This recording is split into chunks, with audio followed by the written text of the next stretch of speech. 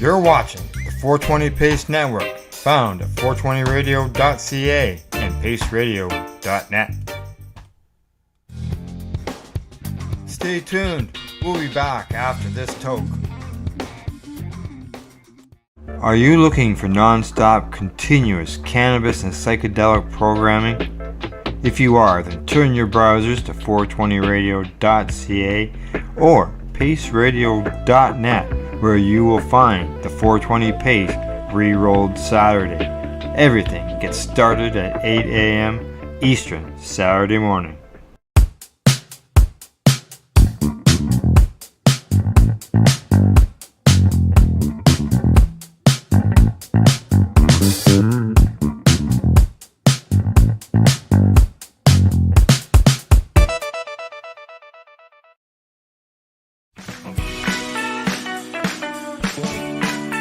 Hi, I'm Timmy. And I'm Mary Jane.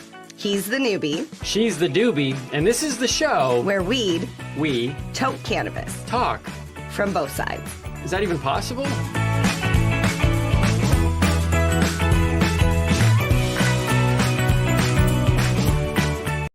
You're listening to the Pace Radio Network here at paceradio.net. The views expressed by the individuals during this broadcast are their own opinions, and they may not be the same as those of their group or other organizations they may be involved with. All medical advice during our broadcast is not a medical opinion and should be checked with your medical physician.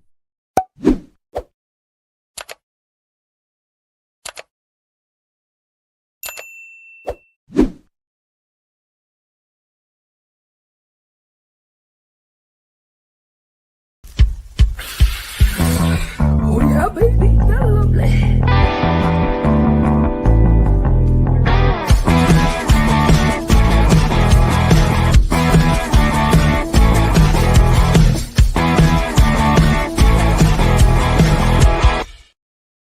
Good morning, it's December the 2nd, and welcome to Psychedelics and Cannabis Education News here at paceradio.net.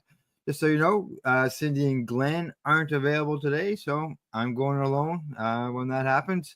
I've got 8 stories that I'm going to cover today. They're going to come from Canada, the USA, Germany, and the Czech Republic.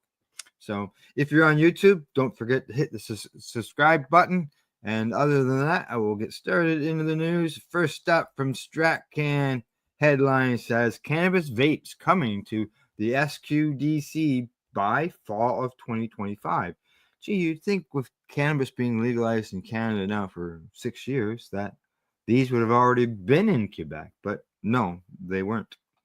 Yeah, the Sorte Québécois de Cannabis is adding vaping products to its product offering, but consumers will have to wait a year or so to buy them.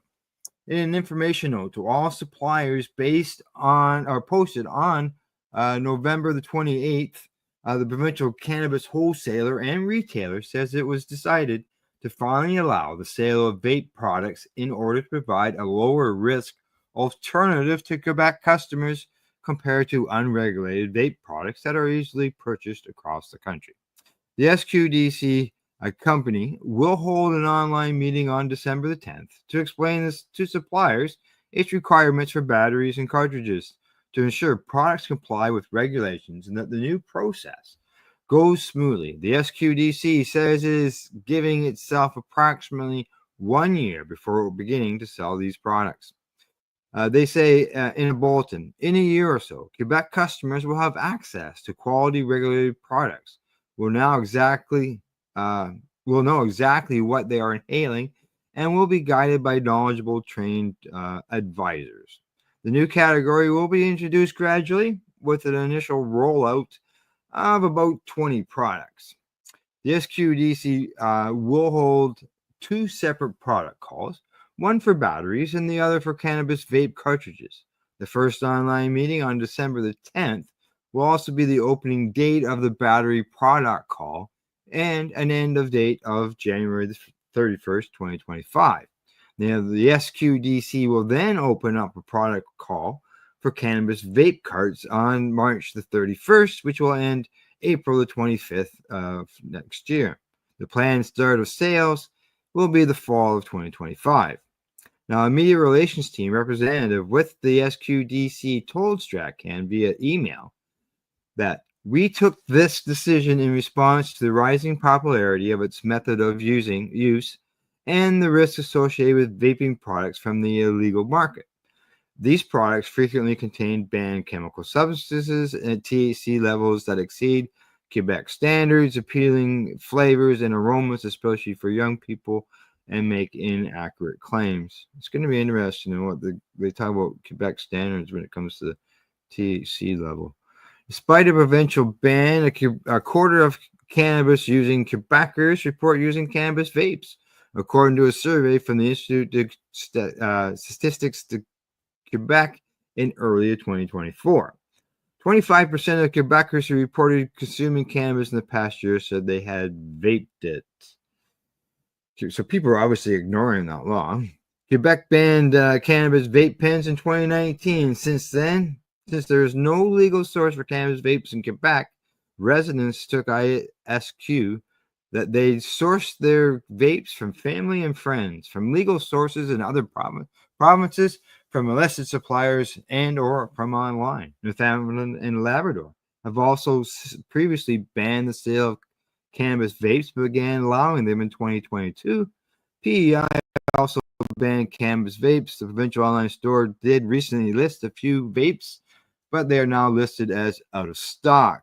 The survey results come from the 2023 Quebec Cannabis Survey collected between February and July of 2023 from 13,000 people. The first results of the survey were released back in October of 2023, and most Quebecers who consume cannabis do so by smoking. That's 81%, while 31% reported using edibles, 23% consuming oral cannabis drops such as cannabis oils.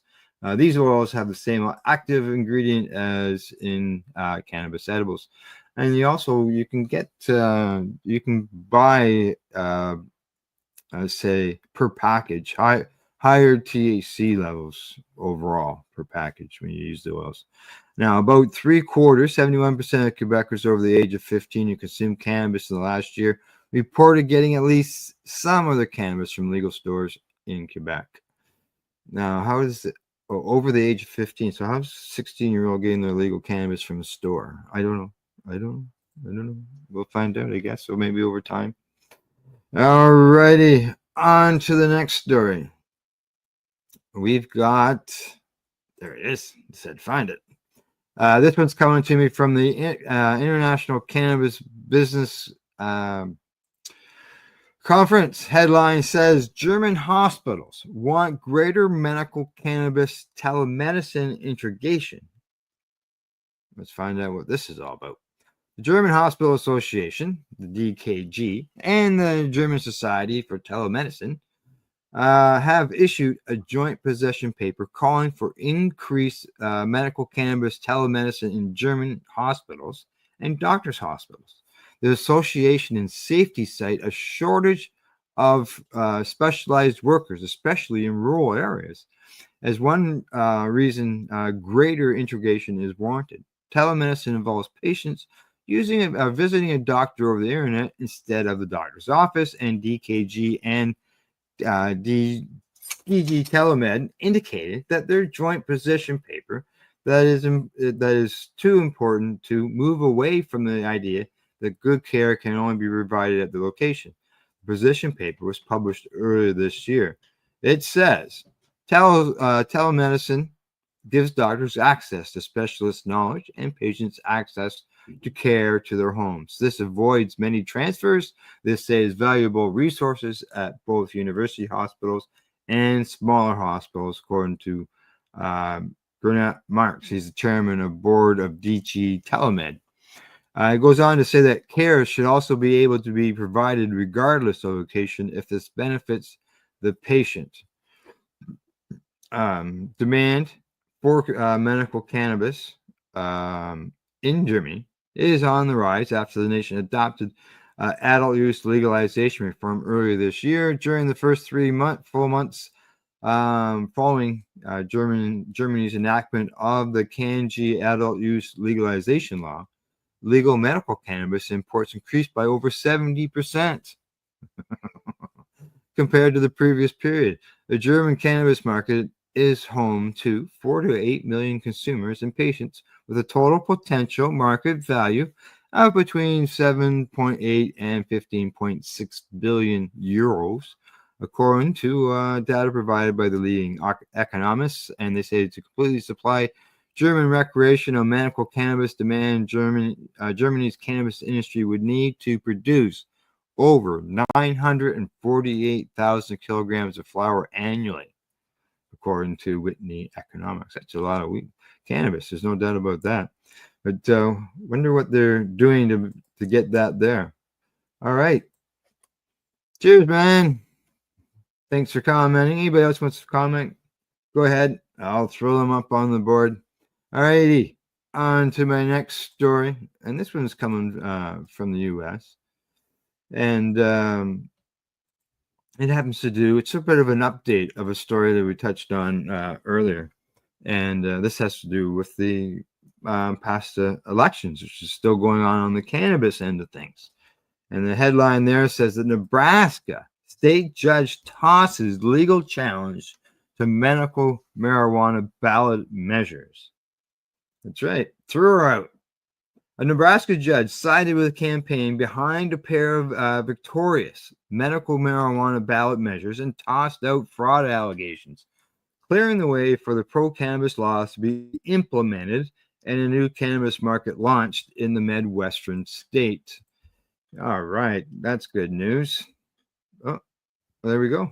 Unfortunately, I can't get any more. I didn't realize that, but yeah, it's good to see that in Nebraska, that they have, the law has decided that the medical cannabis program will go on, will happen.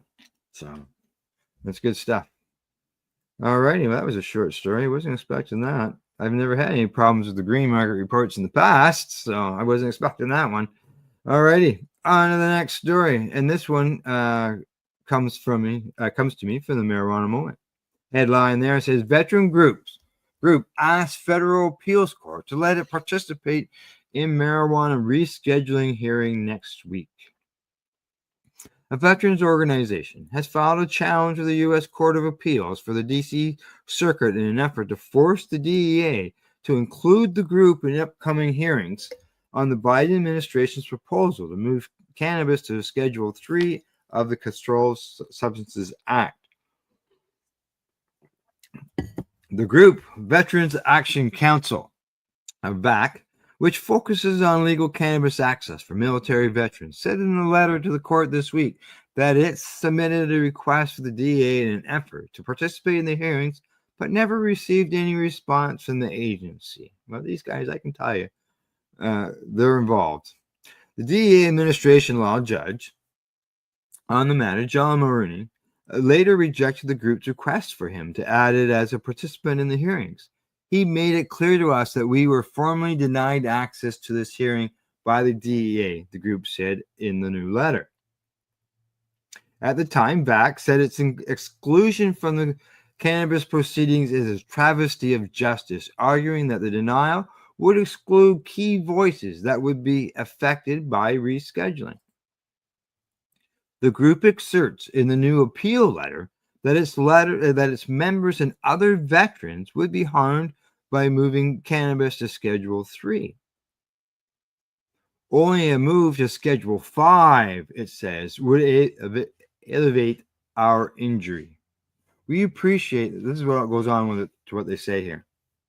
They say, we appreciate the hard work of the DEA and Health and Human Service Administration on this rescheduling process. However, as we articulated in a request to the DEA, we argue that Schedule 5 would be a necessary conclusion of a fair hearing on this proposed rule. The group says that in the letter that its members have immense experience in this field, noting that 3 of the organizations that were selected to participate in this rescheduling hearings are run by or were previously run by colleagues or council members of our Veteran Action Council.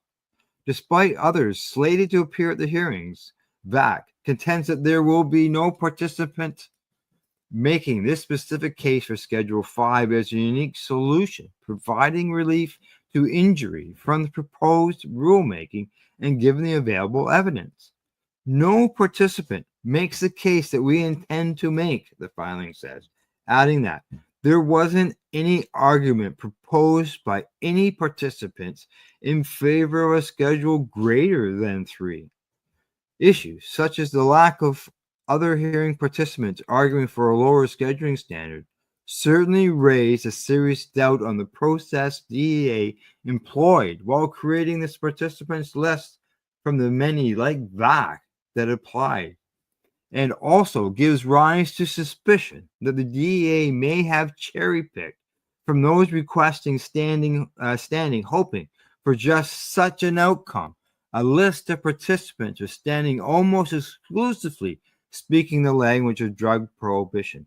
And as we reported in our last show, there's some issues there with SMART and the DEA doing some discussion behind the scenes. Michael Krawitz, a VAC council member, said in a statement that veterans deserve a fair process that takes into account their lived experiences and medical needs. The DEA's exclusion of VAC silences a critical perspective advocating for Schedule 5, which would provide veterans with the necessary access to cannabis as a medical treatment through the Veterans Affairs system. The appeal from VAC isn't the only legal challenge filed in the run-up to the cannabis rescheduling hearings, which are set to begin on Monday. So that's today. Also this week, an attorney filed a lawsuit against the DEA for allegedly violating public record laws, requesting that a court compel the agency to disclose communications with the prohibitionist group Smart Approaches to marijuana during the ongoing marijuana rescheduling process. And that's what I was talking about just a second ago. Just days after the DEA administration law judge denied a motion to remove DEA itself from the hearings on the cannabis proceedings, while at the same time recognizing the seriousness of the alleged ex parte contact with Sam, according to the attorney's notes. The alleged ex parte communications were central to a separate motion filed with DEA Judge John Maroney that sought DEA's removal from the proceedings. The motion was rejected last Wednesday, but the judge dedicated a significant portion of his order to criticizing DEA and Sam for failing to adequately respond to the main claims of impropriety. He did not, however, compel them to provide any records. Why didn't they just remove Sam? Get Sam out of the process. It's obviously going to be harder to get the DEA out of there. Sam might have been something to go after. Meanwhile, a pre-hearing statement submitted to Maroney on Tuesday, the DEA previewed this testimony and its own witnesses plan to provide at the upcoming hearings without clarifying where it stands on the rescheduling process. The agency also said that the U.S. Department of Health and Human Services, which carried out a scientific review that informed the proposal to move to Schedule 3, rejected its request to provide witnesses. With the initial primary hearing scheduled for today, the merit-based proceedings were delayed until at least 2025, after Maroney notified DEA that it provided insufficient information about the 25 selected witnesses that the DEA administrator Ann Milligan submitted. Separately, the judge last week denied a request from a cannabis and psychedelics researcher to postpone the upcoming rescheduling hearing over the agency's alleged improper blocking of witnesses, while arguing that the process should be halted at least until President-elect Donald Trump's administration comes into power so it can review the rulemaking. Vice President Kamala Harris said ahead of this month's election that part of the reason for the delay in the administration cannabis rescheduling effort is federal bureaucracy that slows things down, including at the DEA. And in March, she also expressed some frustration with the bureaucratic process of rescheduling cannabis prior to the DEA's recommendation, calling on the DEA to expediently finish the job. While Biden administration facilitated a review that led to the DOJ rescheduling proposal, Trump has also voiced support for the reform. In Congress, numerous lawmakers to share their own perspectives on the proposed reform with DEA and DOJ since the Schedule 3 announcement was made. In August, for example, Chuck Grassley raised concerns about the Biden administration's justification for recommending cannabis rescheduling, demanding answers to questions from federal agencies about how they arrived at the decision in what he described as a rushed and unconventional administrative process. A week earlier, top Democratic senators including Majority Leader Chuck Schumer, sent a separate letter to the DOJ's Garland and DEA's Milgram, urging the agencies to promptly finalize the rules to reschedule cannabis. While rescheduling would remove certain research barriers and free up state licensed cannabis businesses to take federal tax deductions under the internal or the IRS code known as 280E, it would not legalize cannabis. Correct. So this story goes on, but the veterans group did not get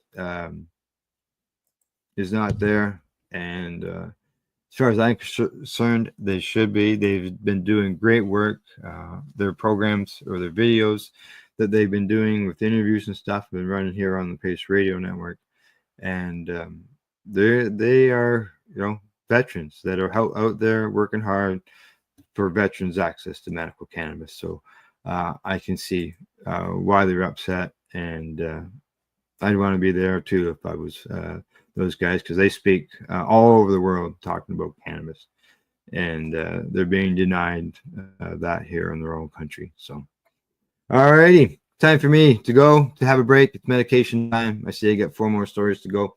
I'll be right back after I medicate. So you're watching Psychedelics and Cannabis Education and News. I'm live here at paceradio.net. You're listening to the Pace Radio Network here at paceradio.net. Camelford Lifestyle Shop, open Monday to Friday from 10 till 7 p.m. or by chance. Check out our flags, our t-shirts, plus our hats, and look of that supply of rolling papers, plus much more. We've got bongs and your favorite herbal vaporizers.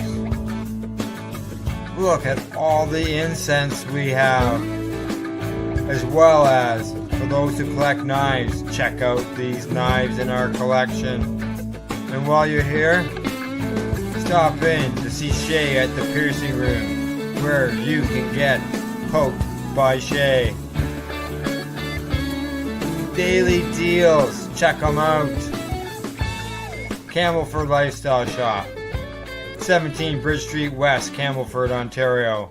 When you have a pain that's reached its peak, Legacy for 20, it's so unique. If organic cannabis is what you seek, here's your trusted partner 7 days a week. Suppository salves, vapes and drops, topicals, edibles, infused pop. Just when life seems like it ain't easy, at Legacy 420, enjoy a pop freezy. Lab tested products, make them the GOAT. Legacy 420 out on your road. Legacy 420 in Tyndonega Mohawk territory. Indigenous organic cannabis at its finest. What do you find at paceradio.net? People advocating cannabis education.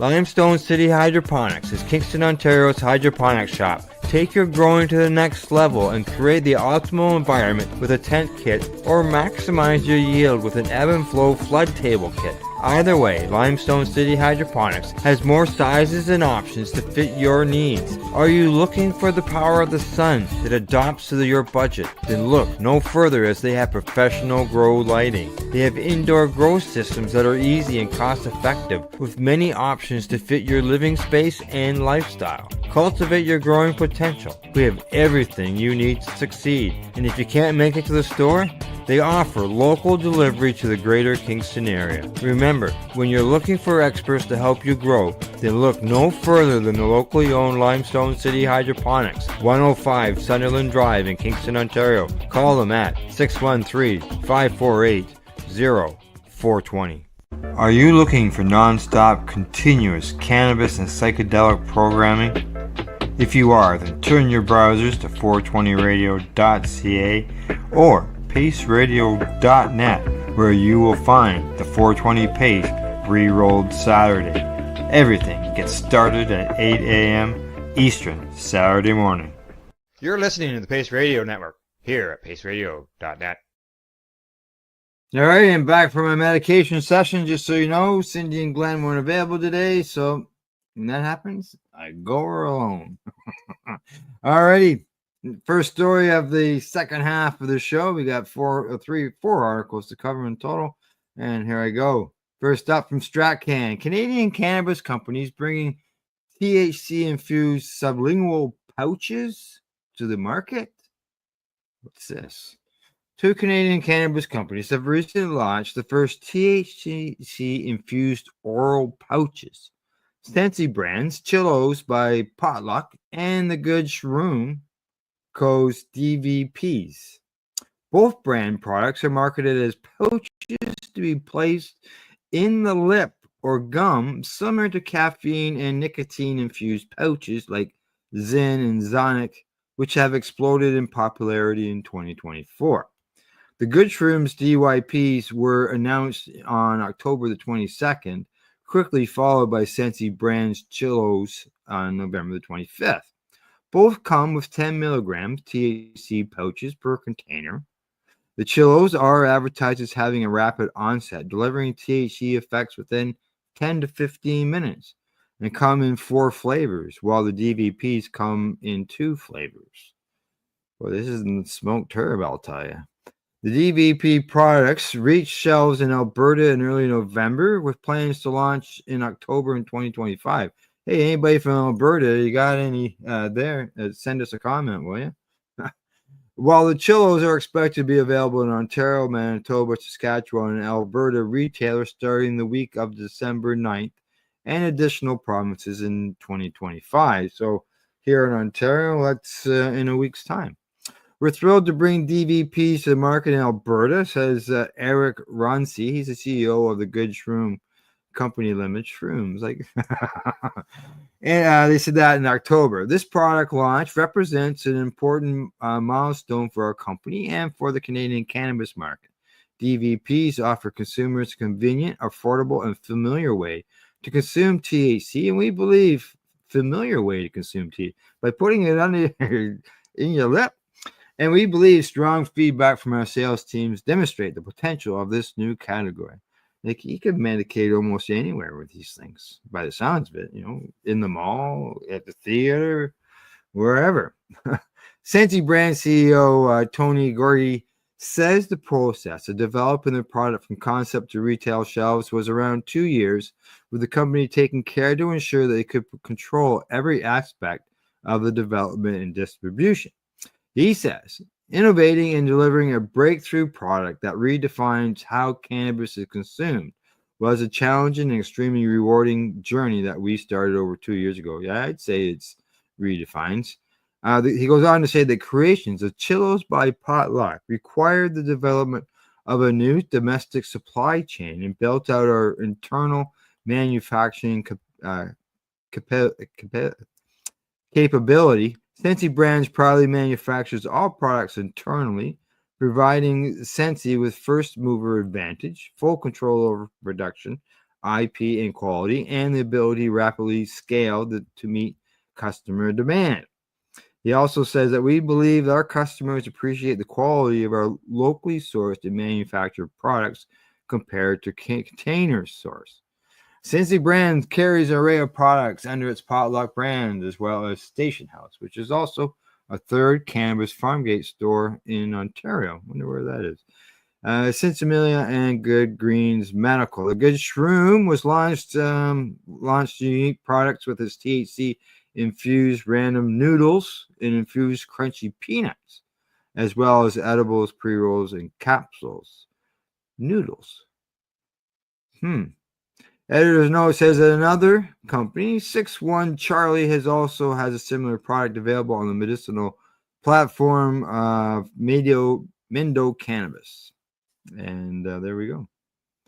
There's these little pouches. I have seen them at some actually it was at Can Expo was the last time I saw them at.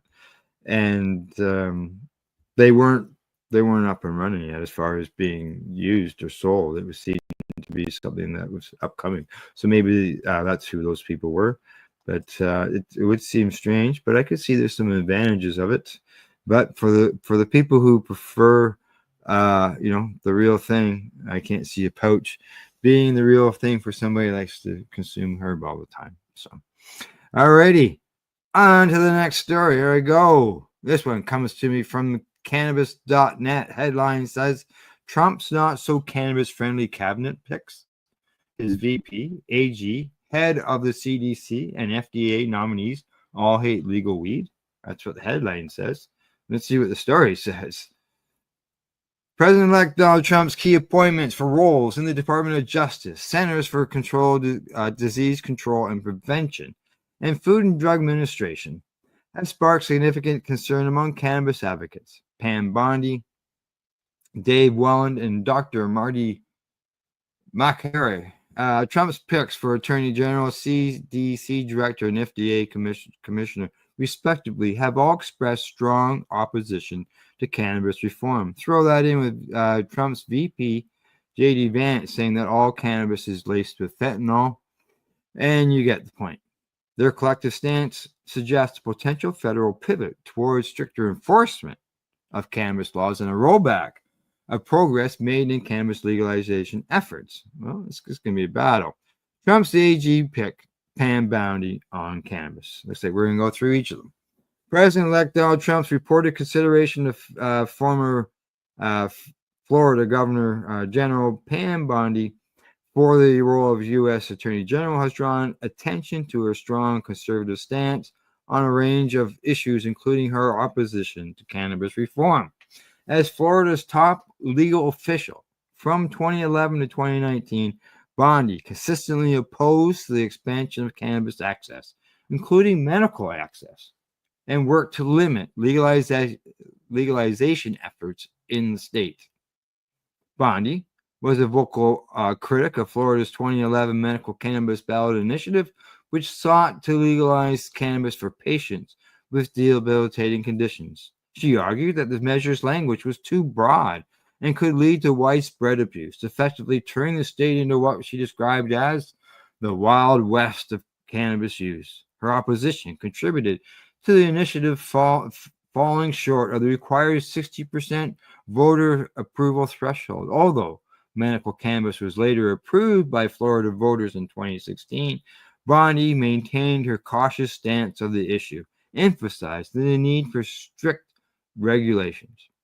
As Attorney General, Bondi also supported law enforcement actions targeting illegal cannabis operations and echoed concerns about cannabis being a potential gateway drug. If appointed as U.S. Attorney, Bondi's past actions suggest she could support stricter federal enforcement of cannabis laws, potentially clashing with states that have implemented broader legalization policies. Her approach aligns with more traditional anti-reform perspective on cannabis, signaling potential challenges for advocates of cannabis legalization under her leadership. Now, President-elect Trump's selection of former Congressman Dave Welland to lead the Centers for Disease Control and Prevention could mark a significant shift in the agency's stance on cannabis reform. While the CDC's role in shaping federal policy is limited, it was recently taken steps to improve public access to information on cannabis use. Welland, however, is a staunch opponent of reform, with a congressional record that includes voting against measures protecting state medical cannabis programs and supporting resolutions opposing medical cannabis legalization. During his time in Congress from 1995 to 2009, Weldon repeatedly argued against cannabis medical value. In 2001 House Subcommittee hearing, he dismissed medical cannabis as a veiled attempt to legalize recreational drug use, accusing advocates of exploiting vulnerable patients. As a physician, he claimed to have seen no legitimate medical indications for cannabis and suggested that smoking the drug could lead to lung cancer. Weldon also criticized the lack of global scientific research validating cannabis medical potential, arguing that its absence undermined claims of efficacy. Weldon also supported the gateway drug theory, asserting that cannabis use often precedes harder drug use, despite the difficulty of proving causation. He maintained that interviews with heroin users indicate many began with cannabis, which he cited as evidence of its gateway effect. If confirmed, Weldon's leadership could steer the CDC towards a more conservative approach to cannabis, potentially reversing recent efforts to provide balanced information on its use and risk. Now, Trump's choice of the FDA commissioner, Dr. Marty Makary, has expressed skepticism about medical cannabis, citing concerns about its links to cardiovascular problems and mental health risks in youth. He has also promoted the gateway drug theory, suggesting cannabis use can lead to the consumption of more dangerous substances. As the FDA plays a crucial role in shaping federal cannabis policy, Makary's stance could influence the agency's approach under the incoming administration. Now, he's a surgeon and medical commentator. He has argued that modern cannabis is far more potent than in the past, raising potential health risks, particularly with adolescents. Speaking on the Mind Body Green podcast, he highlighted research suggesting a significant increase in the risk of psychosis later in life for teens who use cannabis. While he clarified that he was not making a statement about legalization itself, he emphasized that describing cannabis as entirely safe is inconsistent with scientific evidence. These views are also detailed in his book, Blind Spots, where he challenges claims that cannabis is harmless or not a gateway drug. On the IQ thing, just so you know, there's been reports that have come out recently about the fact that men, as they get older in life, who started with cannabis at younger ages, as they got older in life, their cognitive functions declined very little compared to those who did not use cannabis. Additionally, Makary has disputed economic arguments for legalization, particularly the idea that it undermines illicit cannabis trafficking. He has contended that organized crime groups, including cartels and Chinese criminal organizations, continue to dominate cannabis sales in states like California, Oklahoma, and Kentucky. Makary further criticized these groups for exploiting workers in what he describes as a modern form of slavery on U.S. soil. His appointment suggests a potential cautious and critical approach to cannabis policy within the FDA. So there you go. That's their opinion on things, and some of those names, if those are the way that they may treat the cannabis end, that's not going to be good news. And they're not the only ones. It'll be interesting to see what happens. I know people are watching and seeing what goes down, but we'll find out in due course, I guess. Alrighty, story number 8. We're heading off to Czech Republic, and there with the headline: Czech general practitioners to start prescribing medical cannabis in 2025. All right. Starting on April the 1st, and that's no joke, 2025, general practitioners in the Czech Republic will be authorized to prescribe medical cannabis to suffering patients. The policy change is a result of a new decree from the nation's Minister of Health. It says the decree allows GPs to prescribe medicinal cannabis for chronic, intractable pain. Ministry spokesman Andre Jacob said, according to local reporting by Prague Morning, medical cannabis was first legalized in Czech Republic in 2013. However, only specialists can currently prescribe it, resulting in roughly 8,000 patients receiving legal access. Well, now we're going to the GPs. This may get more patients in there. If GPs can prescribe opiates such as morphine, it is logical they should also be allowed to prescribe medicinal cannabis. Here, here. Yes, that's for sure. And that's according to Petra Sunka, as chairman of the Association of GPs in the Czech Republic. Now, according to a recent study conducted by researchers from Ukraine and France and published by the U.S. National Institute of Health, 57 countries have adopted medical cannabis measures.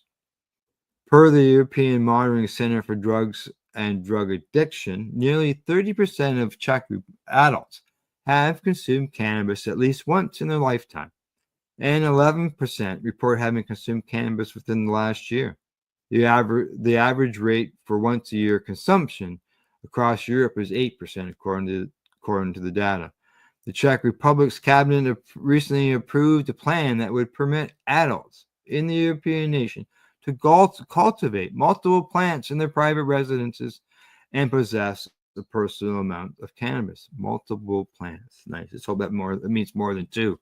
The plan, which would legalize the cultivation of up to 3 cannabis plants, not much more, and set a maximum possession limit of 50 grams of cannabis, was originally introduced by the Czech Republic's Ministry of Justice back in September of 2024.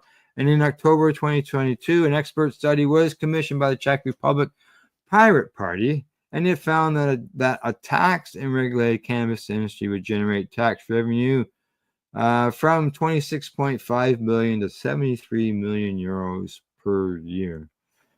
So, 3 cannabis plants. I'm hoping the possession limit of 50 grams does not include home storage, because that's just that would just be ridiculous to just only allow them to have 50 grams, but they allow you to grow 5 or 3 plants. You're sure going to get a lot more than 50 grams. So 50 grams, if that's possession out and about, that's almost twice till we get here in Canada. So that can be a good thing, right? Okay, last story of the day. This one's coming to me from CTV News.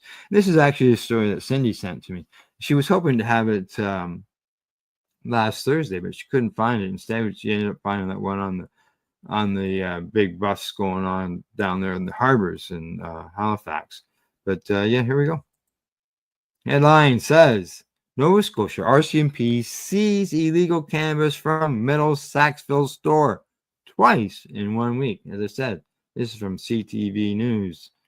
Then here we go. Nova Scotia RCMP seized illegal cannabis from a Middle Saxville store twice in the last week. Police say they executed a search warrant at a Saxville Drive storefront on November the 20th. They arrested a 53-year-old Halifax man and seized cannabis. On November the 27th, police returned to the store and arrested a 40-year-old Dartmouth man. They also seized illegal cannabis, cash, electronic mobile devices, vape products, hashish, unstamped tobacco. Both men were released on conditions and later appear in court to face charges of possession for the purpose of selling and possession for the purpose of distributing under the Cannabis Act. And the investigation is ongoing. I know there's something to that Cindy wanted to discuss while she was on the show. And unfortunately, I don't know what it is. I'm trying to think whether it was that this place was close to her, not far from her, or whether this was a story from one of the reserves. I'm not 100% sure. But she'll be back she should be back next Monday. Glenn will be returning on Thursday. He's been off for a little bit. So, but as far as stories, that's it. I'm done. There's no more stories for today. And like I said, Glenn should be back on Thursday, and Cindy next Monday. And other than that, that's my news report for today, December the 2nd. Cross your fingers on what's going down in the U.S. No major decisions or anything like that on the cannabis end, but they're starting the rescheduling process down there today. Let's hope it's completely descheduled and or it's legal across the states, all states, not just some. Because when you legalize cannabis, you legalize it for everybody, not just for a few.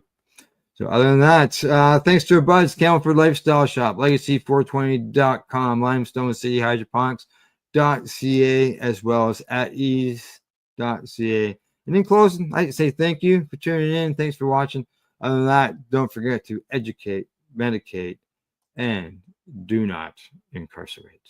You're listening to the Pace Radio Network here at paceradio.net.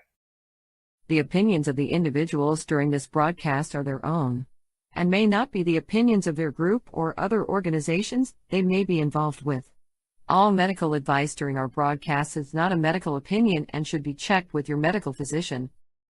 When you have a pain that's reached its peak, Legacy for 20, it's so unique. If organic cannabis is what you seek, here's your trusted partner 7 days a week. Suppository salves, vapes and drops, topicals, edibles, infused pop. Just when life seems like it ain't easy, at Legacy 420, enjoy a pop freezy. Lab tested products, make them the GOAT. Legacy 420 out on your road.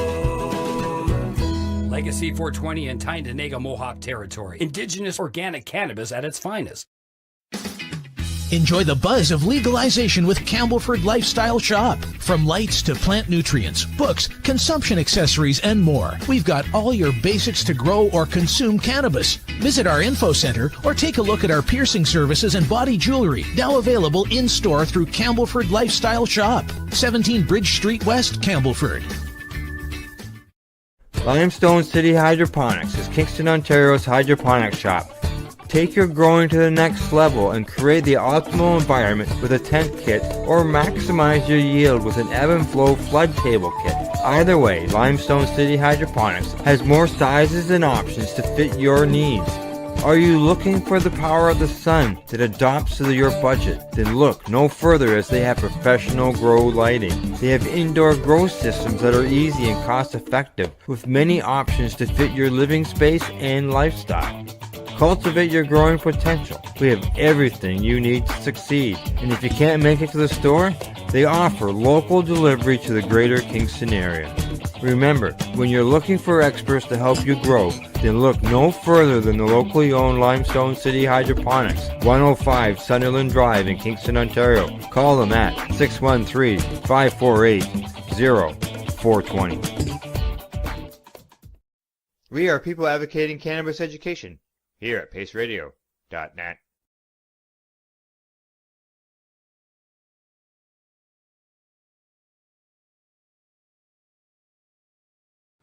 This, guys, is a BT bottle with a little straw on the end of it, okay?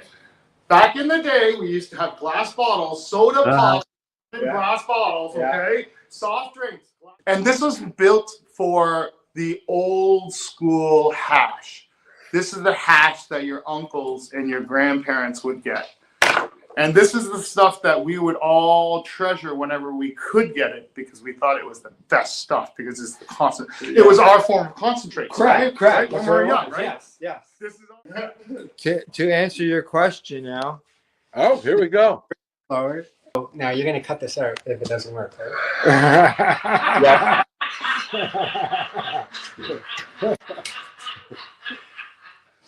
You just cut it out now.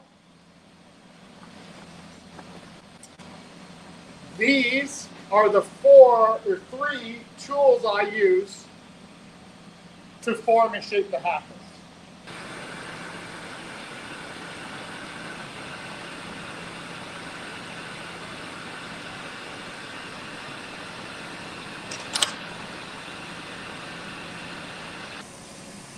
So now once the prep work is done over on the lathe, it now has to come over to me to put the mouthpiece on and finish off the top part. So first up, I just need to clean up and close off the top that's left over.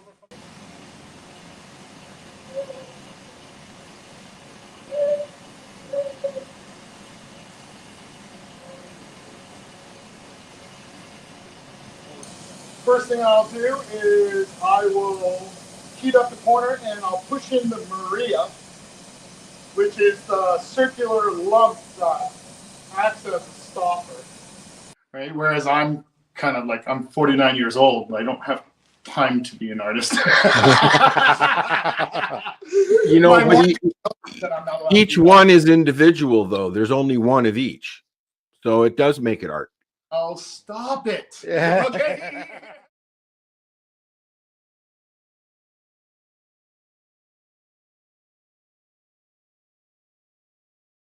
You're listening to the Pace Radio Network here at paceradio.net.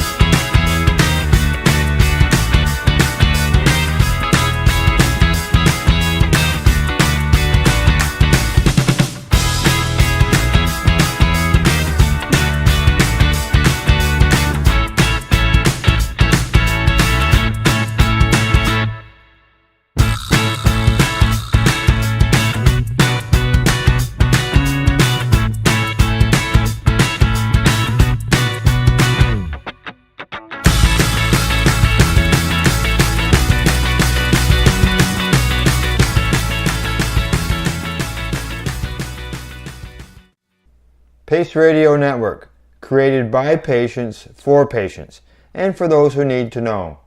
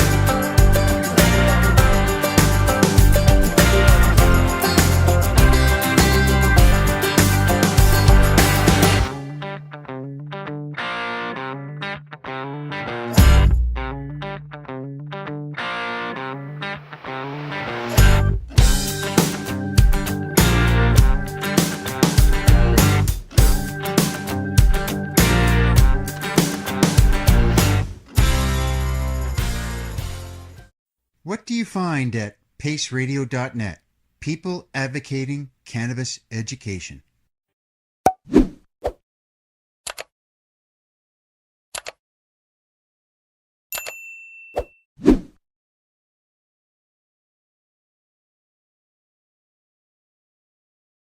You're listening to the Pace Radio Network here at paceradio.net.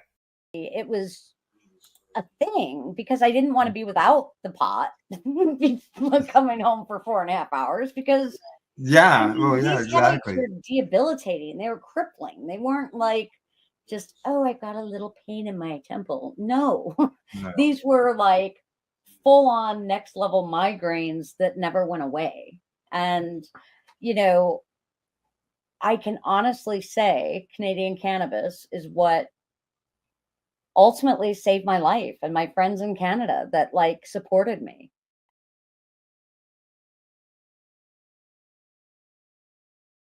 All together, then we're just. You're watching the 420 Pace Network Found at 420radio.ca and paceradio.net. You're watching the Hi Guys podcast with Al and the other Al on the 420 Pace Project. The opinions of the individuals during this broadcast are their own and may not be the opinions of their group or other organizations they may be involved with. All medical advice during our broadcast is not a medical opinion and should be checked with your medical physician. Hello, welcome to the Hi Guys. And hi to everybody out there in cyber world. I'm smoking my first doobie, so I'm tired more than anything. Oh yeah. Well, I went out for a walk before the broadcast. And I was out for a walk. Did you? I went out down the end of my driveway and back. I'm inside. I'm inside, so I'm not smoking inside. So. Well, I'm sorry. I'll smoke one for you. All right. Well, I got I got vape pens here, but I just don't have any doobies. Are you okay? So are you? I think we've had this conversation, but are you choosing other than isolates and distillates? Like, are you getting rosins and stuff like that? Yeah, correct. Yeah. I got a live resin right here. So I got a question for you, Al. Yeah. Why aren't you squishing your own rosin? Why? Did you break it again? I don't have any plates to do that. What happened to the plates? The plates that we were using at the events were Buddy's and not mine. He doesn't let you use them, or he's using them? As far as I know, he's using them, but I've never bothered to ask him. This is the same guy that we went to visit when I was there, right? I don't remember you visiting there. I don't remember you visiting. So it's another guy. It was you took me, and he had everything in his garage, and he's a mechanic. Oh, okay. I think yeah. It'd be him. Yeah. Okay. Yeah, it'd be him. Okay. He's not a mechanic, but yeah, you could think that though. Yeah, I thought he was. Yeah. Oh yeah. I can see that. I got the sun coming in today. I have that issue every afternoon. I have to come in here because the sun comes in because I'm facing southwest. Yeah. The sun just all afternoon, and it comes down, and I'm like, I can't even see the fucking TV, man. Oh wow, really? Well, I used to get hit here at 10 in the morning, and what I've done is I've taken a birthday card that I got from my friend 420 Deb, and I stuck it in the window over the weekend. Gail was going to throw it out, and I said, no, I could use that, and I stuck it in the window to block the sun from coming in at me. I put a towel up on the curtain rod. Oh, I've only got shears, eh? Yeah, I've got a TY hoodie hanging over here to block the other window. Yeah, because the sun comes right in, eh? You can see it behind me. Yep, I get the sun during the day and the moon in the evening. Well, when there's no, believe me, it's nice to see the sun. It will warm up our unit here. So you got some snow, I hear, finally. Oh, yeah, I guess if you could call it that. Like, I can still see the grass. Oh, really? Yeah. Gravenhurst and Bracebridge and that got all fucking just crushed. Oh, Gravenhurst got nailed. 140 centimeters. That works out to like 4.5 feet of snow. We're in for. We've got a weather warning for this afternoon into tomorrow. Snow squall warnings. I mean, it's sunny right now, but snow squall warnings and high winds and drifting, and there will be play tomorrow. Yeah. Well, Wednesday, that's tomorrow. Yeah, we're supposed to get a pile of snow tomorrow, 10 to 15 centimeters. We're going to get it after we get it. It's coming from Alberta and then coming down. It's a southern one this time, so you're supposed to get it. Well, let's just hope that it runs out of snow after before it gets to me. Sharon already got it. My sister already got it. Yeah, yeah. Well, But I it was know, gone. It was gone with, as soon as the sun comes out, it's gone. Now we've got snow and it's not leaving because it's -9. Oh, yeah. We're gonna still have some plus temperatures, but just very low plus temperatures. So let's see for today. Just so everybody knows, we got the 5 high list. We've got some recipes. It's the high 5 list, not the 5 high list. Yeah. Okay. We got some sports news. Did you get your news headline figured out? Oh fuck. No. I didn't. I'm sorry. Yeah. I know that I know this place where I can find all kinds of cannabis news. I was going to ask you, we should talk about at some point, maybe not today, but we've not really talked about what's happened in the U.S. And I'm not talking about Trump or anybody else. I'm talking about what's happened in the individual states as far as cannabis goes, because there's some big news going on down there. Right. And then today, is that the news that I was looking at? The DEA, they are in the process of making some major changes towards cannabis. Yeah. I've got a story that'll help cover that. So when we get all right, down well to the then news, then let's leave it at that, and that's our news for the day. Yep. Correct.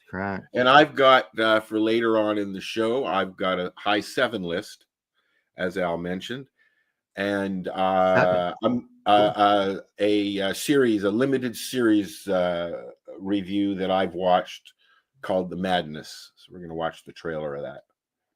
Madness. Oh, movies. No, TV show. They don't call them movies on Netflix. They call them limited series. Oh, okay. I did not know that. Come on, catch up, Al. I did not know that. I'm feeling you're making me, because you're sitting so high in your chair, you're making me feel like a little tiny gnome here, Al. Yeah, thank you. There, that's better. And you know what? In our new little, I touched up our little thing there, our intro. I even took the time to make sure our heads and that were at the same size, because the first one I did, your head was fucking huge. Now, I need you, while I've got you on the air, I'm going to throw a hook at you and make How's this? That's better. There you go. That's better. I can't see you, though. You're blending into the background. I need you to do a avatar, please, and thank you. Yeah, I've never made one. No, you need to make one, because I don't want to make one, because I'd have to change mine.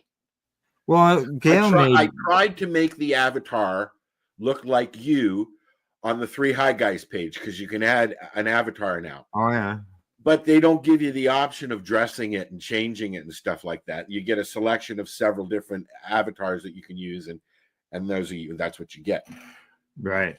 So. Oh, okay. Yeah, no, I've never made one, just never had any use. But I need one. I need you to make one. Okay, all right. I'll have to make myself a note. Make an avatar. Because I'll forget. Well, it's either that or I use one of the cartoon apps. Well, I didn't you see that? Do you remember I sent you a picture of one that Gail made me one. And that was for a t-shirt that she got made for us. Do you remember that? No. Yeah, I'll have to. It'd be a while before I found it, I think. But it might be there. I'm gonna take Boo, see if it's still there. Because you just never know. It could be. So we've got. Shall we take a quick break and bring in your high 5 list? Sure, and it's just one we're going to look at, and it's points that are pretty on spec with real life, as opposed to fake news. Mm-hmm. Fake. Okay. News. Oh, I don't have my fake news thing here. Never mind. Yeah, I thought that picture would have showed up by now, but I'll keep looking. I'll just keep looking. It's okay. All right. Yep. Let's do the thing. Let's do the thing. Okay, we'll be back in like 20 seconds. Don't leave. Are you looking for non-stop, continuous cannabis and psychedelic programming? If you are, then turn your browsers to 420radio.ca or paceradio.net, where you will find the 420 Pace re-rolled Saturday. Everything gets started at 8 a.m. Eastern Saturday morning. It's certainly high on the list. There you are. I left. You left. Where'd you go? I went to the basement. Oh. So today. Oh, basement. Talking about basement. Okay, go ahead. We'll talk about basement later. So this is. All right. Go ahead. I can't even read it. You're going to have to read it, buddy. My eyes are that bad. Sorry. Oh, okay. So this is 7 reasons hemp is the most powerful plant in the world. Which is true. It is also the most diverse plant in the world. Yes. Yes. So number 1. Well, let's start at the bottom. Number 7. Oh, give me time to say number 7, would you? Okay. Number 7.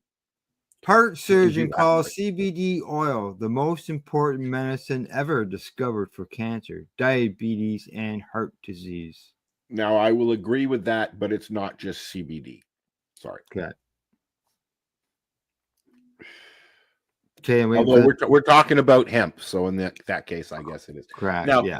Question before you go on to the next one. Yeah. Do hemp plants, hemp strain, which is generally a sativa, correct? That's the way I know as well. Yeah. Does it have any THC in it at all? Hemp is classified with it has to be like 0.3 or 0.03%. So most hemp plants basically no. There's very little. Very little. Are CBD, high CBD, correct? And other things. Most hemp is high CBD. It has CBD in it. I don't know what the percentage is, but yeah. Okay. It just has very little THC in it. Number 6. Hemp seeds are superfood. Yes, I know for myself, I enjoyed hemp seeds for years, and then when I was hospitalized, the surgeon said to me, "Don't eat seeds." I'm having issues with seeds now. yeah, I can't eat seeds now. I've been eating a lot of peanuts lately, and then I started having bad heartburn. But that's not hemp. Hemp is, they're actually, if you like nuts, or like seeds on your bagel, things like that, you'll like hemp. Yeah. It's a different taste though. Yeah, it's very earthy. Well, it's earthy, but the nutrition of it is yeah. I just got it here. How 30 grams. Okay, 3 tablespoons serving of hemp seeds contains 166 calories, 9.5 grams of protein, 14 grams of fat, 2 grams of carbohydrates, a gram of fiber, 21 milligrams of calcium, 2.4 milligrams of iron. It's got magnesium, phosphorus, potassium, zinc, and whatever folate is. Wow. Yeah. There's lots of good stuff in it, man. Well, yeah. Yep. Yeah, that's why I ate it. Yeah. It was a protein boost for me as well, because of the fact that the foods I was eating, I had to cut way back on my diet, So, all right. You could grind it up and use it as a flour. Yeah, I could have the hemp flour, sure. Yeah. The first time that I baked a cake was with leaf. Mm-hmm. We ground it up into a flour and didn't use any flour. We just used that. I think everybody's probably done that at some point in their life. Yeah. I used to drink hemp milk as well. Yeah. No thanks.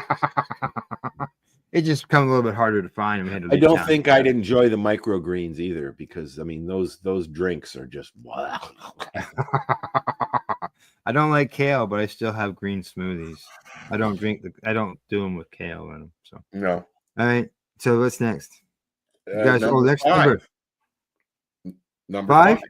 Yeah. Okay. Hemp batteries last 8 times longer than lithium. And this is a new one too, and they're really working on this one now. So this is Could they end up in cars? What do you think? They're going to change, specifically the hemp batteries, and the concrete is going to change the world. The hemp batteries. Yeah, let me look that up. See what it says. There's been a lot of articles lately, a lot of videos and things like that. It's more sustainable. It lasts longer. It's obviously easier to. They say that hemp batteries perform better than lithium ion as their gravimetric energy density is superior, meaning there is more available energy per unit mass in the hemp batteries than lithium. And they also last longer in the cold as opposed to regular batteries. Like I'll give you an instant. I'd say halfway through the summer, I put fresh batteries in all my cameras outside. Mm-hmm. And it's now December, and I have to replace them already because the minute it started getting cold, it just steals that energy. Yeah. Yeah. I'm interested in watching what's going to happen with batteries, because this one could be a big one. This could be free energy. Well, they're also talking about, I'm just looking out here to the side about how much safer they are. Lithium's very volatile. If you get a slice in a lithium battery and it goes into contact with water, it could effectively blow your arm off. Well, that's not good.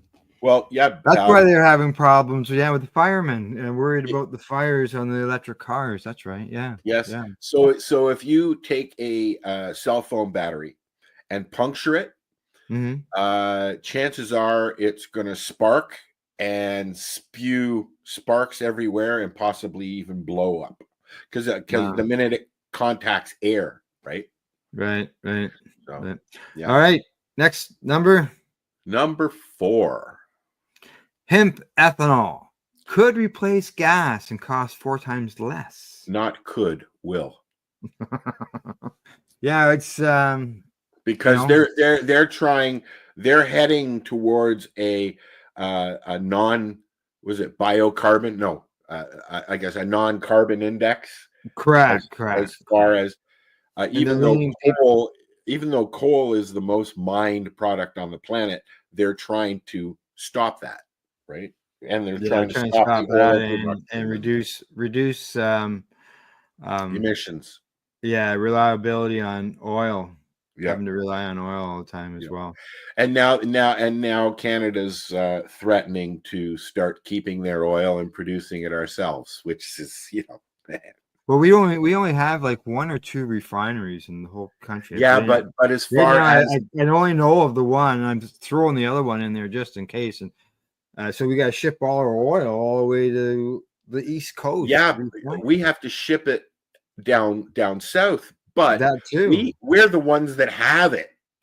Yeah. Right. Yeah, we've got her. We used to have a lot of. Well, I think Canada has more natural gas than anything, but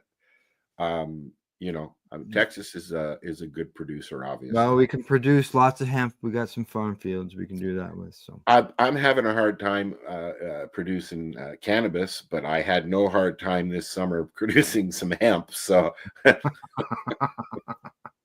all righty, move on. Number 3.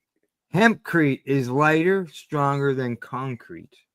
Yep. Now, I saw a comment in the original post of this that said that that's not true, that hempcrete is not stronger than concrete. But I've watched a few documentary things on it, and when you mix the hempcrete with the concrete, then yes, you get a product that's as strong, if not stronger, and lighter, considerably lighter. They're building, what they're doing now is they're building a Lego-like block. Yeah. That then they ship all the blocks to you. You take them and you put your house up like a Lego. You just build it. Yep. And they've also got 3D printed houses now too that are using the hempcrete product as well. Okay, is hempcrete stronger than concrete? That's a Google question, and it says, there we go. I should hook up Alexa for stuff like that. Shut up, Alexa. It says here, this amounts to roughly 17% of the strength of regular concrete. Despite this, hempcrete can offer other respectable tensile strength. So concrete is strong, correct? Okay, but I know that they are playing around with mixing concrete with hemp and creating a whole new product. But they're also putting the what do you call it, the fiber. Stock? No. They're mixing plastics and recycled plastics and concrete and hemp together, and they create. So I'll find a video for. All right. Okay. Let's move on. A number. I think we're at 3. I don't know. I can't see that. 2. Go ahead. Say 2. Oh, okay. No, number 2. Yields 4 times as much paper pulp as trees per acre. Well, this is a true fact. Yes. Yeah. We could be growing hemp instead of cutting down trees for paper. And I believe the U.S. declaration is done on hemp paper. The U.S. declaration is signed by George Washington on hemp paper. Wow, his family was one of the largest producers of hemp in the world at one time. And the U.S. Pentagon, I believe it is, sits on what used to be a hemp plantation. Oh, did not know. One of the big buildings of the U.S. government, anyways. I think it's the Pentagon, though. I know that I have hemp T-shirts and hoodies. The only reason I know these things is because the first project that I had to do in high school, well, I think it was public school actually, was about hemp. It was about cannabis or marijuana, as we called it. I didn't know what to do. My dad helped me put a project together. It had pictures and graphs and all that stuff. I wish I still had it. My dad might have pictures of it actually somewhere hiding in his house. Yeah. And number 1 yields twice as much fiber as cotton. I thought we were done. No. So there you go. Twice as much fiber as cotton. So for clothing, it's like I said at the beginning of this, cannabis sativa, as it's called, or hemp, is the most diverse plant on the planet, as far as I am concerned. You can eat it, you can wear it, you can build with it, you can. Yeah, you can. Yeah, exactly. You can fuel your car with it. You can build your house. You can kill insects with it. And why aren't we? Oh, because oil. Because it's nasty. It's oil. Yeah. Oh, yeah. I know. Oil. That's why. Yeah. The oil producers will not allow hemp to become the dominant product in the world. That it could have been and should have been. It will be, but not before the oil industry collapses. Yeah, they will not let it happen. The automotive No. industry won't let it happen, even though they're including things like hemp runners on interiors. trucks. Interiors and panels and things like that. There's a plastic hemp composite that they use in the automotive industry, and they have been for many, many, many years. I believe one of the first Ford vehicles was made out of hemp. Yeah. Right. Yeah, the Model T there, he had Henry had it hemp, and people were been able to drive across the whole continental USA using hemp oil. Yeah. Right? So, yeah, hemp will rule the world someday. That's right. That's right. It'll get back to where it should be. And let's just not forget about that burning plant, eh? Just saying. Yeah. All righty. Shall we take that down and move on? Okie dokie, Smokey. She's done. She's gone. So hemp. Ouch. Get that stuff into you. She's good for you, nutrient wise, and she's right. Good for Don't push me. I'm working as far as I can here. I gotta roll some. Okay. How about if I give you 7 seconds then? I might be able to do it because I've got to. You ever time yourself to roll a joint? Yeah. I wouldn't say per joint, but I have timed myself to see how long it takes me to fill my doob tube, and that gives me an idea how much time I'm going to need to roll my joints in the morning if I was going to go someplace for, You lay in bed in the morning counting your times that it's going to take you to roll your doobies? No. I think good Gail morning, would have a hard Daryl. time with that. Got a message. We got a message from Daryl. Good morning, Daryl. Hello, Daryl. I think Gail would have a problem with that. Honey, what are you doing? Well, I'm trying to figure out how, if I roll 12 doobies for the day, how long is it going to take me? Yeah, well, like when you have to get up early in the morning, go someplace, you don't want to get up extra early. You know what I mean? I bring some with me and roll it there. Oh, no. Because if I only bring 5 or 6 doobies, although every time I go out and I do that and I take some doobies with me, like I'll take 4 or 5 doobies with me up to Thunder Bay if we go up to Thunder Bay, but I rarely come back with more than 2 gone. Yeah. Daryl is part of the. I believe Daryl is part of the CBK substitution program. The CBK. Cambrook cannabis substitution program. Oh, okay, cool. Yeah, that's something that Tamara is running. Oh, I didn't realize Tamara jumped into that. Yeah. She has now. She has now for a few months now. So. I miss doing Hope in Hamilton. We used to have 200, 300 people come every Tuesday. Yeah. And that was amazing how quick that happened, Al. I mean, but then we ran out of people who were donating product to us. Yeah. And we literally had to one day just say we can't do it, and we just went out and told everybody we were done, and that was it. Yeah, and that's what happens. Well, no, this happened after the business association started. Yeah, that's not good. Yeah. Well, we were using their little kiosk thingy, so right. But yeah, I'm glad that what Neil built is still going. Yeah. And I'm a big supporter of what Chris Backer is doing out east, because I've been helping out with the substitution programs here and there through it. Have you? That's good for a bit. Yeah. So I wish I had enough to do patients that. Helping patients. Yeah, I wish I had enough to do that, but I don't even have enough for myself. Yeah, I know. In my review we're going to do here later on, I'm going to review some of mine.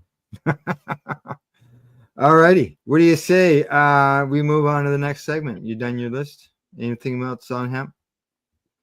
I don't think so. I don't think okay. more to mention about that. Okay.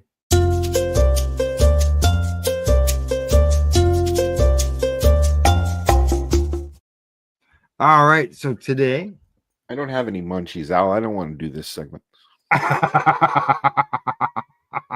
11 easy cannabis recipes to try at home.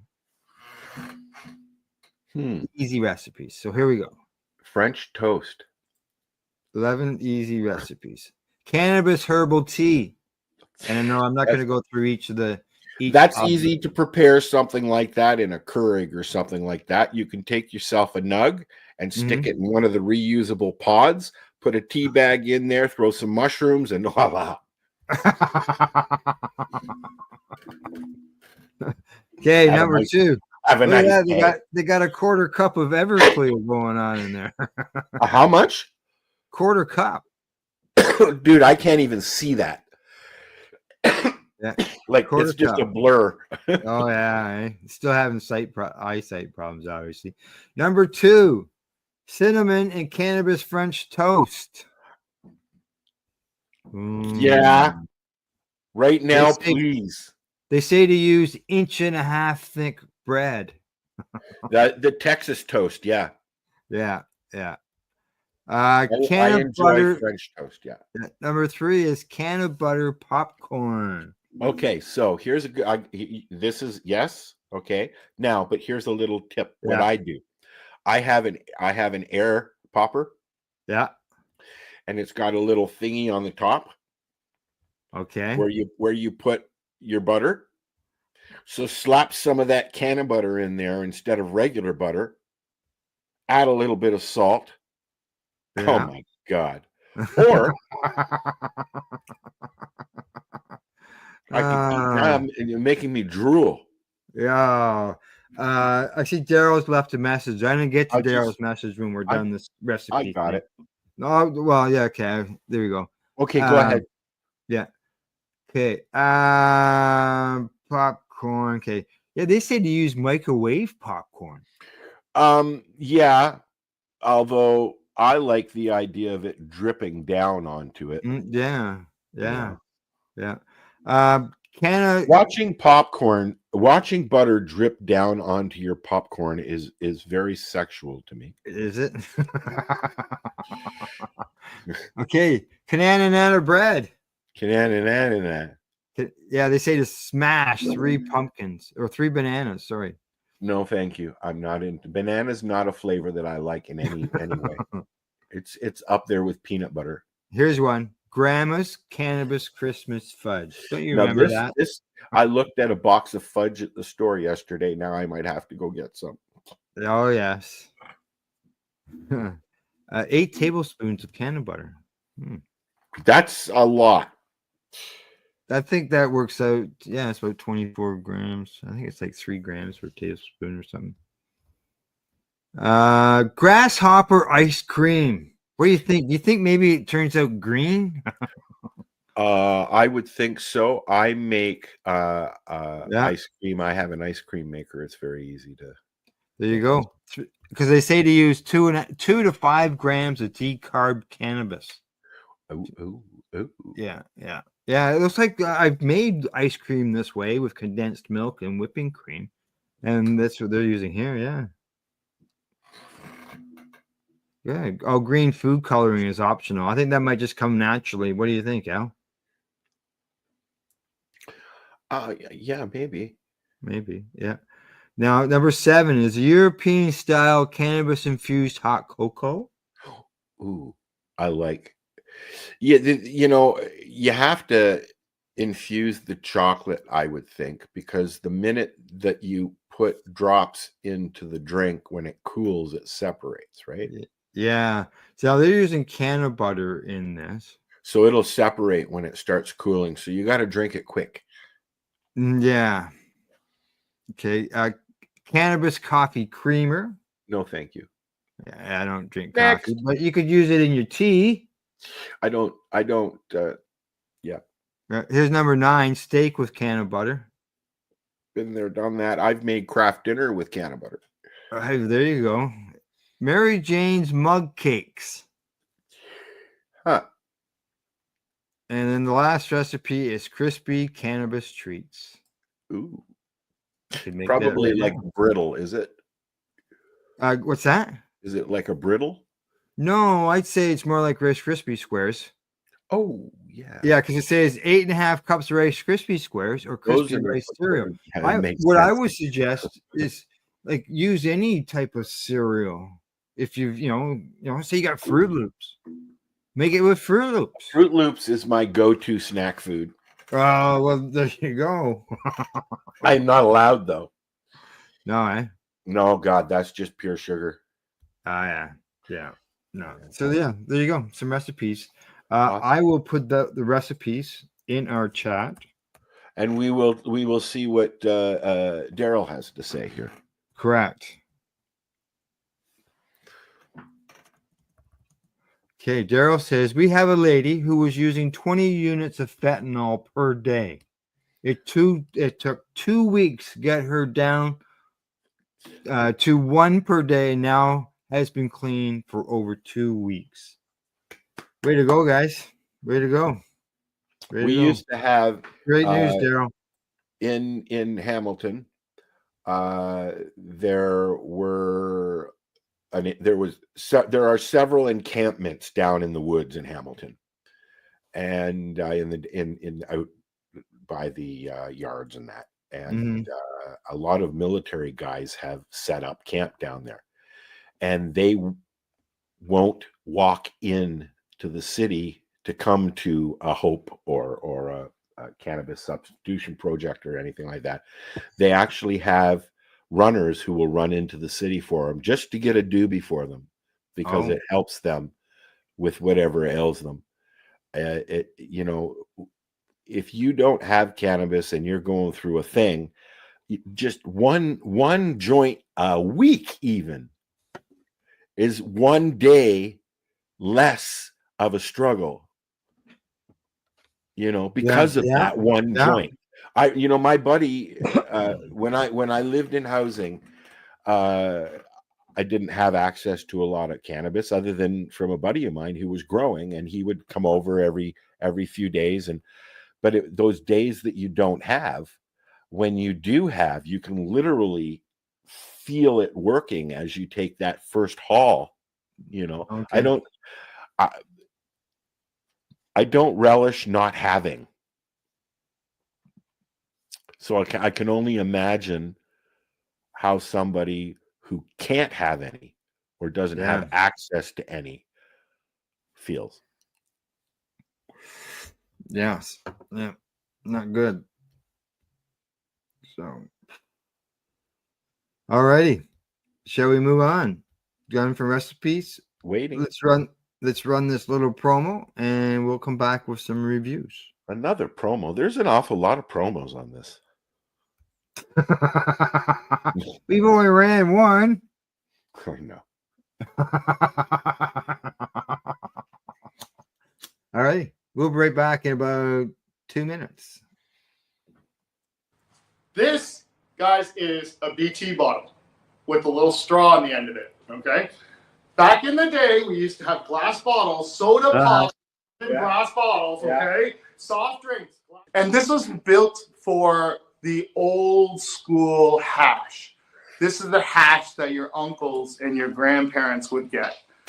And this is the stuff that we would all treasure whenever we could get it because we thought it was the best stuff because it's the constant. It was our form of concentrate. Correct. Right? When we were young, right? Yes. This is to answer your question now. Oh, here we go. Forward. Oh, now you're going to cut this out if it doesn't work, right? Yeah.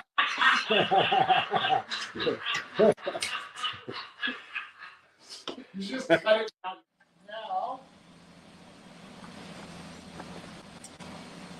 These are the 4 or 3 tools I use to form and shape the happers.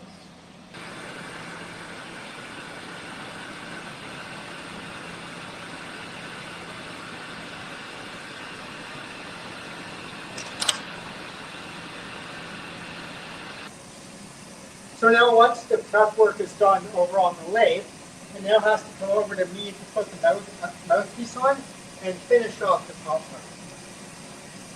So first up, I just need to clean up and close off the top that's left over.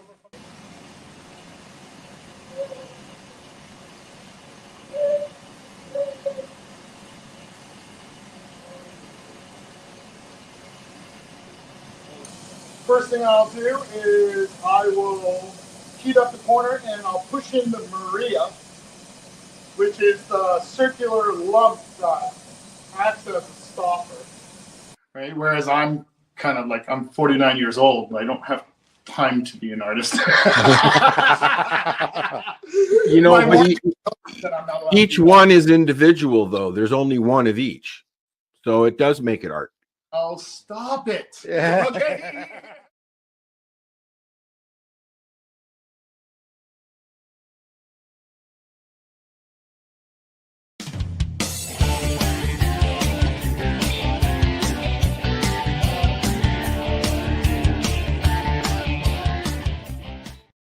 I got a question for you before you do your thing. Sure. You have both a Happle and a dewdrop. Which do you prefer? Oh, I enjoy them both. I've discovered that I don't have to put water in my dewdrop. Correct. You don't have to. So I can do the same thing. Now, if you look at the two side by side, I can't do that. I only have one. But you'll notice that the Happle is a bigger space. Yes. And so probably double, I would think. So you're getting more smoke in a Happle, but you've got the luxury of water correct in the dewdrop, which I do prefer. Really, really cold water makes it very easy for your lungs. You can see inside there for anybody who's watching. You can see inside there. There's a chamber. For the hash. You can see I got some hash on the end there. Still even got the ash on it. And then with the Happle, there's no inner. It's just there's no inner. Correct. It's this whole. I'd say that's probably double the size. You can see what happens when your hash falls off. Yes, I've had a few fall off. Yes, I have. They get slimy as soon as they hit the water. And then you can just pull it out and stick it back on. Yep. Next time or whatever. Yep. But we'll talk more about the Happle when we get down to our events and entertainment, because we've got a little bit of stuff going on there. Alrighty. Reviews. I got two. Last week I talked about the Vortex pen, I believe. And wait. I didn't realize the pen was from Vortex as well. Yeah, this pen, disposable, a vape pen, is from Vortex. And it's got it's live resin. Oh. It is vanilla boba pure live resin. I can tell you it tastes vanilla. Got a nice taste. The ingredients on the back are cannabis extract and natural flavors. Nice. So they've added flavor. It doesn't use the words flavor agents. Yes. So I don't know what natural flavors are though. It's proper wording. Yeah. But yeah, it's rechargeable. It's got a little port on the bottom. But not reloadable. No, correct. It's a 1 gram. Got the little window on the side. So and how long does it last you? I don't know. I've had it for a little while. This is only the first one you've had. Yeah. Cool. And then I got some of their hash. Which I enjoy. They are the first ones that I found in the city when they it took a little while for the concentrates to come out. Right. Yeah. So I bought some down at Legacy. Then I ran out, and I thought, well, okay, I just ran to the local store, and that's what they had. I like the Vortex because, like the Nugs, it's very soft, and It is soft. It is, and it I burns like really making well. this. I make snakes, and I roll them in doobies, or I put them in my dewdrop, and yeah, it's how I like it. I don't own a T-shirt that doesn't have a hole in it from hash, so I know. I like doing the snakes because usually you can get away without burning your shirt. Yeah. Well, hey, the dewdrop and the apple will save that T-shirt. Yeah. Okay. Now as far as terpenes, the dominant ones are myrcene, linalool, linalool.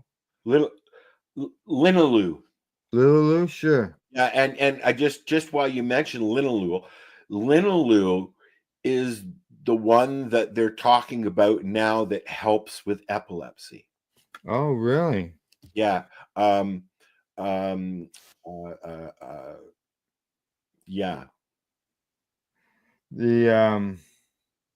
Yeah, I think it's cool that they put these on here so people can look them up and see what the. Yeah, and this is new within the last several months that they've more and more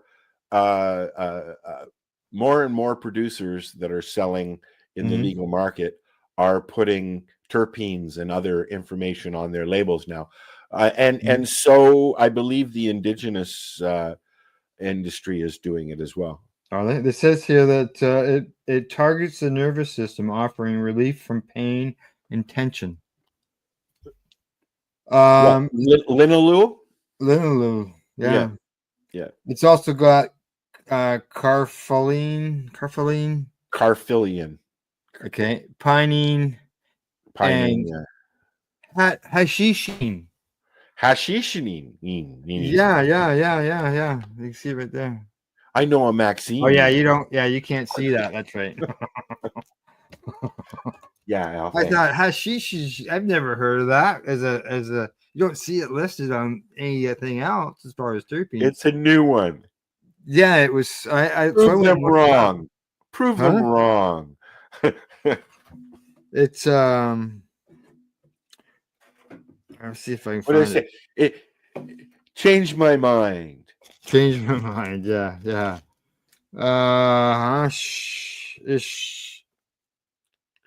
You shush. Don't tell me to shush. Hashishin. There we go. Jesus. It's a true terpene. Oh. I never heard of it. No, that was a website. There. It is the result. Okay.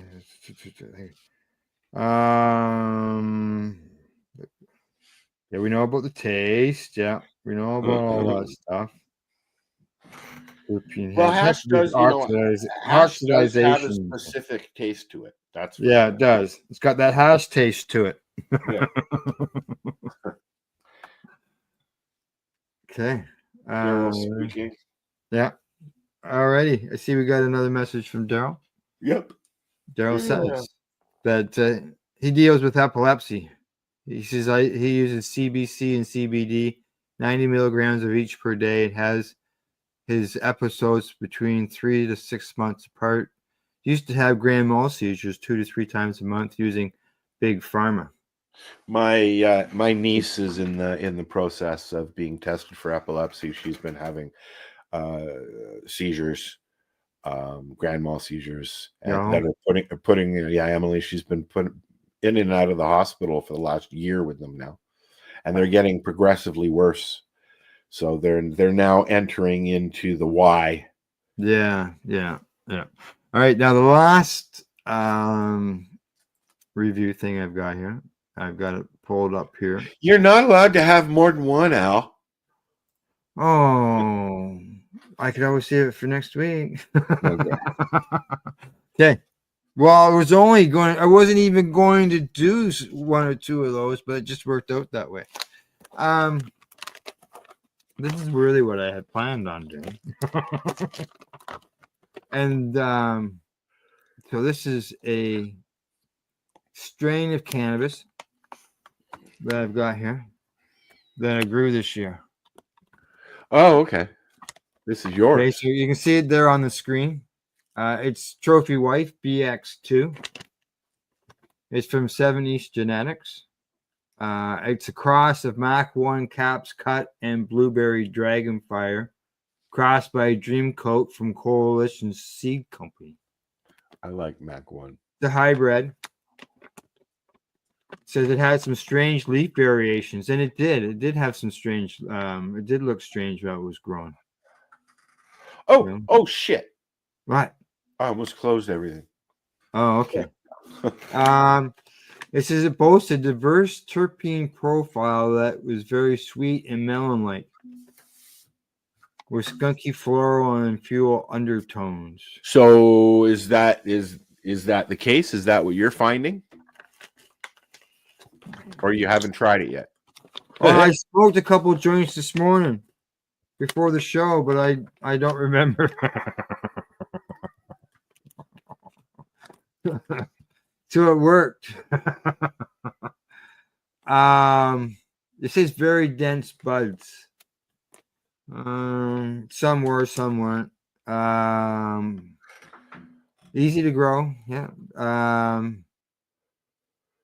They say 27. It's got a high yield. Yes. Yes, it was. Actually, it was the highest yield plant that I've ever grown. What kind of price are you talking about for the seeds? $6.50. And you know what? Send me that link, please. Oh, okay. Here, I'll just put it in the chat. There. It's in our chat, and I'll put it in the group chat. Okay. All right. This is the strain right here that I grew. Yeah, it's I'll look at it after. 27 to 28% THC, 1% CBD. Middle of October. That's when I pulled it down. Terpene profiles say melons, candy, floral, skunky, and regular or fuel undertones. Yeah, $6.50 a seed is what they charge, but I can tell you that they also, if you order a set of seeds, you get a pack of free seeds. And those Trophy Wife seeds that I said that was the biggest yielding plant that I've ever grown were free. Free seeds. Didn't cost me a cent other than my original order. And they're regular. Regular seeds, yeah, no feminized. Yeah, so just all regular seeds. Did you how many did you pop? I only grew one, but I popped 4 seeds, and So- I got. You only got one female. No, I'm trying to think whether I even got one male. I might have got one male. Why did you only use one seed though? Oh, why? Oh, because I didn't want to grow 3 of them. If I was growing So other you- strains as so well. you took It's a plant that I didn't know. You Plant took that I didn't know. the healthiest one of the bunch, I Correct. guess. Yeah. Okay. Correct.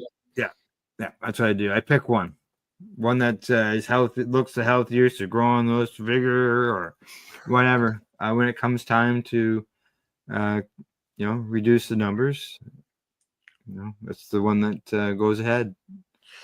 So, I was glad that it did so well. So. My new doctor is willing to sign everything for me, so I'll be able to have a nice, big, thick room. Good. I say hi, Scott. He didn't leave a message, but I see he gave us a thumbs up. Awesome. All righty. Let's see. Anything else on the reviews? I think we reviewed enough things. Yeah, I got it. You got it. All right, we're gonna move on. It's that time. It's headline time.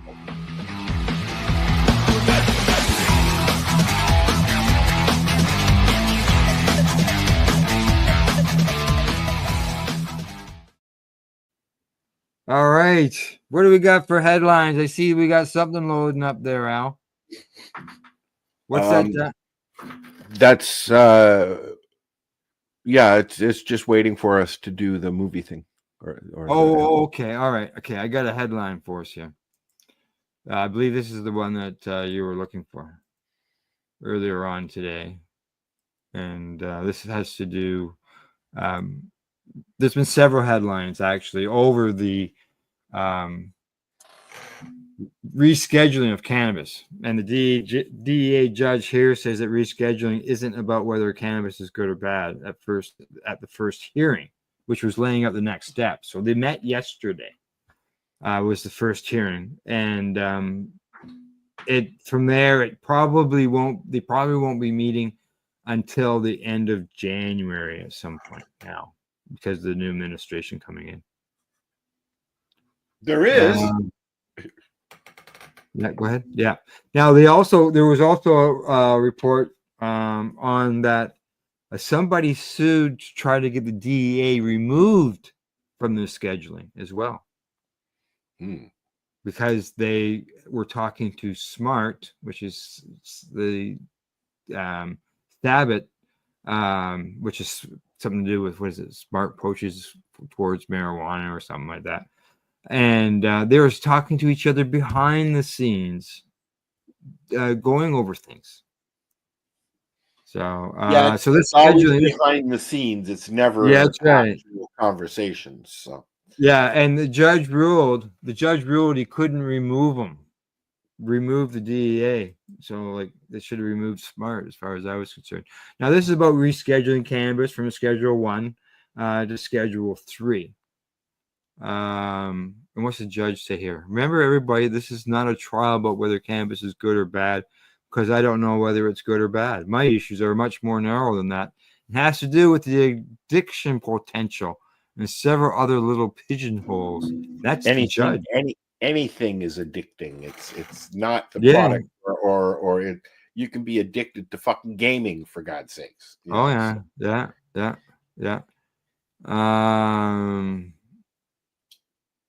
See what it says here. The DEA says that if cannabis is transferred to Schedule 3, the manufacture, distribution, dispensing, and possession of cannabis will remain subject to the applicable criminal prohibitions of the CSA. Any drugs containing a substance within the CSA's definition of cannabis would also remain subject to the applicable prohibitions in the Federal Drug Cosmetics Act. Yeah, because it doesn't make it legal.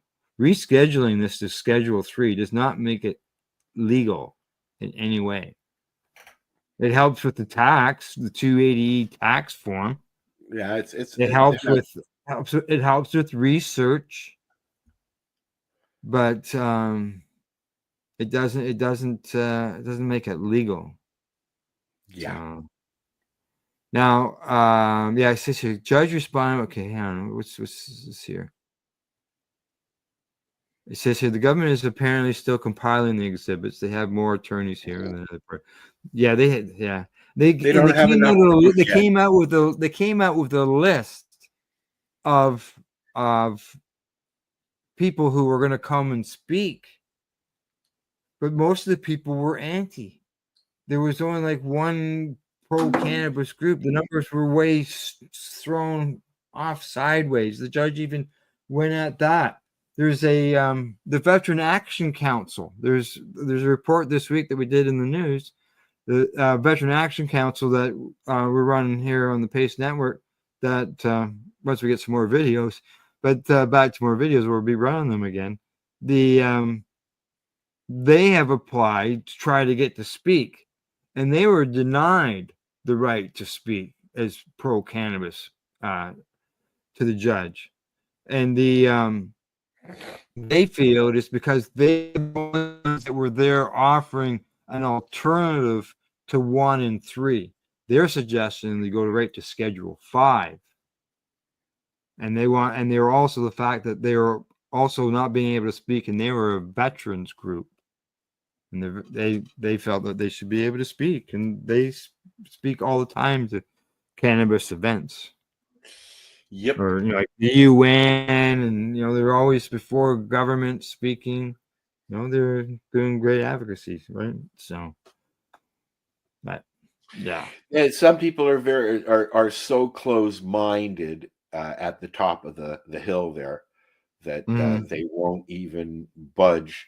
I mean, they do the same thing goes on here in Canada as well as you know it's a hot subject. Everybody's scared of it. And like the oil industry, the tobacco industry doesn't want it. Yeah. You know. They say here that there's more paperwork to be filed. They say participants have until like January 5th to this evidence in front of them. And they say here that Mulroney also addressed motions seeking to remove the DEA from the proceedings altogether, in part due to the alleged unlawful communication with the president of one designated participant. The prohibitionist group's smart approaches to marijuana, signaling that he considered it statutorily complex and potentially impractical to force the agency to turn over its records on the reported ex parte communications. Ooh, big words. Yeah. So you know, they were in behind the scenes while this was going on. That's not right. Nope. So, nope. no. It's not right, and it's quite sickening actually. It is exactly. But you know, I'm hoping my friends at VAC get to speak. They're very knowledgeable on what they're doing. So, alrighty. From headlines, you got any more headline news you want to discuss? Nope.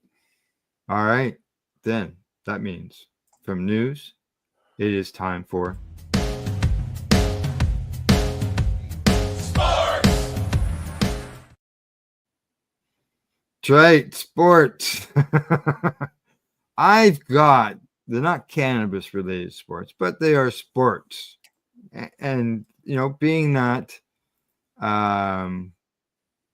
hockey is on the go, I've got three little things that I'm going to discuss.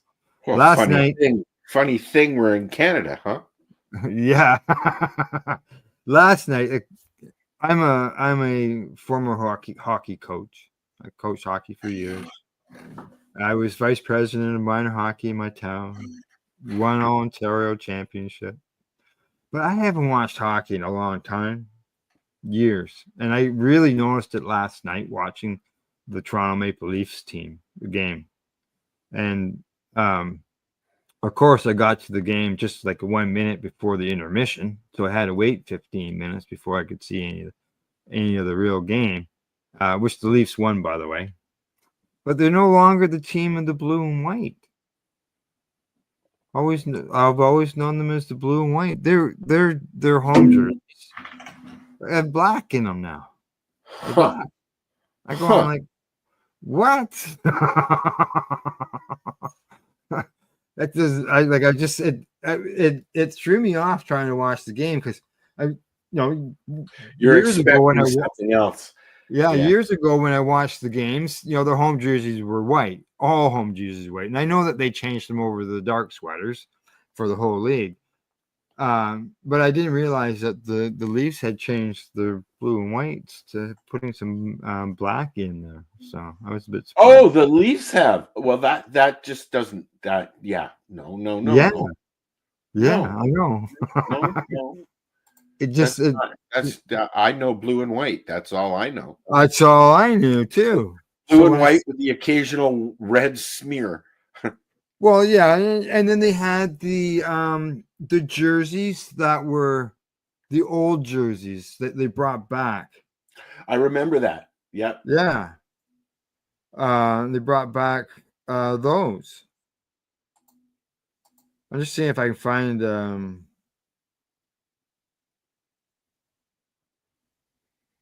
jersey.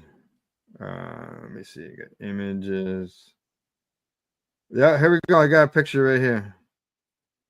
Like I was surprised. Yeah, okay, accept. Yeah.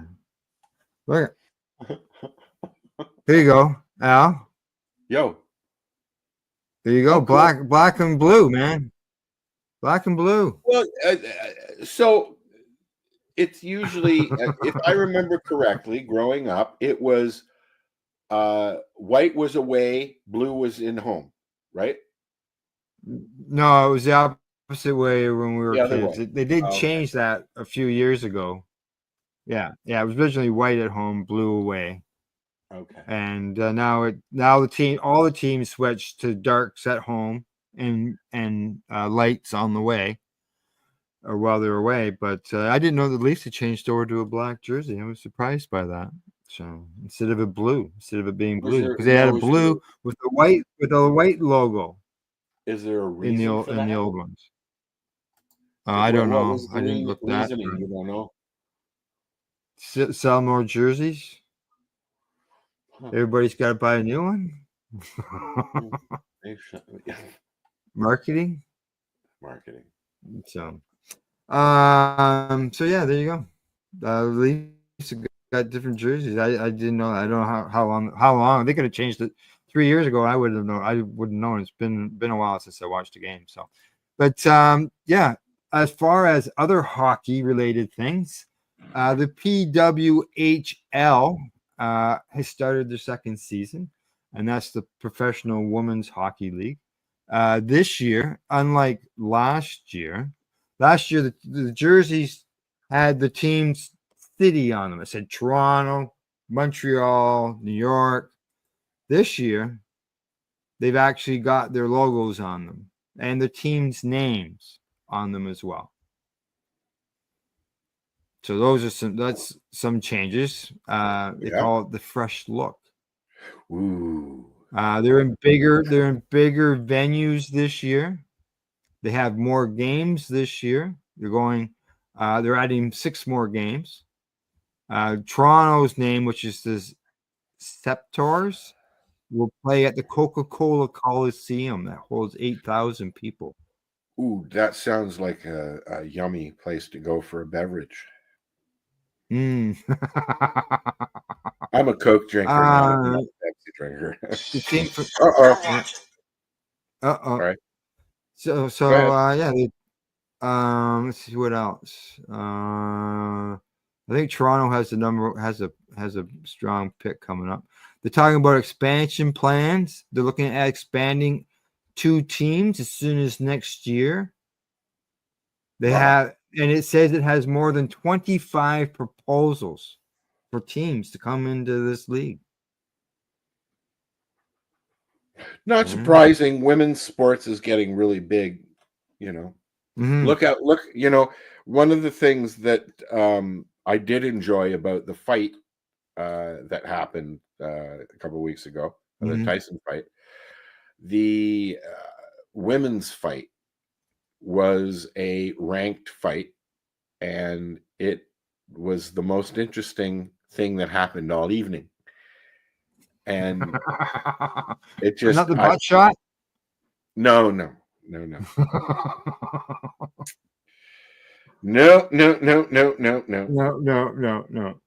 Okay, now so the women's league, it's back up and running, which is good. And another thing, this is a thing that I used to follow all the time for years, and that was the juniors. And this year, the juniors started up as normal. They got 7 players coming back from last year. They lost in the quarterfinals last year, so hopefully they do better. They got 32 players. They're in Ottawa, I believe, is where they are at. Yeah, they're in Ottawa. 7 back from last year. That includes the goaltender, as well as some forwards. They lost to the Czechoslovakia last year. This was played in Sweden. When they play here in Canada, they sell out. Do they? Yeah. Quite often. It's not very often that they don't make it into a championship round. Canada's had, I know one time they had a 7-year stretch of winning the championship. So they've they've done well over time. There's no doubt about that. So they're up and started. They'll be going to practices, and those games usually start right after Christmas. Usually, they'll have warm-ups going into Christmas, and then after usually on Boxing Day, I think is about the first day of the tournament. That's was in the past. I'm not sure what it'll be this year. So yeah. Sports. So, when this is leading up to the Worlds, or the Worlds has already happened? Juniors. This is the juniors, and the juniors are like the 16 to 20 years of age, 21 years of age in that area. I think it's 20. Yeah. But they do have the World 20. Juniors, right? Or the Junior Worlds. That's what they're doing. Yeah, they're getting ready. They're for leading up. They're leading up to the big match. Correct. One of the 32 things, players and cut 12 of them by the looks of it. One of the things that I always found interesting about world hockey and Olympic hockey and NHL hockey, the ice is all different. The size of the ice is different. It's bigger. World hockey is bigger than NHL hockey. Yeah. International ice surfaces. Yeah, they're bigger. A little further to skate. It's only I think 6 inches or so. It's not much, or a few feet, whatever. But it's not much. Yeah. No, it's but it is. I've always enjoyed the juniors, and the thing is that they just a lot of people would say the juniors are players that are going out and giving it all, whereas when you watch an all-star game, it's just sort of international hockey, the Worlds, it's a faster paced game as well. Yeah. Right? Like they're actually playing hockey. They're not looking for sponsorship spots, right? Correct. They're out there skating a little hearts out, and I haven't been to a hockey game. The last hockey game I went to was with my grandfather. He had regular tickets that he would get, and he would sit under the box where King Clancy and Harold Ballard used to watch the games from. And he used to sit there, and he knew them. You sit there long enough, you guess you know them. I remember going the last game that I went to, and it was the Blackhawks in Toronto. Hey, same here. Really? That's the last time I went. Yeah. And so last probably game, we were probably at the same game. It was playoffs. I don't remember. I just remember that it was the last hockey game, the last thing that I went before my grandfather got too sick to. He had a bad stroke, and eventually that stopped his outings. Right. Okay. It was a playoff game, and we set the VCR, correct. I'm not mistaken. The VCR to record the game, and then we were gonna watch it afterwards when we got like the next day or the day after, and unfortunately somebody popped the tape out. Yeah, it was either they popped the tape out or they recorded over what you just recorded. That was the usual thing. Yeah, exactly. Well, I've got to go let the dog in. So what I'm going to do is I'm going to run a little clip here. It's like 1 minute long, and I'll be right back from letting the dog in. Unless you want to sit here and talk to people. I could just sit here and go. No, we'll run. I talk to myself all the time, but yet I can't do it on the air. We'll be back in 1 minute.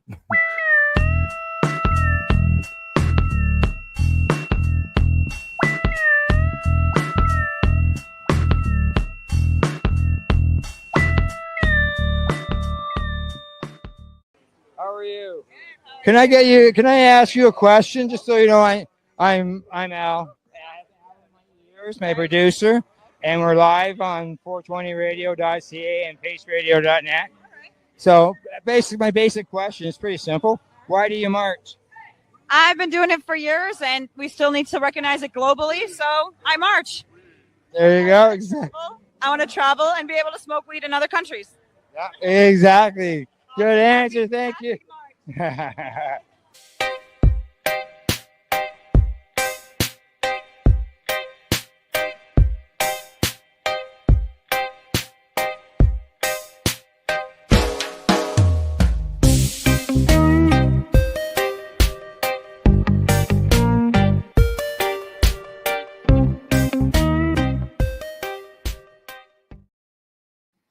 There you go. I'm gonna That go kind of letter A. screwed up halfway through it. Did it? Yeah, it started stalling. Oh, I don't know what was going on there. I got up there to let her out, and she waited too long. Went back into her chair, and she said, "No, I'm fine now." Rosa doesn't go out for very long because it's like -7 out there, and she does that paw thing. Right. And people, Yeah. and every time I post a picture of her outside, you should put some boots on her. Man, you don't know my dog. They would get eaten. Sometimes those dogs don't like boots. They would get eaten. Yeah, that too. So, all right, into our next segment. You ready? Here we go.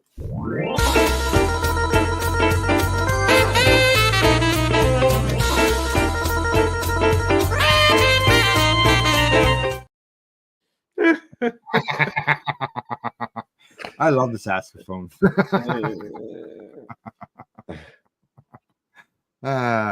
So you said you had some clip there you're going to run? Yeah, like I said at the beginning of the show, I've been watching The Madness, and so I pulled out the trailer for it, and then I'll tell you what I think of it. I've watched the whole thing already. I spent an afternoon and watched it. You know, when something catches you, when something grabs you, you watch it. Yeah. So, all right, here we go.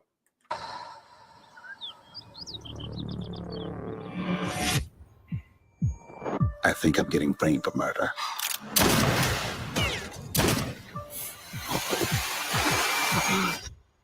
You think I'm making this up? We're not going to end up arresting you for this, are we? I was in the wrong place at the wrong time. I'm black, I'm on TV. I was there. I'm walking around with a bullseye on my back. They are gonna pin all this shit on you. But doesn't it feel like it's murder of a notorious white man. The man was the Jesse Jackson of white supremacy. I think we're not prepared. Did you do something to him? This ain't no fight or flight. It's just flight. Do you see what they're doing to me? I ain't running. Something's coming for us. They're going after my family. So I need you to extract me from the equation.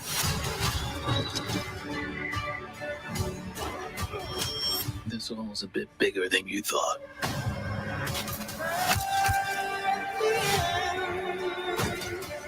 The police are looking for a story they believe. You're out of moves. What are you gonna do? Get my life back.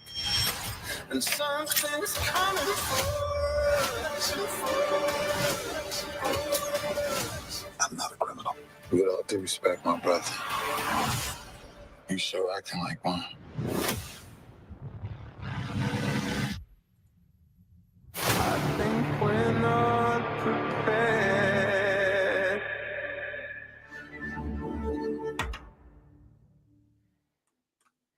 Don't that look like a good one? There you go. I'm unmuted now. It looks like a good one.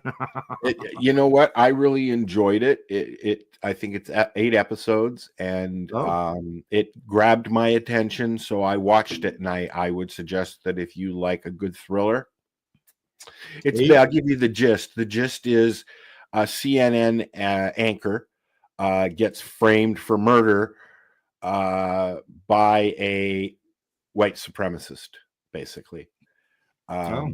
Yeah. So, and there's some twists and turns, and I I miss movies that grab you. The Bone Collector with Denzel Washington and Jennifer Lopez was it just grabbed you, you know. Yeah. Yeah. No, I forgot what I was going to say. That's okay. I do that all the time. So yeah. Okay. So people catch that on Netflix. You said That's 8 on Netflix. series? Yep. How long is each episode? If there's 8 series. You know what? I'm probably about an hour. You An know. hour. Yeah. Okay. Probably a regular show length.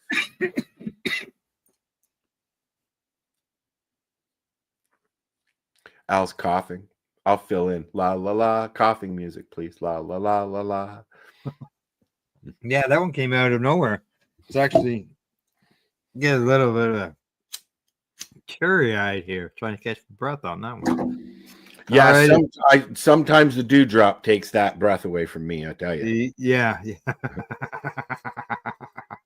Okay, now as far as events, I went looking for some events.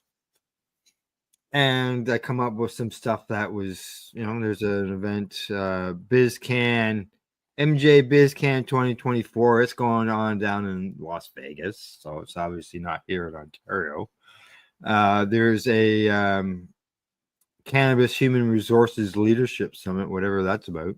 It's about motivating cannabis leaders. Holiday Cafe. There's a cannabis grow house, which is an auction for growing equipment. Ooh. Yeah. There's a Canada Drag event celebrating Canada Drag's 1-year anniversary.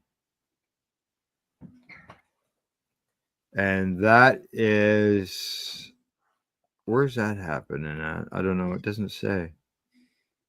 Saturday at 6:30. Oh, more details. A secret location. So can't help you out there. And secret location, man. A live winter hot box, live music, real talk, and 420 friendly. And it's fun with the disciplined stoners. You know who the disciplined stoners are? Yep. Okay. Right. Yep. They are involved in this. Yeah, I'll just bring it up so you can see. There we go. Improvised whatever music by 11. Yeah, he does like all freestyle stuff where he just comes off the top of his head. Yeah, And he's doing stuff like that at Can Expo. Thank you. Can Expo. Yeah. Yeah, and then Winnie, his partner there, does comedy. Yep. Yeah, a holiday hot box. Okay, so here we go. More information. 420 friendly event. Don't miss out. Location. There we go. Berkeley Street, Toronto. Meadow Milky Way. You know where that is? No. No, either do I. Yeah. In Toronto? I'm going to assume so. Yes, I think I know where it is. I think it's downtown. Yeah. Okay. There's a map right there. There's a map right there. Get directions. Yeah, let's get directions. All these different places. So that must be it right there. Dollarama's nearby. Queen Street. There's a lot of venues popping up downtown, which is really cool. So there you go. There's that event, and I'm not done. Not done. I got to jump that back so I can find my list again. Here's something. This is happening on December the 14th. I should go back and let you know that that other one that 11 was out. That is on the 13th. So that's in 10 days. All right. Oh, Discipline Storms. That's on the 7th. Sorry, 7th. Got too many events in front of me now. On December the 14th, I have got here listed the Great Hash Showdown 2.0. Right there. Great Hash Showdown. Santa Claus is going to be present. And it's on the 14th from the 1st or from 1 o'clock to 7 p.m. Ooh. Only 100 judge kits are available. Judge kits include judge sampling kit and dinner. Over $5,000 or $4,000 in prizes are available. How much is a kit? I don't know. We'll find out as we go along here. It's a Can of Kick It event. Event details. Let's see. It says here the Great Hash Rosin Showdown is a competition that celebrates excellence in hash rosin production. Participants showcase their skills in creating high quality hash rosin, and entries elevated by a panel of judges. Join us for the Great Hash Rosin Showdown, where the best hash rosin producers compete for glory, recognition, and incredible prizes. The premier event showcases the artistry and innovation of the cannabis history. Huh. It's got a bunch of sponsors there. Tickets from on Saturday. Can I kick it? Location to be announced. Yes, they wouldn't give that out right now. Yeah, correct. So there we go. Awesome. Great Hash Rosin Showdown. Never heard of it. No, well, there you go. Now you have. There you Some go. of our viewers. Okay, I think there's one more event that's coming up. Okay, All right. that's on the 14th. That's on the 14th of December. Okay. Now, also on the 14th of December. Okay, this is one you'll probably know about. Canna Crawl Winter Festival. Used to go with Ira and sit on the stage all day long. There you go. December 14th. Festival, music, food, exhibitors, door prizes. Hamilton. Yep. Hamilton from 2 till 10 p.m. Location to be announced noon of the day of the event. Early bird tickets are $5 or $10 at the door. Yeah, although it's probably at the community center. Usually is. 40 exhibitors showcasing community bands, local artists, delicious food options, amazing music with a live DJ, sponsored raffle draws. Yeah, it's too bad it's 3 hours away. Plus, you gotta drive. Yeah, I mean, yeah. Even when I was in Toronto, dude, that drive in, I do not miss that fucking drive into Hamilton. Yeah, just think I'd be on traffic right from, let's see, basically the the east side of Oshawa all the way, All the man. way. Like, Pretty much, yep. yeah, not into So this. you're done with that? Yes, I am done Alright. with the events. And I've got loaded up here. Sherry Ann went to Kind Winter Fair. So yes. this is, I don't know what I don't know if I've even seen this one, but we'll have a look and see what she has to say. Twist is that things are about to get really good. I think this world is going to open up for you in unimaginable ways. I think you're walking into your best chapter yet. And finally, you're going to see where all of this has been leading. The hard work hasn't been for nothing. How you keep showing up, how you keep picking yourself back up, how you never give up on this dream, this vision, this feeling deep within that says this is for you, how you never give up on yourself. And even when you couldn't find proof in the outside world that anything was working out, you listened to your heart's wisdom and continually leaned into faith and trust. But now you're going to see it, the proof, the illumination of something more beautiful than you can even imagine. You're going to see where the universe has been guiding you, and it's going to be better than you can possibly know. I think the next plot twist is that things are about to get really good. That was the end of that one? She started it. So, yeah. I don't know if that was even the right one to push. So Yeah. Oh, But anyways, well, yeah, she's I can been tell you. enjoying. She's been going to events in the Toronto area. She's been to Yeah. Kind. She went to the Hash Fest, the Ass Fest, the Hash Fest, and I think she went to a few others that I can't remember. She's been going to the Dankforth, Yeah. which is a place where you can go and do dankly things. Yeah. The Kind Winter Fair, from what I saw posted on Facebook, is that it was packed.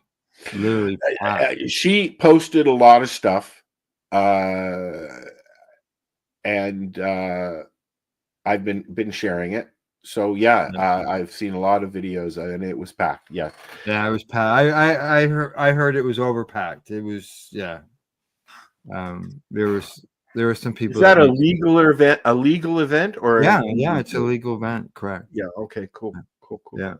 I've been to them in the past. I don't remember if I've been to one or not. Well, we covered one. You were there. I mean, I don't remember if I've gone to one because they've been going on for a while. Few years now. Yeah. I'm thinking like maybe 3 or 4 years now they've been going on. Yeah, there was a few when I was in the city. I just don't remember if I went to them or not. Right. Yeah, no, it was crowded. So I'm just crossing out on my calendar that we've had a successful number 14. Oh, okay. Good. Does that mean that we're done? You got anything else you want to add to the events or entertainment or anything? I guess I got one thing. Go ahead. Okay. Earlier, we saw the Apple promo. Just to let everybody know that the video has actually been released. It's available on YouTube as well as Facebook and Blue Sky, where people can. Did you sign up on Blue Sky, Al? Yeah, I'm on Blue Sky. And are you liking it? It's a spot where I'm posting some stuff I've been going through. It's like the old Twitter. Like it's like you can't go live on there? You can't stream to there. Okay. And you can only post videos that are a minute long.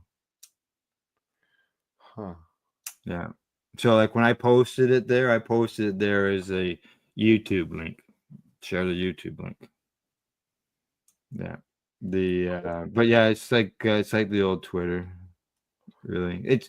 It was actually a Twitter's project at one time, but yeah, from what I understand, it is a bunch of the original techs from Twitter that have abdicated and started their own network. Correct. Yeah.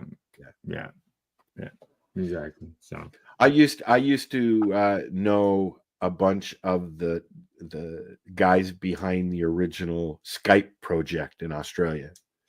Oh yes, and that's a bunch that is weird in a lot of weird ways. I tell you, those guys are. I think I'm geeky, but no, those guys are fucking geeky. Wow. I use Skype there a week ago, I guess. You know what? It loads up on the computer, but I don't remember the last time I got a Skype call other than soliciting. No, I don't have a North America plan on my cell phone. So if I ever have to make a call to the US, I just use Skype. Yep. Yeah. So, all right. Anything else you want to add? No, that means we're done. I bit my tongue earlier this week because of the dewdrop. Oh. And I really bit my tongue.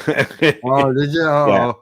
Yeah, I still have it is 4 or 5 days. How would it get you to bite your tongue? I have a tooth that's got a chip in it. Yeah. And as I was sneezing, I clamped down right there, and it created a little welt on my tongue. Yeah. And every now and then, while I've been talking, I'm like, ah. So. Yeah. Okay. Well, I guess that's it. We're done. I've got to get some lunch into me, and then I've got to get some wood into the house. We're expecting some I snow, don't have as you that know. issue, as I know. Yes. Yeah. All right. Say good night, Al, or good Say good- afternoon, Al. It's only 11:30. All right. You say good night. Say good afternoon. Bye bye. We'll see you all next week.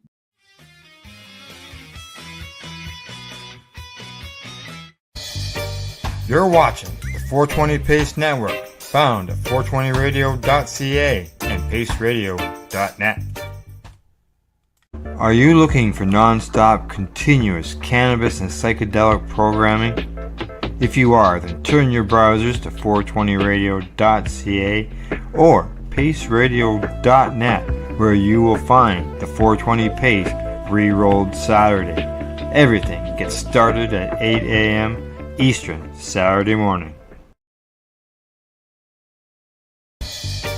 You're watching the 420 Pace Network, found at 420radio.ca and paceradio.net. Stay tuned. We'll be back after this toke. Are you looking for non-stop, continuous cannabis and psychedelic programming? If you are, then turn your browsers to 420radio.ca or paceradio.net, where you will find the 420 Pace Re-Rolled Saturday. Everything gets started at 8 a.m. Eastern Saturday morning.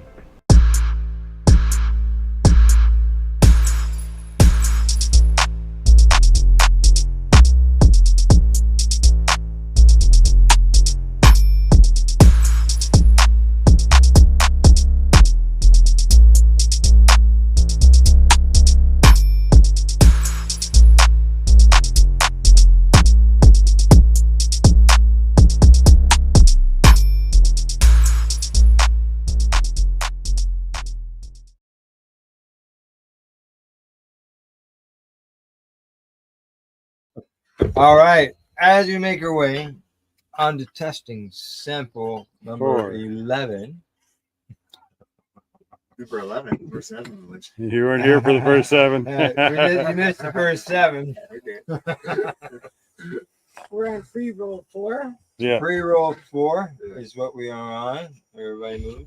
Free roll 4. I got a meatloaf in the oven that I'm going to eat when we're done, and I'm going to enjoy it. End it up, Sheriff. Right on now. All righty. Delicious. So this goes to Deb. Yep. Deb, it's up. You're up. Deb gets to do the Dum, dum, dum. Yeah. Go. She doesn't want any more. I can't get them open. She can't get them open. Oh, You know, this is one of the things you got to think. Can't get with pop. I arthritis, did worse than that. Having Literally to cried open because I couldn't open the freaking I've had to use a pair of pliers to open some of these things out. And, like, you know, I'm not saying it's the caramel cup too. This is all the tubes. No, it's whoever's making the tubes. It has nothing to do with the Karma cup. No, exactly. Like some of them Or have any a other little, cup. little edge where you can get your thumb underneath there and pop it out, right? But they are like blocked shut with unless you squeeze them. They're grandparent proof. Well, Well, you do something. one is and one's old enough to be. The dishes. It's transparent paper. Yeah. I don't know how you could tell. How did it, It's yeah. not brown. Yeah, this is I didn't do the pre-rolls Brown last year, ones. but like I said a little yeah. while ago, I'm I can't pretty smoke happy on with them, the they just make me cough. papers, which is a big thing. Lights, any As of far as that I'm kind concerned. Yeah. The last one had No, I a can do long free flowing paper. Well, filter. I can't really suck that hard anymore to get something from one of those. You got the scissors? Like those long ones I used to do. Oh, I it's all right. we haven't All right. nowhere. I can't Okay. get them lit. Yeah, you don't have any pre-rolls, Todd, but there's only the one. I wonder if Sarah's looking at adding to the pre-roll category by including infused pre-rolls. Having that as a separate kit. They do sell them, don't they? Yeah. There's all kinds of Yeah, infused Shatterizer has the 8-ball Kush, which is infused and has Keithan on it. Whatever they put on the inside of them. I think they might have it a couple of the other ones as well. Yeah. I've seen them. I bought them at the store with the Kif on the outside and Kif on the inside. Yep. Yeah. And then I saw that on the OCC. What is it? OCS website. Sorry, Right. I've had a few, and I'm not driving. I've seen that they have a type of moon rock. Winner so far. I miss the old moon rocks. Fingers. I I hope it's don't weather want to late. forget this one. Okay, yeah. Get excited now. He's fooling, isn't he? Guess you have to find out.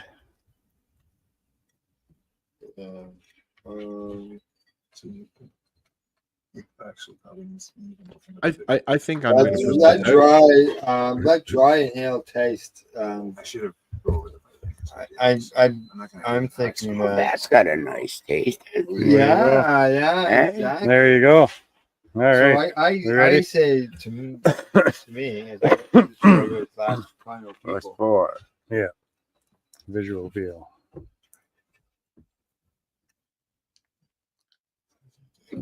Excuse me. No. What do you think, Sam? Again, everybody got quiet again. Well, Leave me alone. Yeah. Filling out paperwork online. Like there was no way I was going to print these off and then fill them, have them do it. So I had to input everything. It was very much. Okay, late time. Yeah, light time. Light her up. Yeah, spark her up.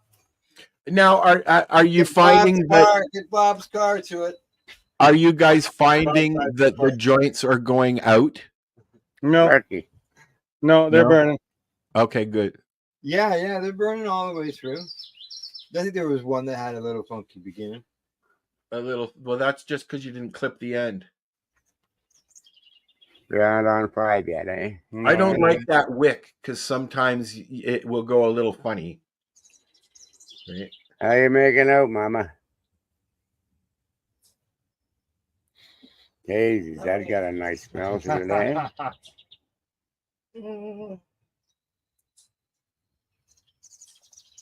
Here comes that little breeze my way. Breeze, you can hear the birds chirping. There's definitely a lot of birds Can you hear hanging. the birds, Al? Oh yeah. I can hear birds here too. Can you hear the cars go by? No. No. I can hear cars go by here too. Yeah. And trains. You can hear the cars, but it's good that you can't hear the cars, but you can just hear the birds. Yeah. Yeah.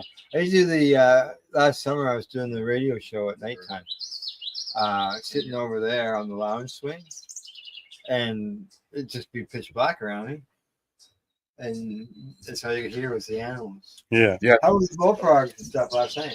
Was it quiet? There's only a couple of them. Oh. The funny thing was that glowing orange thing I saw. Oh yeah. Might have been the moon. Yeah, I think it was. It just peeked out. It was really low. And then I looked in the trees. above the trees. They're in the middle of a spot, but it was like this orange spot. That flying saucer again, do you think, Well, Al? that's what I was hoping to see. Flying saucer might be. And then it rained right after I was outside. I miss the sounds from the farm. I miss the sound from the farm, but it's different here. The sounds are different up here. You know, I was really happy with it. Like if I ran over that was wet. I was just It's nicely done. For me, the aroma didn't seem to come off the taste. For you? kept moving, and then all of a sudden it just a little bit, like the clouds went and covered it again. But it could have been setting. It wasn't very little harshness to it. Reflecting off the sun, you But know. it still had a deep flavor to it. I don't know. All right. It's kind of creepy. How many strains you got left, Al? 3, man. Well, you know, we're 3 hours and 47 minutes into this. Let's see if we can do 420 exact. Okay, well, that won't be a problem. And just so you know, anybody who's watching, when this ends, there is more programming that will start up at 6 o'clock. So, like, we might end up at 5:15 or something like that, for example. And there's more program that starts at 6 Does it p.m. taste like a smell? and it will run straight through till after midnight. What that is all the programming that both of our networks have put out this week. Correct. Last week. Yeah. Like, for example, this, I'll probably do some editing on this and run a couple different sets. Smoking next experience. Saturday. Harsh to smooth. And so for re-roll to smooth. Saturday. Every morning, starts at 8 o'clock until whenever. Ash color. Yep. Deb has it there. Can you hold that up for me? Are you looking for non-stop, continuous cannabis and psychedelic programming? If you are, then turn your browsers to 420radio.ca or paceradio.net, where you will find the 420 page re-rolled Saturday. Everything gets started at 8 a.m. Eastern Saturday morning. All this stuff that you read. That's pretty good oil to it. Vapors, good Just making a point. I smoke cigars. Yeah, I'm not They're reviewing the oil that's on the paper from it burning and seeing that there's oil on the paper. On the paper. There's Right. no outside ring when you get a heavily oiled joint, but Yeah. the paper is showing that the oil is running out. And maybe Sounds that's like good. paper. And what's the buzz like? Bad, I'm not sure. What's the buzz like? Good. Lift. It's like a sativa. What are we on, 5? Yeah. This is more uplifting. What's your guess? An indica or a sativa? Number 4. Hybrid. Hybrid. Yeah.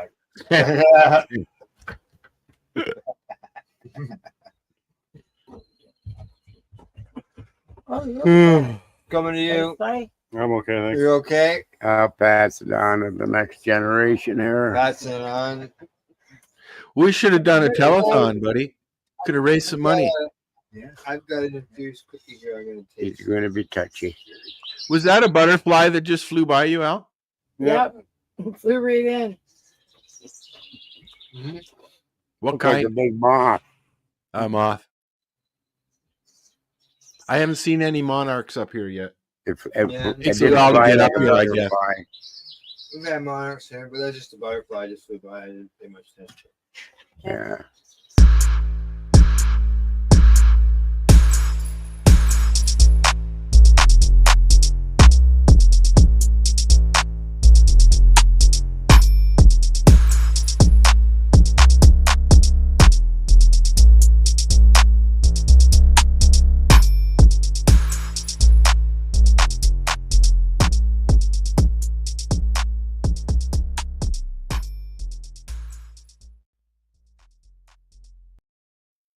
You're listening to the Pace Radio Network here at paceradio.net. The views expressed by the individuals during this broadcast are their own opinions, and they may not be the same as those of their group or other organizations they may be involved with. All medical advice during our broadcast is not a medical opinion and should be checked with your medical physician.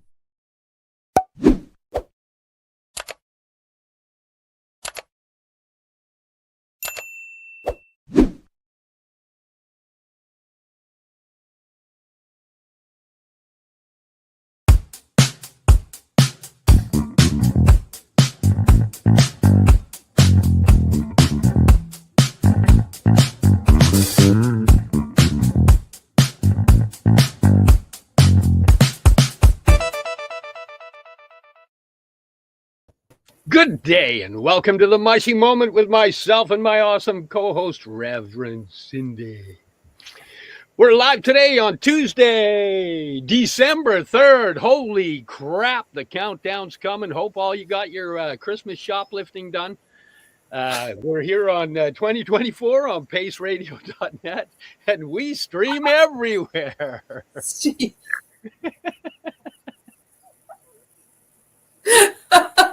How you doing? You got all your Christmas shopping done? No. How about you? Oh, not at all.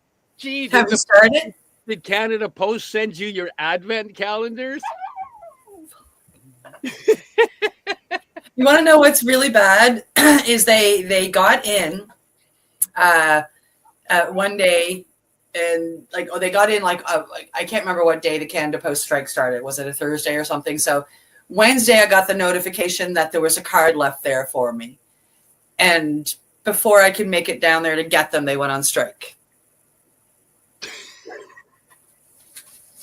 Yeah.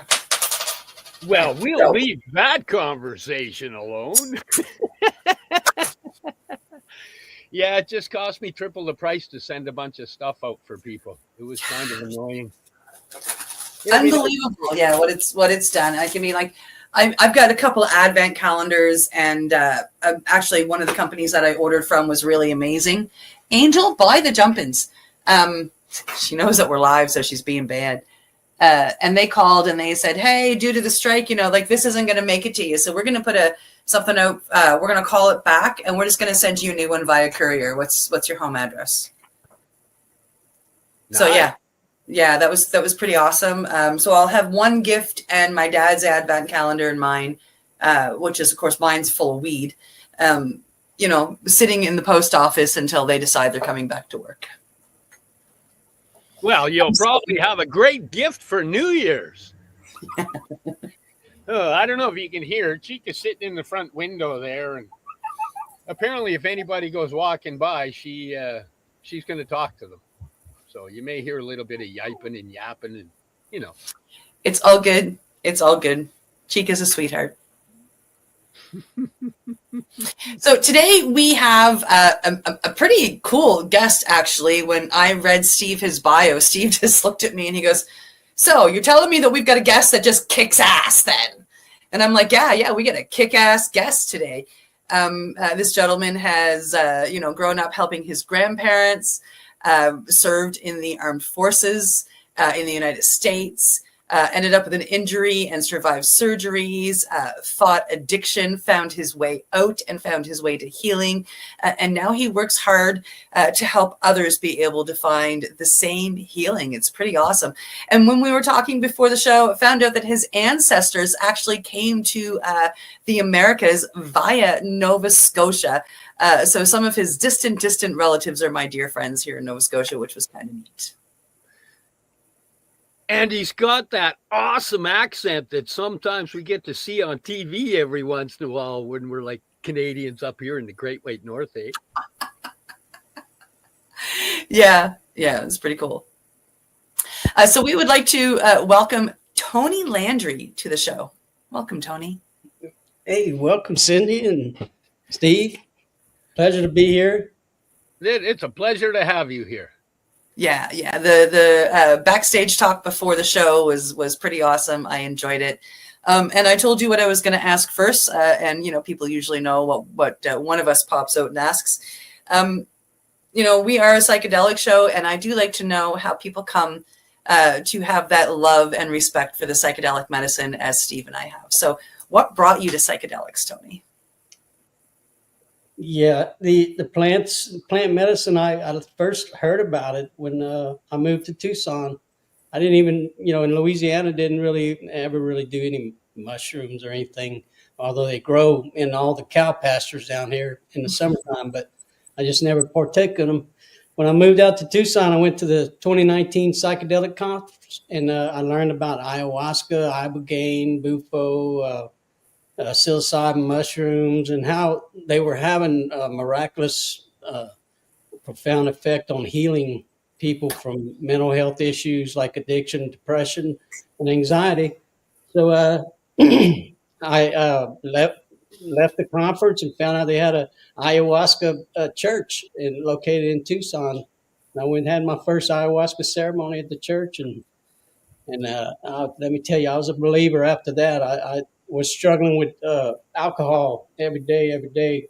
First thing on my mind was, when can I drink today? And the ayahuasca just turned that off like a key. Somebody put a key in my brain the next morning.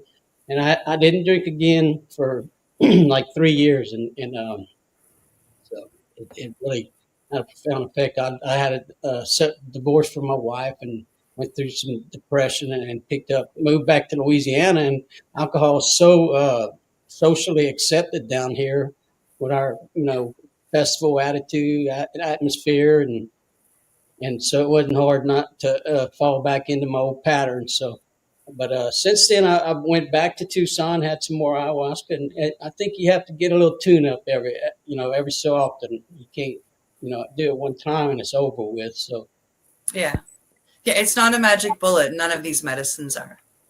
No. Yeah. You have to do the integration work after you do the ceremony that talking with your community members in that group, Yep. Sharing. What was your pathway prior to finding that? Give us some of the history that made you seek it. The ayahuasca? Yeah. Well, I guess I stumbled across it learning about ayahuasca because of my advocacy in medical cannabis. I had, some injuries getting out of service and had a couple back surgeries and went through all the opiate, building tolerance to the opiates, and they wasn't working anymore. Finally give up on that, and then I started drinking and to soothe the discomfort from my back, my pain. And one day I tried CBD oil, and really it took about a couple weeks, Steve, for it really. I think my endocannabinoid system was just so run down.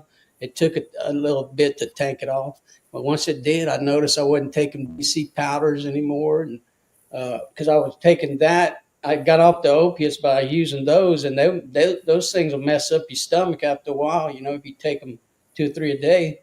So when I got on the CBD, after a while, I'd wash my clothes and I'd find them in the laundry, the aspirin. I was like, wow, this stuff really helping? I'm not taking these aspirin all the time. And so I started the group, Louisiana Veterans for Medical Cannabis, and got some rallies at the Capitol. I think we've had at least 4 rallies on opening day of the legislative session. But back then, I had an opportunity to move to Tucson. So back in 2018, we got a chronic pain bill and a PTSD bill added to our medical cannabis program.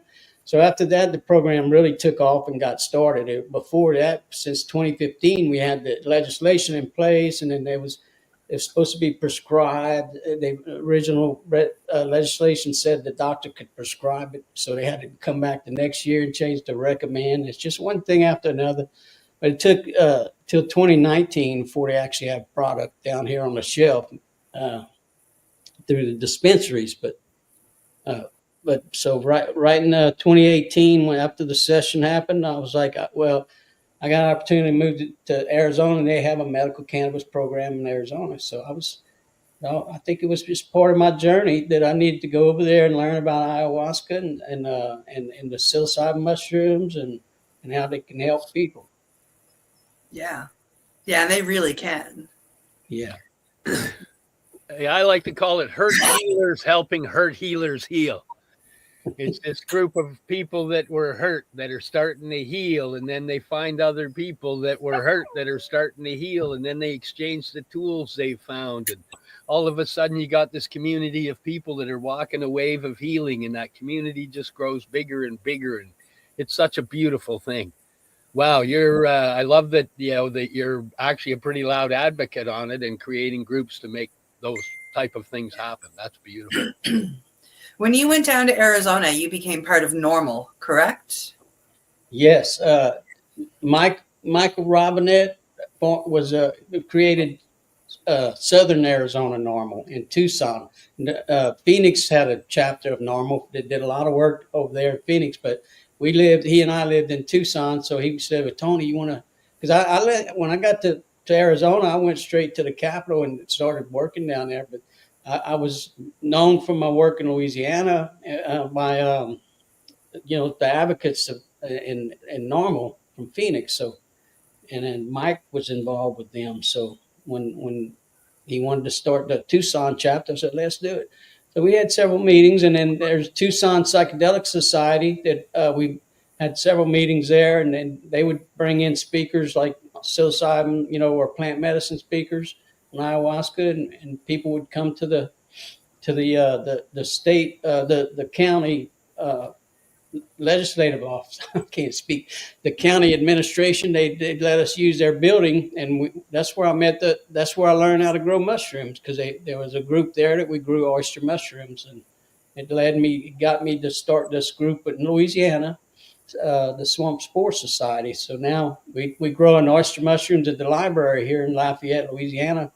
And if somebody once they get the knowledge, they can grow whatever mushroom they want, once they learn to grow it.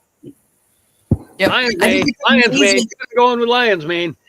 I think it's amazing that you're doing this, not just with gourmet mushrooms, as you called them, but the psilocybin mushrooms. I think it's amazing that you're down at your local library teaching people how to grow magic mushrooms. Like the teenager in me is going, yeah, that's amazing. Well, now I will bring we grow oysters at the library because anyway, Louisiana has a special law that allows for us to grow psilocybe mushroom, but I don't want to bring them to the library because everybody hears mushroom, automatically they think it's poison or something like that. They don't know anything about it. So I figure, well, once everybody learns how to grow the oysters, then they can go home and do what they want, because you can get the spores in 48 states down here, including Louisiana. And then we've got the law. I carry our law around with me. It's Louisiana. Nice. Carried in this is my little mushroom Bible. Got all my recipes for my grain jars and the substrate, everything like that. I carry that with me in my, when I go teach them at the Swamp Spore. And I said, well, look, we got a clause in here that says we can grow psilocybe mushrooms in Louisiana. But I said, what's going to get you hemmed up is if you go and put them in some chocolate bars and go try and distribute them and stuff. But I said, as long as they're dried mushrooms in a glass jar, you can harvest it. The law allows you to harvest, everything. So, because we got ayahuasca on that list, it's 38 plants, hallucinogenic plants. Ayahuasca we can actually grow in Louisiana, and yes, it's too many plants to list, but most of them are found in flower beds and little, gardens and stuff in front of people's houses. And they don't even know they're hallucinogenic, but they are. Yeah. So you can grow the vines that they use to create ayahuasca in your state. Yes, ma'am. Yes, ma'am. It's on that list. Like I said, it's like 40 plants, 38, 39 or 40. Wow. And one of the plants is the Mimosa hostilis tree, which grows wild down here. They got one in the backyard right here at a neighbor's house. They got a big old mimosa tree.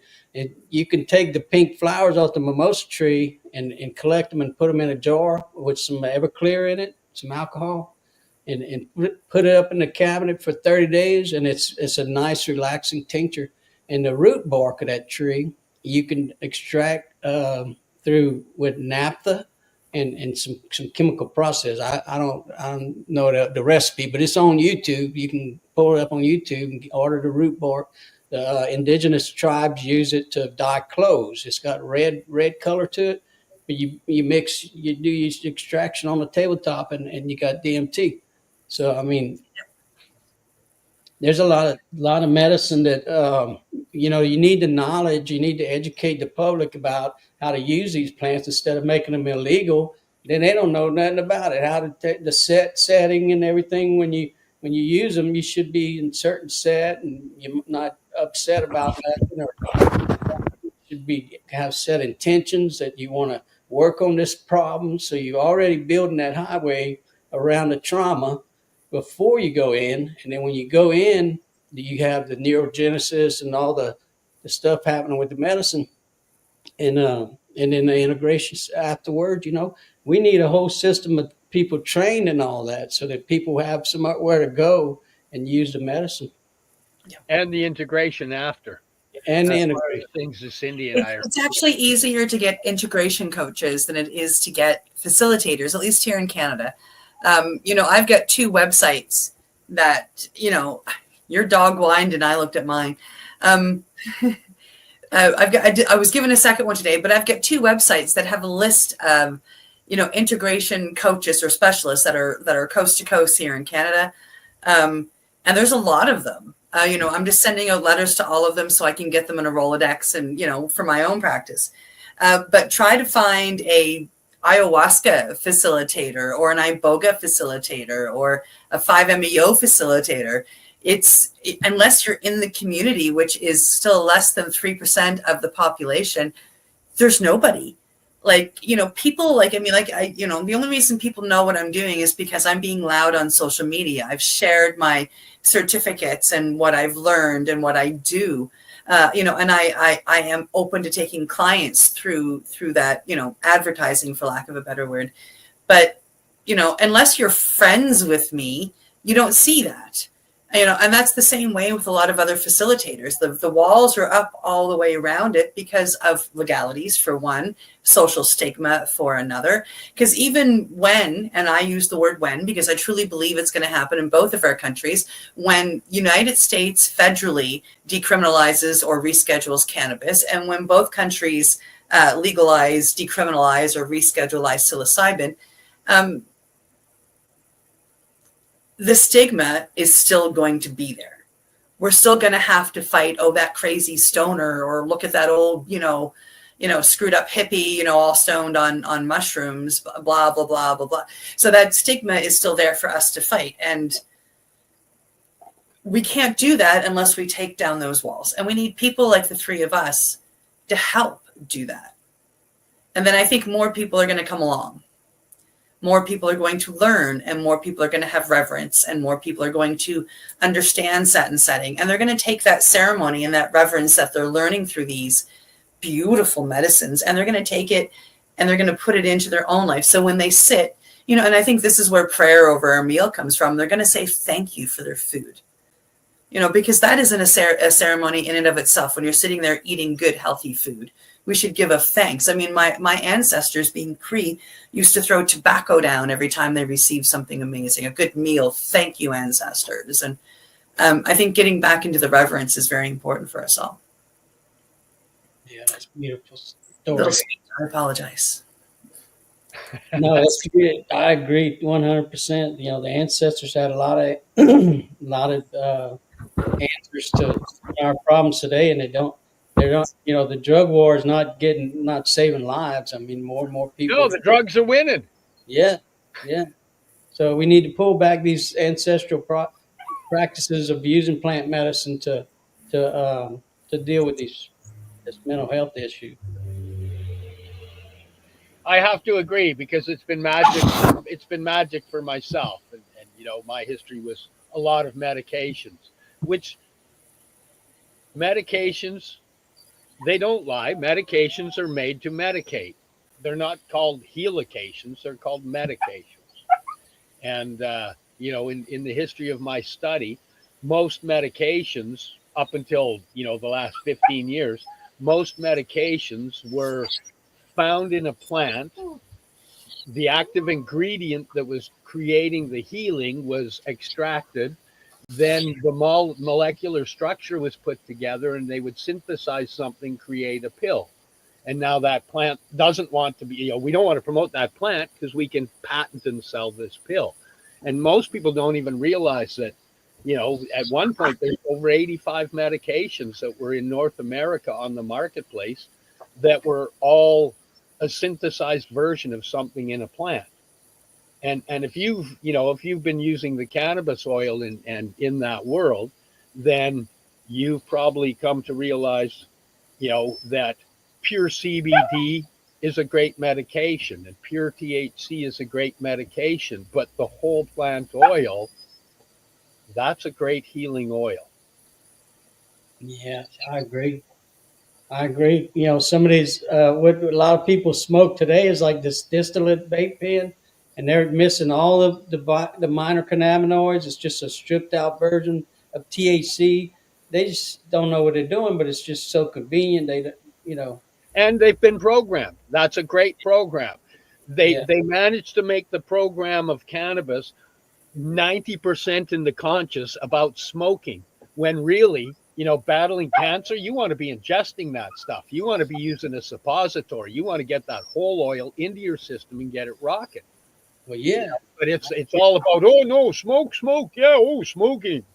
It's like, oh, you still managed to make the conscious focused on the worst way of consuming it for health. Yes, I agree. And even vaping the like organic, living soil grown, sun grown cannabis flower, dry vaping it, and then using that vape material in your edibles. I mean, that's the way cannabis made to be consumed. But nobody knows about full spectrum cannabis and all the different cannabinoids. They just don't know. I guess part of the stigma Cindy was talking about is just so there's a lot of educating. Yeah, like the government up here, the government is the one. They're all about vaping, and then they brought up vape pens in the legal stores, and it's a way, like Steve said, it's a way to medicate. It's not a way to heal. It's a way to medicate, and that keeps customers. Right. Right. Yep. They keep coming back instead of instead of only using small doses to maintain or putting it on the shelf for a while. They keep coming back because all it does is band-aid symptoms. Yeah. Just the THC, they just fill in the high part of cannabis, but the cannabis, all the other cannabinoids, all keep our endocannabinoid system in balance and everything. Yep. We have receptors all over our body that THC maybe doesn't go to, but the CBD, all the different cannabinoids go to. So. Between each of them, that's one of the things we're getting lots of info since, in Canada, it's been federally legal for a while. We get a lot of the research done. And, one of the big things that they are saying is that every organ in the body, including the skin, has a cannabinoid receptor. And they're now finding that most of them actually have two, but the regulation between how they work is a little different. Some require more of the CBD, some require more of the THC to activate. But, when battling something like a heart cancer, you want as much in activating everyone you can. You want them all activated. You want the body in healing homeostasis. And then you want to give it something in the gut that unlocks the keys to heal. I'm going to go have a McDonald's Big Mac and a shake. Sorry, that's not opening the healing keys. No, absolutely no sugar. Yep. Wow.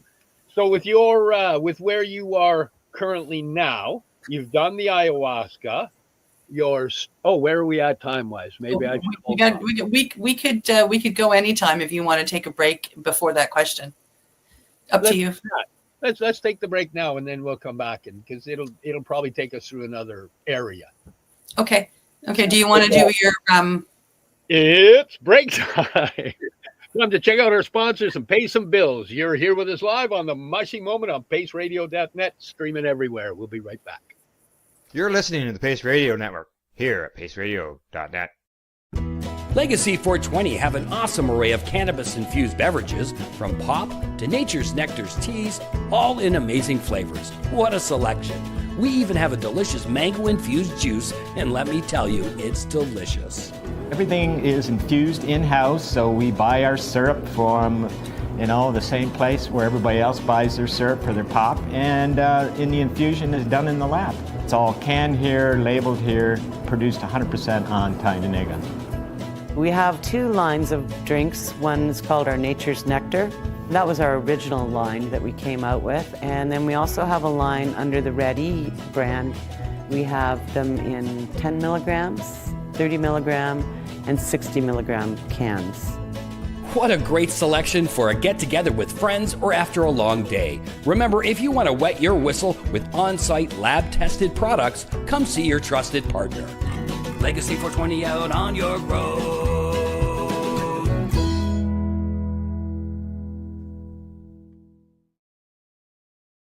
Camelford Lifestyle Shop. Open Monday to Friday from 10 till 7 p.m. or by chance.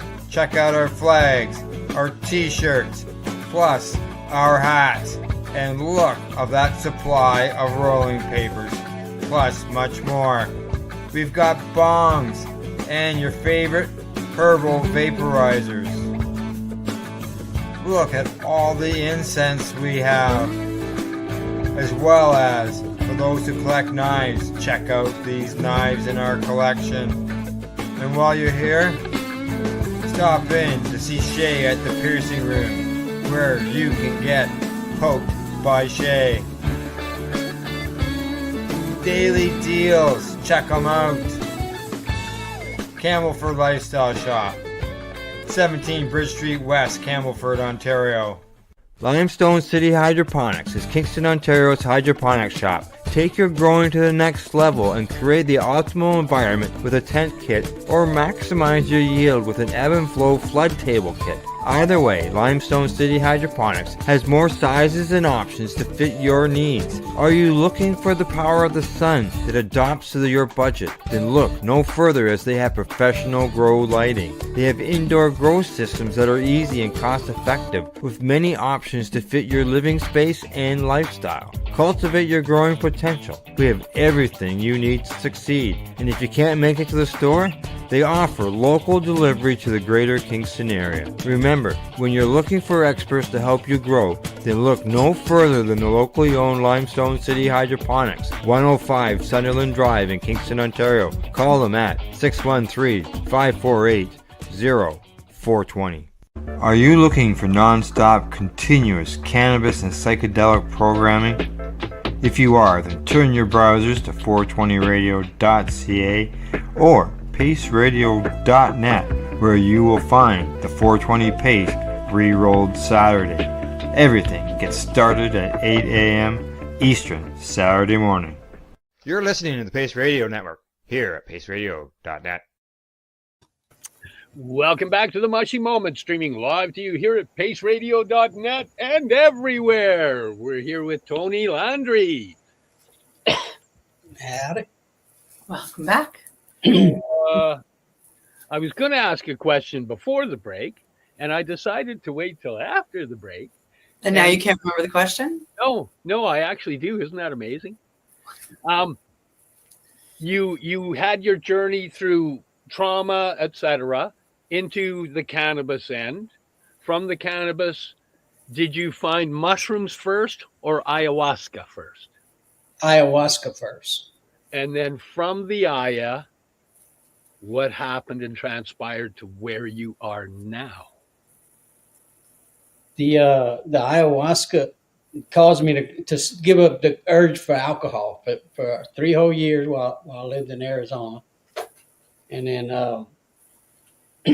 the mushrooms came through one of the groups. Somebody in the group, we had a mushroom growing group that grew oysters and all.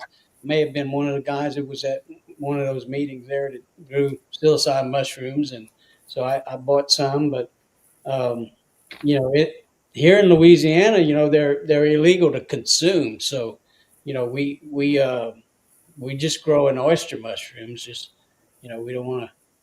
Well, I mean, we can grow the psilocybin. It's legal to grow them, but you can make necklaces with them and headbands, but you can't eat them. Yeah, you can't eat them. If you die of alcoholism, can't eat them. You just grow them for decorative, aesthetic purposes. So wow. Now make sure everybody knows that. Just make sure that they're growing them for decorative purposes. I mean. Yep. Yes, because it's all within the legal realm of the wording. Right. Yeah. Yes. By law, it's an extensive list. I mean, the plants are I swear there's like 39 plants. Now, what is it? You brought this out. You showed this to us earlier, This Yeah. is, explain what this is again. It's the Louisiana RS Revised Statute 4989.1. You go to Louisiana Legislative website, you can look up this law, and then in that law they give you they give you some penalties at the beginning, but it has the words exceptions. Penalties for manufacturing or making tea or chocolates or whatever. There's some serious crime, $50,000 fines and very serious 5 years in jail. So, but then at the end it says the provisions of this section shall not apply to the possession, planting, cultivation, growing, or harvesting of hallucinogenic plants strictly for aesthetic, landscaping, or decorative purposes. So there's a clause in there that allows you to grow the plants, all of them. Ayahuasca's on So there was a brilliant ancestor that got together with a couple other brilliant ancestors and made sure that that piece of paperwork was put in place. I'm not sure how it transpired. You can find on my YouTube channel the guy, the legislator that is the Department of Agriculture, Commissioner of Agriculture. When he was a legislator, he made this law because some child had ate some angel's trumpet and thought his arm was a po' boy and tried to eat his arm and jumped off a roof or something. So he come out with this law and said, well, we're going to make it sure that these plants are available in nurseries because some of them are ornamental plants that you find in flower beds all over Louisiana. So just people don't know that they have hallucinogenic properties. But anyway, when I got back from Arizona after all the psychedelic conference and I created Decriminalized Nature Tucson and learned a lot about plant medicine, I said, well, what does Louisiana have for a law? So I looked up Louisiana, Googled, their law, and this is what they have. So I'm working within the boundaries of our law and telling people, yeah, it's legal to grow psilocybe mushrooms, but they're only for decorative purposes. So. Yeah. But I do work at the Capitol to try and get the legislators to understand that these medicines were available to our ancestors and they can help us today, and that we should be able to grow cannabis and mushrooms in our home. If you can have a company and make $1 million off of it, and you say it's medical for that, then we should be able to do it in the comfort of our home. If we want to sell it and get a business in that, go get the license. But if we want to use it in our house, hey. For personal use, we should be able to.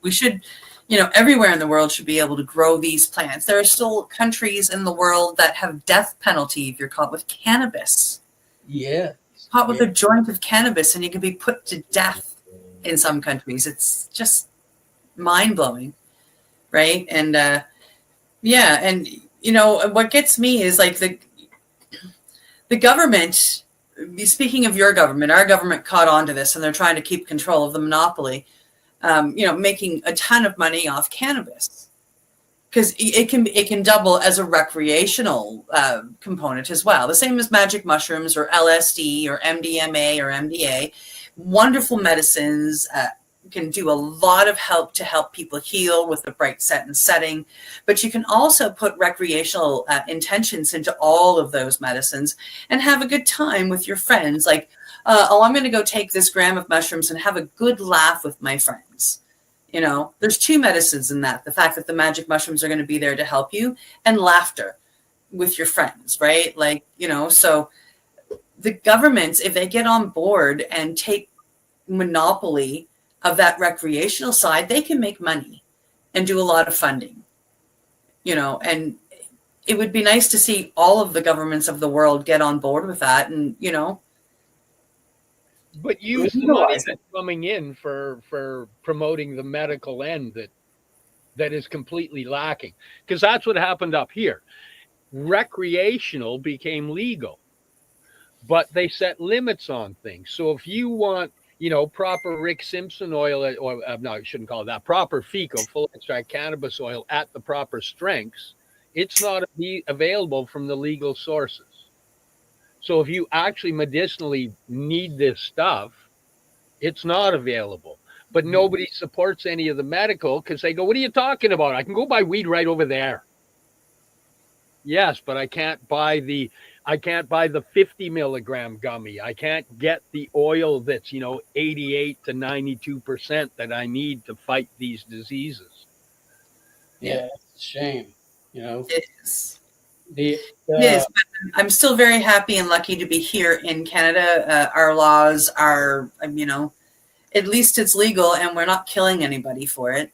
And it's a good starting place. And if you get busted with the illegal stuff, it's only a matter of time till it hits Supreme Court. And, sorry, logistics says if that's legal, this is silly to not be legal. It just needs to hit the right places with the right people with the right amount of money behind it, really. Yeah, it will. That's like the DEA just wanting to move Schedule 3.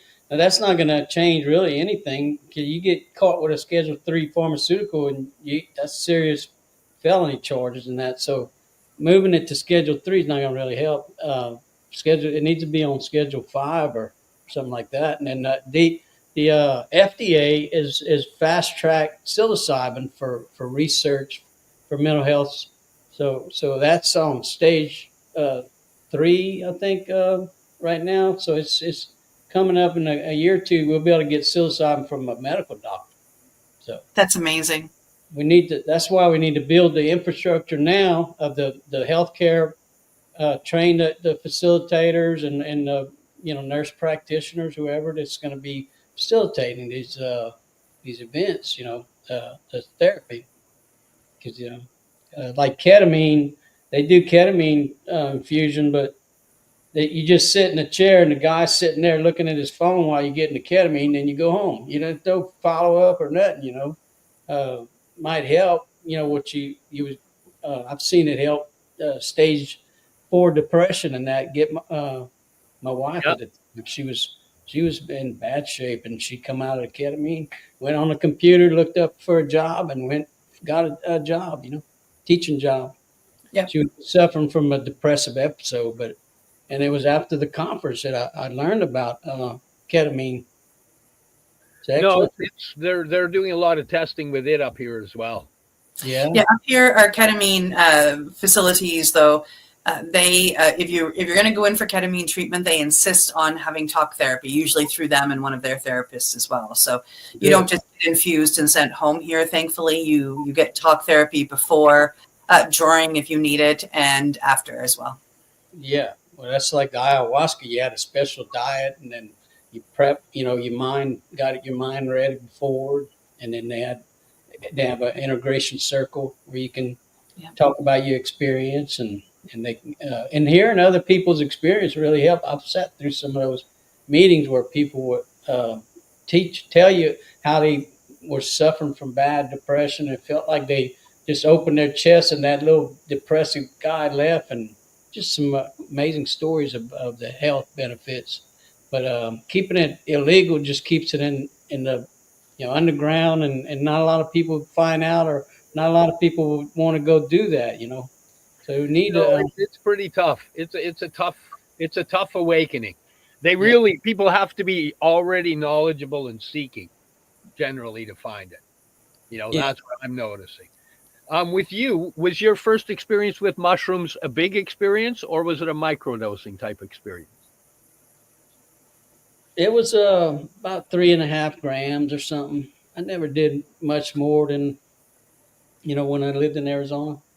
Well, that's generally a pretty big experience. Yeah, it's a pretty full dose. Yeah. It was after the ayahuasca, so it was just a interesting experience, Now, I'm going to ask you a strange question. I was in Mexico. I did 5 rounds of ayahuasca in a jungle there, and I did a little touring around. But what I found was when I got back, and I've also found it when I do 5-MeO or Bufo, that the mushrooms help me integrate the data better in my brain.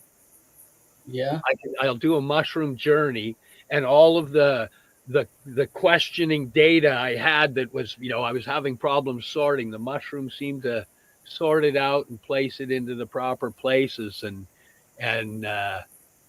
all of the data finds its place. Do you find that type of thing? Did you find the mushrooms kind of helped you integrate from your Aya experience?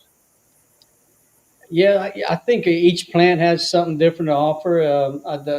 I've heard the plant speak to you. The first time I heard that at a Tucson psychedelic meeting, I was like, "What?" But no, I think the mushrooms they speak to me too. You know, I mean, you have like one of the strains is called Golden Teacher because the mushroom teaches you. Yes, that's actually my favorite strain, and that's generally what we use all through our microdosing products as well. Yeah, it's a very healing strain. You know, some people want to just go for journeys, so there's penis envy available and whatnot. Yeah. But ourselves with our stuff and my own personal, that's my favorite. I love the language. That's what Cindy and I've discussed that even within the mushrooms, they each have their own language. Yes. So it's a similar conversation, but some of them are yelling at you, some of them are whispering, some of them are pointing over here, some of them are pointing right there. Yeah. They all speak a little different. Oh, absolutely. The ayahuasca made me feel first time I had an out of body experience, but I was actually like able to look at myself and say, "Man, what are you doing? You need to stop all that drinking and all that." So I think that was ayahuasca telling me that. Yeah, I had a pretty Aya spoke pretty loud to me. One of the first things she said was she told me I was a puny little arrogant human, and then I learned I was a puny little arrogant human. Yeah, that medicine spoke loud.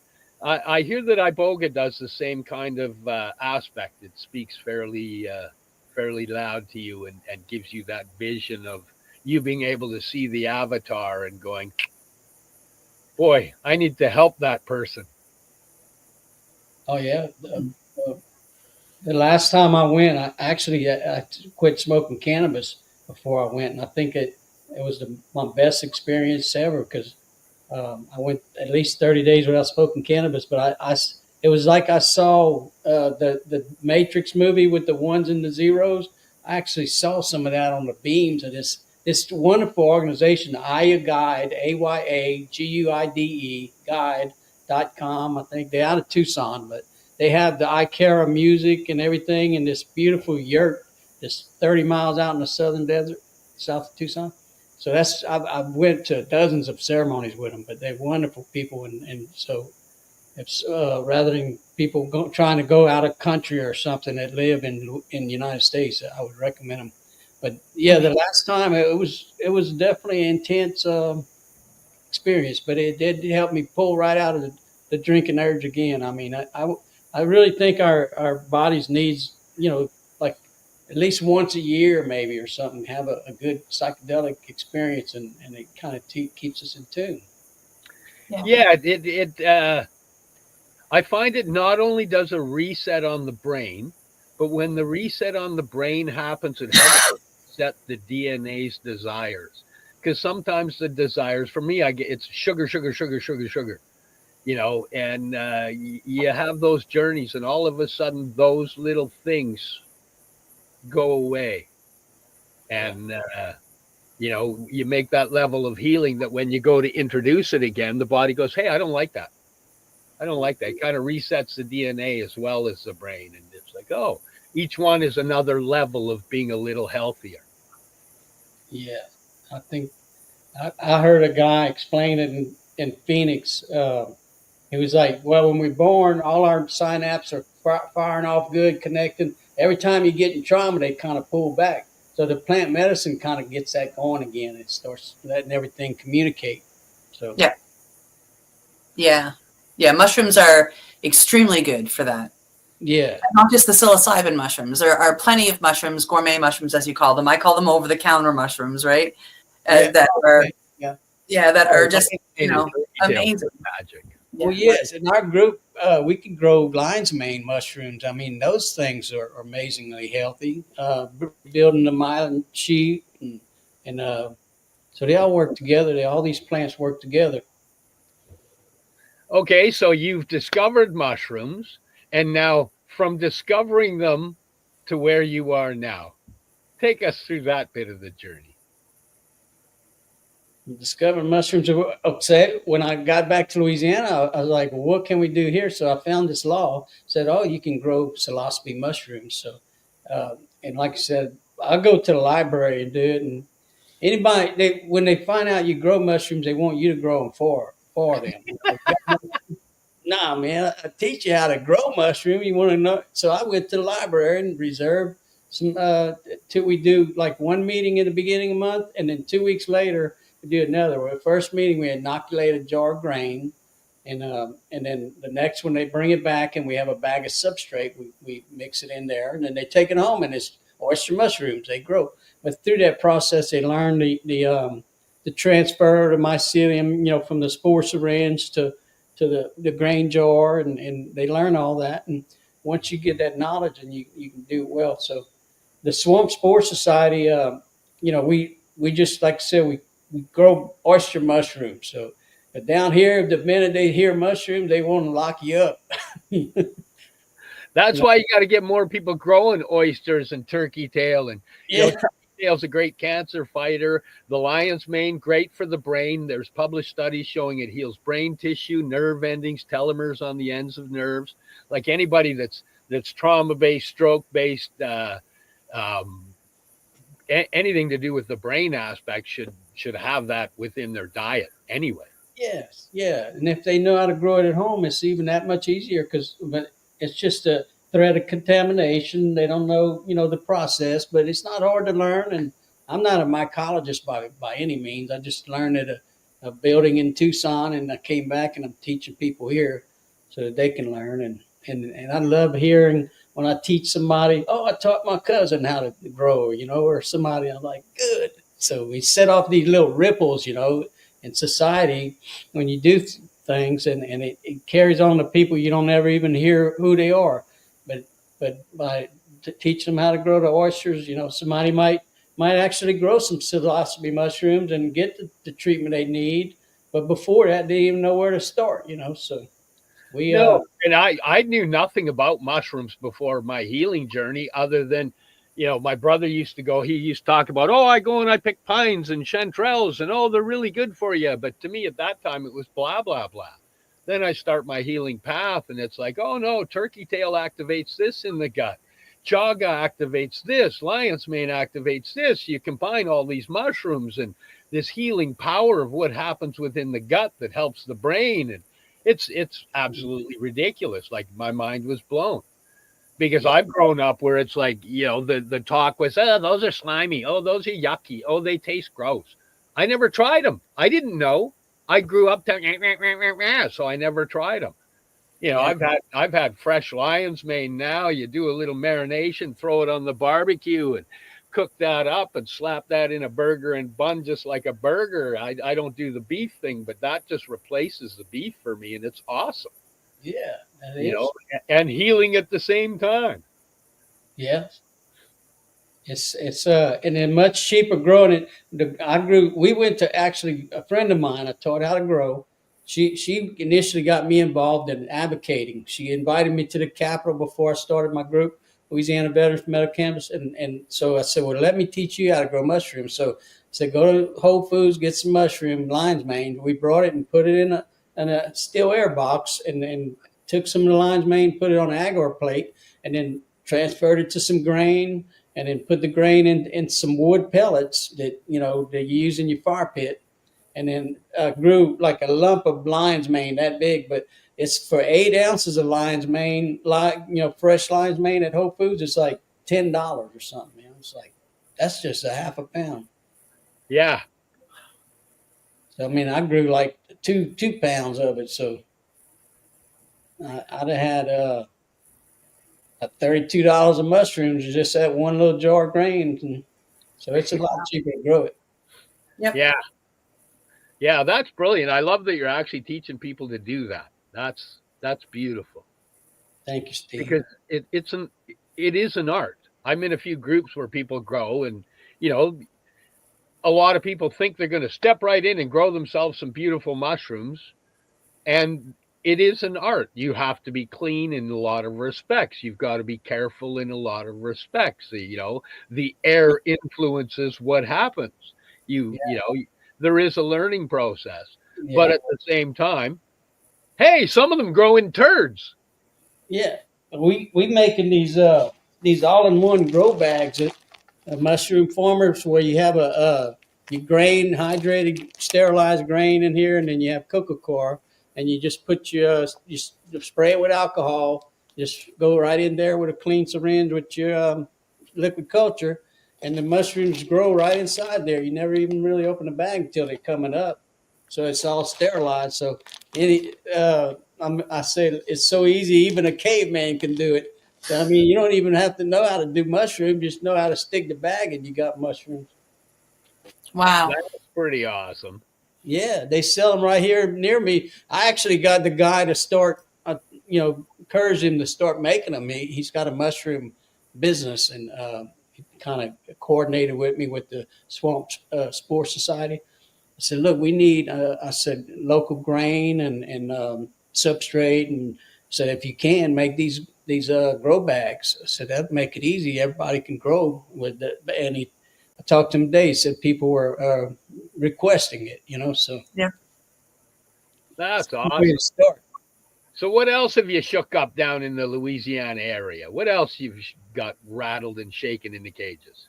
Well, I have a Heroes Rally for home grow. I got my permit for Veterans Park in Louisiana. I don't know if you can read that, Steve, but you have to apply to the Louisiana State Capitol. So back in September, on September 11th, I'd sent them a application, and they came back and said we could reserve Veterans Park and the Capitol steps for our rally, which we've done the last 4 years. We've done rallies over there. We get the lobby tables in the Capitol and talk to the legislators about plant medicine and cannabis.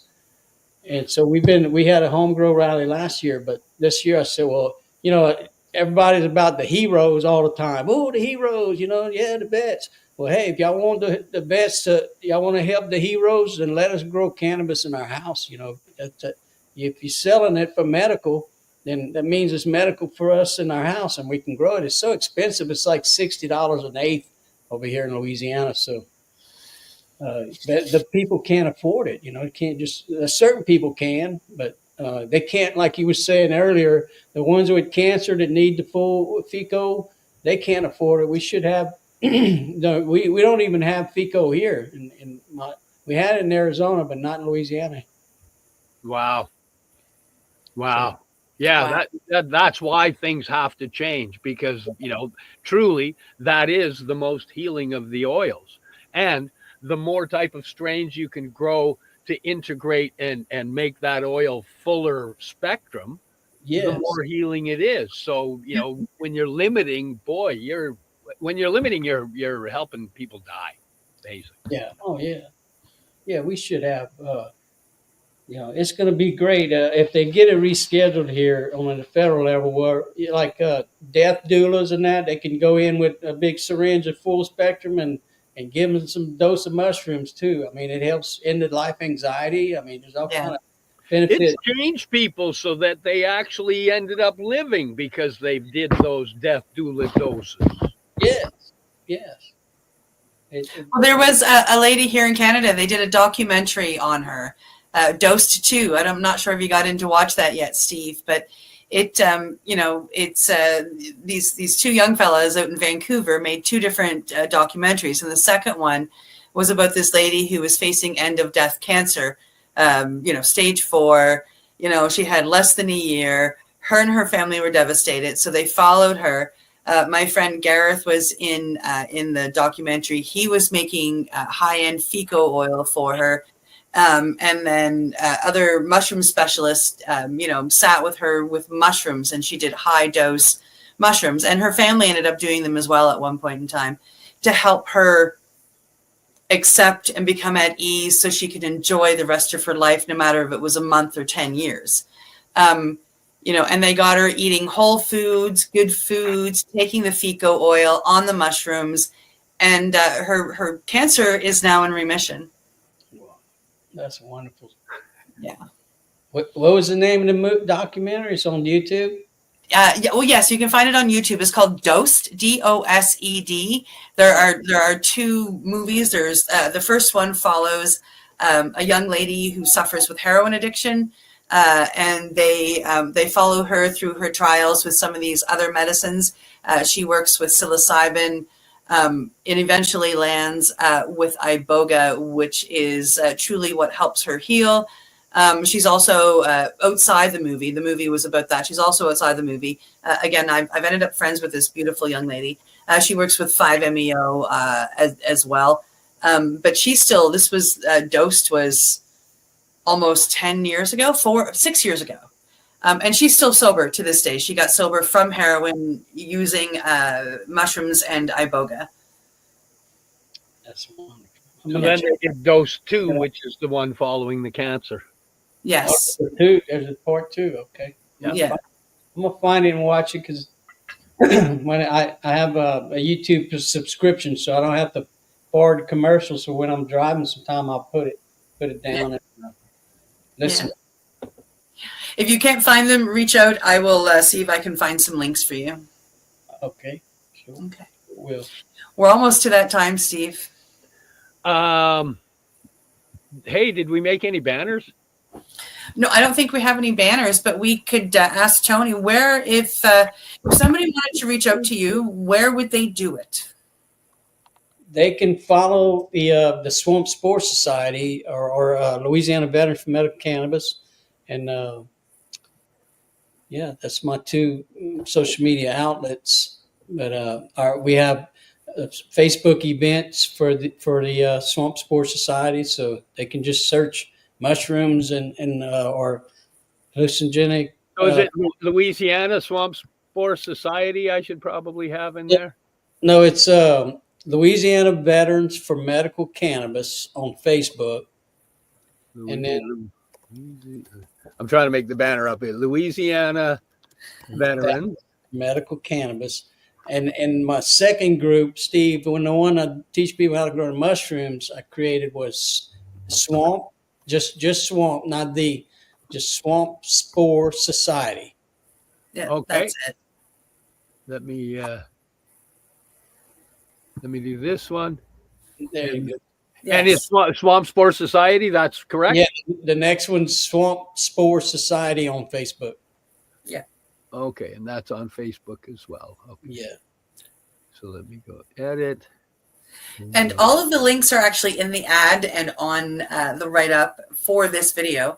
So if you were curious about any of them, you can go to the ad in the rooms, or you can go to the explanation on this video, because Tony provided us with the links to just click. So those are both in the ad and on the explanation for the video, so you can get them that way very easily. Any last words before I do the "Hey, it's that time again" thing? Well, I'd just like to encourage anyone listening out there that if there's some kind of legislation going through the House or Senate or Parliament or what, just send an email if you can. Just, that one email with your story, your life story about how you and you don't have to say you took the mushrooms in Louisiana or so. Just say I took them one time, and leave the location out. You want to protect yourself.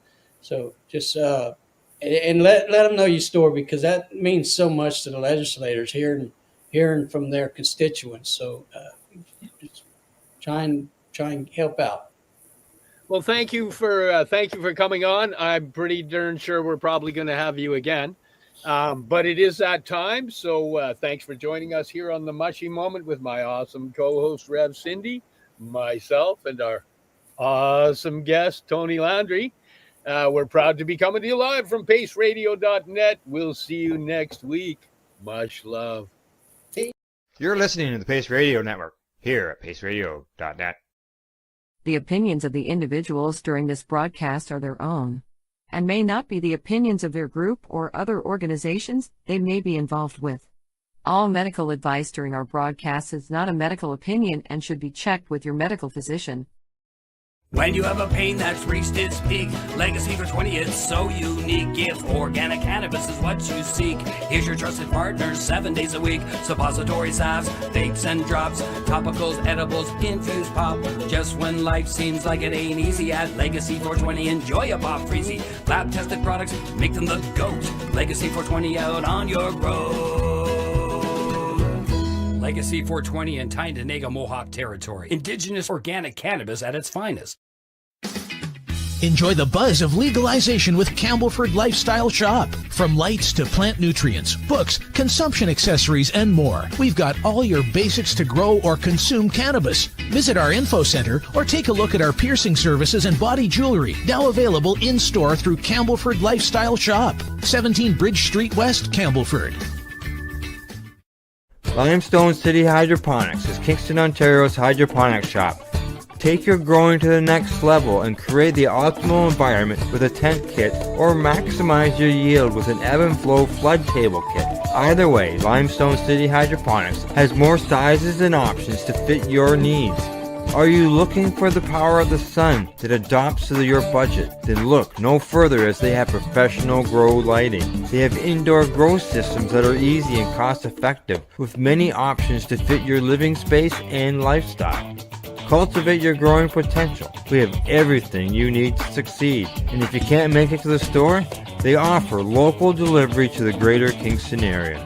Remember, when you're looking for experts to help you grow, then look no further than the locally owned Limestone City Hydroponics, 105 Sunderland Drive in Kingston, Ontario. Call them at 613-548-0420. We are people advocating cannabis education here at paceradio.net.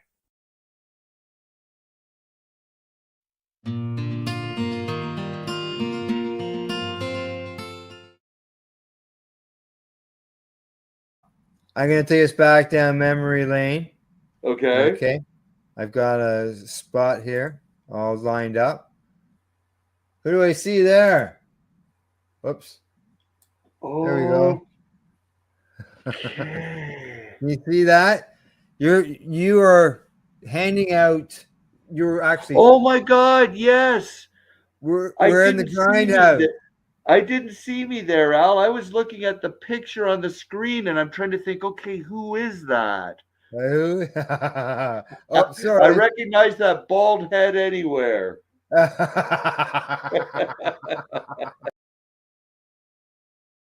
See, the article was always called "Keeping Pace Everywhere."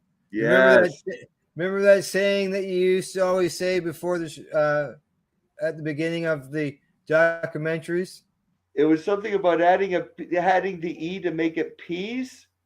Correct. Yeah, it was something about share pace everywhere, so it creates peace. So it's people everywhere advocating cannabis education. Oh my God, Al! Yeah, I mean those are experiences that I'll never ever forget. First of all, as you were saying, being at the Toronto Home Show or the Toronto Women's Show, and these are just regular shows at the convention center, and people are walking along, and all of a sudden there's a table there, and it's all to do with cannabis, and the cross section of people that we would get. A lot of people in favor, but we used to come across some people who weren't very happy about having us there. Yeah, that's right. That would happen. Well, here's there on the screen. You can see the National Home Show. Oh, right. Yeah. Yeah. We go to these things. Oh my God! Look at that. But do you remember what happened that night when we had it there with Boris and in the restaurant, and who came in the door? I'm not sure. What happened? You remember that we were all up on the up at the front by the front window on the stage. On the stage, and the cops came in, and they stood there at the doorway, inside the doorway, just staring at everybody. And I forgot about that. Yeah, and then people were saying when they were leaving that they were getting their picture taken from across the street. Really? Isn't that interesting? Oh my God, I'd forgotten about that, Al. And then, not only that, the Belleville and Challenger got involved in it as well, and it became part of the editorial. What was the Belleville police force doing? That's right. Bothering law-abiding citizens who were discussing politics that the government is asking for input on. I forgot all about that. You're absolutely right. And is that a grow-up game right beside it? Yeah, that's the grow-up game right beside it, man. And you know what? I still got a couple games. They stopped because of COVID. But right up until COVID, we were still holding anywhere from about 2 to 3 games a year. People were still coming Al, we were still playing them. We should do another one. We have to. Oh yeah, for sure. Exactly. I've got people that are on a list that are waiting to play. People who haven't even played before that want to play. So it was always a great time.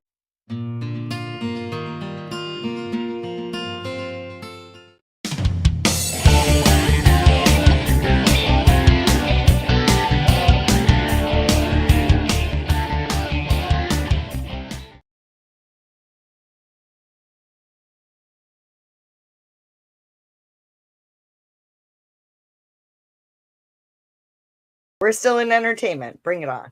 I've got a dewdrop to test. Yes. To test out today.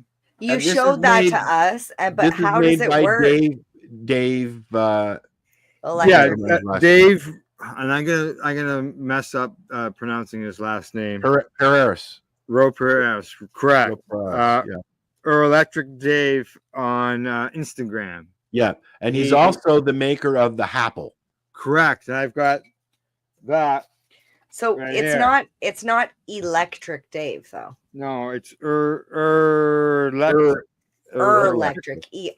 Electric. Yeah, yeah, correct. When you're looking for him. ERRLECTRIC. Electric. Electric. So there you go. This is his dewdrop. Hold on now. Here, hold on. There you go. This is the dewdrop. As you can see, it's nice and clean, and it's nice and clean because I have not used it yet. Okay. On the top of the stem, this is the piece where your hash will stick to. You light your hash, you stick it in here, and in the water. Yeah, I've put hash goes in the water.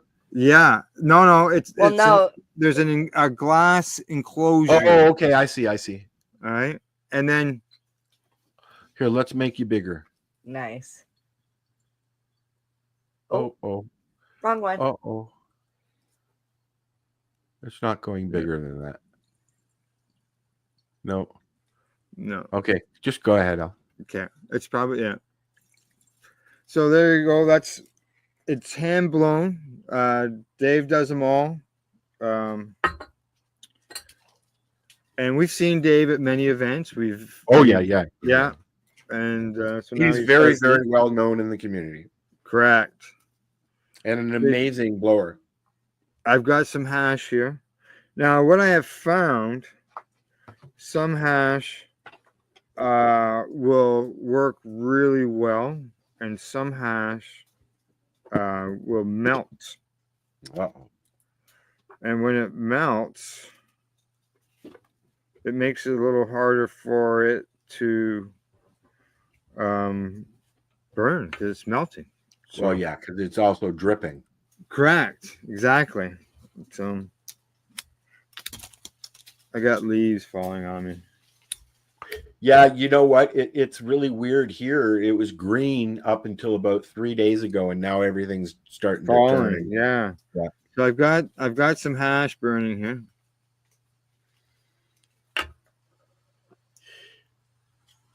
Do you find you waste a lot with these toys? No. No. Okay, just gotta make sure it's burning. It's not burning. Come on, Hash.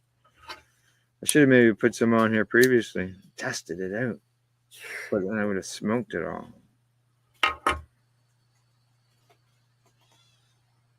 Yeah, I got her going. I haven't had any hash in a while. So I put it inside there. You can see it filling up with smoke.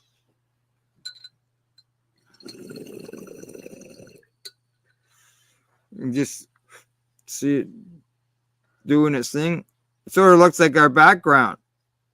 Yeah. Nice and smooth. Oh, Wow, yes. nice. Yes, I like this. And you could flavor the water as well, eh? Yeah, I imagine you could. Yeah. Put a couple of droppings of some terpenes or something in there. And it's very, very nice. Dave says it's got a new reinforced stem on it here. And I'll tell you, this lid, it's just glass on glass. I have to tilt that to clear the chamber. It seals that well. Yeah, it's got the little bubbler in the bottom. 4 holes. The handle for this has got some ridges on it, so it's not a completely smooth surface, so it's good to grip onto. And you know, the thing about smoking hash too is it goes forever. And what's the price range on those? You could have just said you don't know. Al. I don't. I don't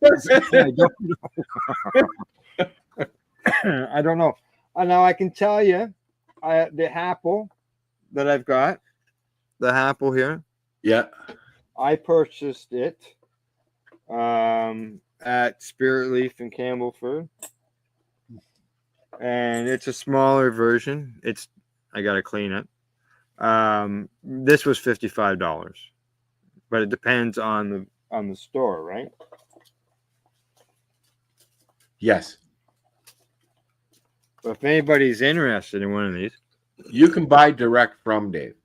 Correct. Yeah. Check your store, your local store, if you see if they've got one. Oh, stuff. I was checking out another store. It says it's $55 too. Pardon me? I was just checking out a couple other stores. They're $55 too. $55. Yeah. Good. Yeah, it's coined one of the best hash pipes in Canada. Yeah. Exactly. Yeah. It's no wonder Nugs was like, we want to brand it. Oh yeah. Yeah. Yeah, okay, you got a little cough on me, but yeah, but that's a concentrate for me. That's right. Exactly. Any concentrate can make nice, you hack. Nice, and it pulls nicely. It's easy to hold on to. And then it'll be easy to clean. Just like the apple will be easy to clean as well. I put my student glass, I take it apart and put it in the dishwasher on the top. Well, there you go. I don't know if I'd put that in the dishwasher, but yeah, it might be a little too thin. Yeah, but it's good stuff. So you can check out Dave's Instagram at Electric Dave, ERRLECTERIC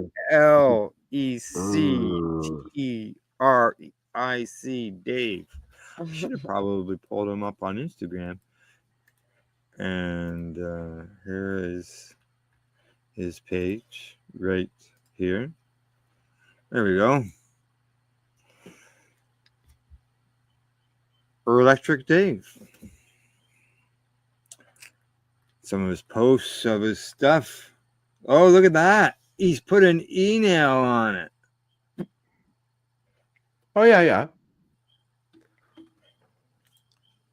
Yeah, see, I was wondering if the top had a different feature because It looks wow. That is cool. I might be able to do that.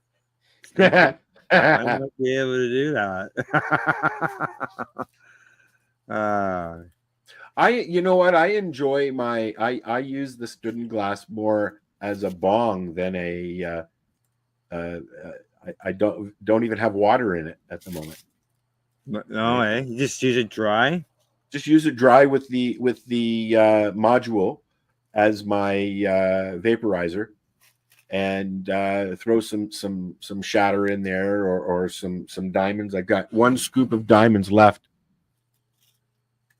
Yeah, right. It's my movie watching bong. I don't own a bong. That's the only thing. I use my shatterizer and my student glass. Now here it is with a banger on it. Is that a banger on the front of it there? Yeah, that's. I was wondering because the way the thing, it just looks different.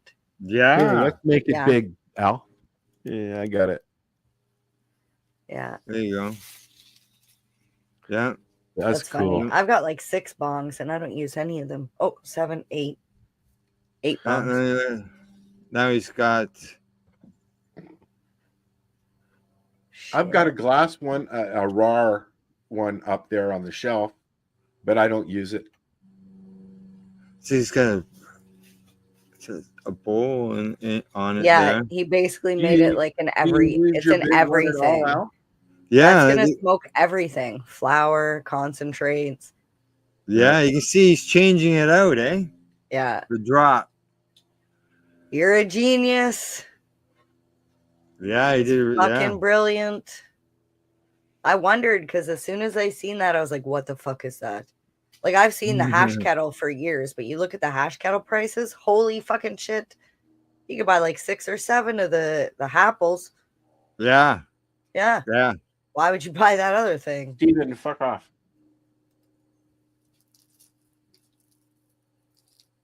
There he is. Okay, yeah. That's the e-nail. With the e-nail on it. Yep, carb. Nice. Nice job, Dave. Just beauty. Yeah. Very Check out his Instagram. Check out his products. No doubt about that. It looks like it's multifunctional. So that's the dewdrop. Yeah. Dewdrop. Yeah. How many dews does a dewdrop drop if a dewdrop could drop dew? I don't know. We'll have to ask Dave. You should post that in our chat. Post a link to his Instagram in the chat here in the comments. Yeah, but I think. Oh, hang on. Yeah, how much dew would a dewdrop drop if a dewdrop could drop dew? That's what I just said. Yeah. Yeah. Let's just repeat to see if I could say. How much hash could a Happle hash if a Happle hash could Happle hash? If a hash could Happle, or if a Happle could hash? Sound drunk. Yeah.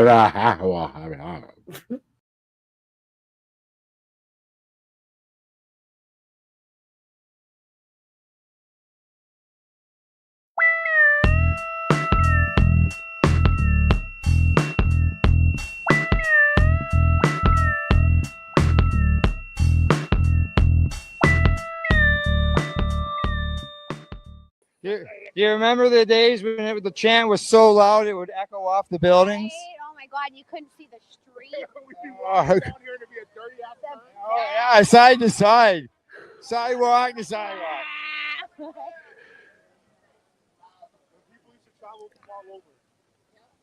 Yeah. Oh yeah. Yeah. I have a simple question for you. I'm asking everybody as we go along here. Why do you march? I march because cannabis is legal here, it doesn't mean it is in other parts of the world. People are jailed for this everywhere. Yeah. And even with legalization, there's still there's still a legal system that's attached to this. Like, legalize people have 28 grams of cannabis. It's a little crazy. And there's people suffering around the world, jailed, facing death sentences for cannabis. A year ago, there was a couple of guys in Singapore that got hung. That exactly. I think there's somebody else waiting to be Our hung as crowd's well. a bit smaller than it has been in other years, but the message is still the same, and it will still be the same until cannabis is legalized and it's legal and accepted. Exactly. Stigma needs to be removed as well, right? So Exactly. we're working on that. I mean, we're 5 years here legalization, and it's still, stigma's still attached. Exactly. So it's not going to be a quick fix, but we keep this up and we keep normalizing it. It's like 90 years of prohibition. That ain't going away. Exactly. And we think it's just because now we have stores everywhere. It's just going to be, hoity-toity and fun and it's not. People still have bad are still, brainwashed. The reefer madness, that generation is still around. So, Yeah, exactly. And their kids. So we just need to change the way cannabis is viewed. And again, not just here globally. This is a global march. This isn't just in Toronto. This is just Toronto's section of this global march. Yeah, exactly. So we just need to, keep fighting the good fight. Yeah, exactly. There's a big one going on in New York right now too. Al says there's one going on in New York right now. I love it. Well, it is global, right, guys? That's right, global. All right. Oh, we got a poll there. All right, thanks, Amy. Take a poll. Take a poll.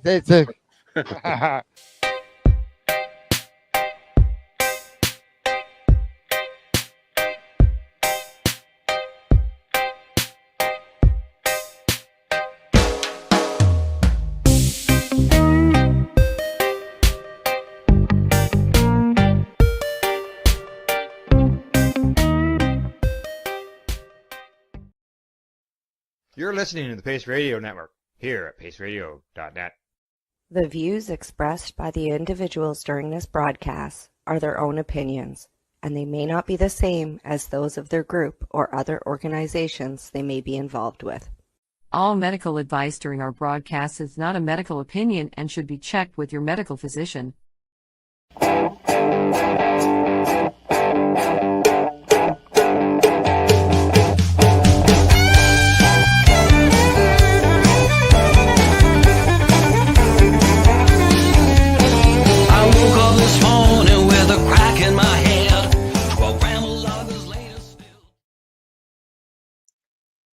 Good evening, everyone, and welcome to the Pace Radio Show. We're live here at paceradio.net. What do you got going on there, Tamara? Oh, the usual. Have to have The it. usual. The usual. Doing some rolling. Just a little bit of rolling.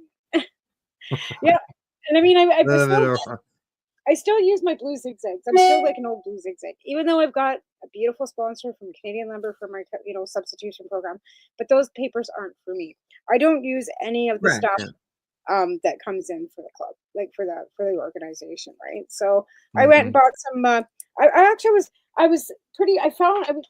ripped my room apart to start the story to make this little area. So I actually had an area where I could actually like put my stuff, and then I found my little loop, from growing my little magnifying glass with the light, right? Because it had been stuck away in a box, and I had a bunch of stuff anyway. So I was checking the trichomes because I went out to some Sovereign Land on Monday and got some meds from there, but I had also purchased some meds from the legal store. So I popped my little eye into that to see what the trichomes look like and what the difference would be. Yeah, you're doing a comparison. Oh, okay. Right. The legal weed had nothing on it. What's that? The legal weed had nothing. Nothing. You could see the red hairs and stuff, but there was like, you could tell that it had been machine trimmed, and they had machine trimmed all the trichomes off.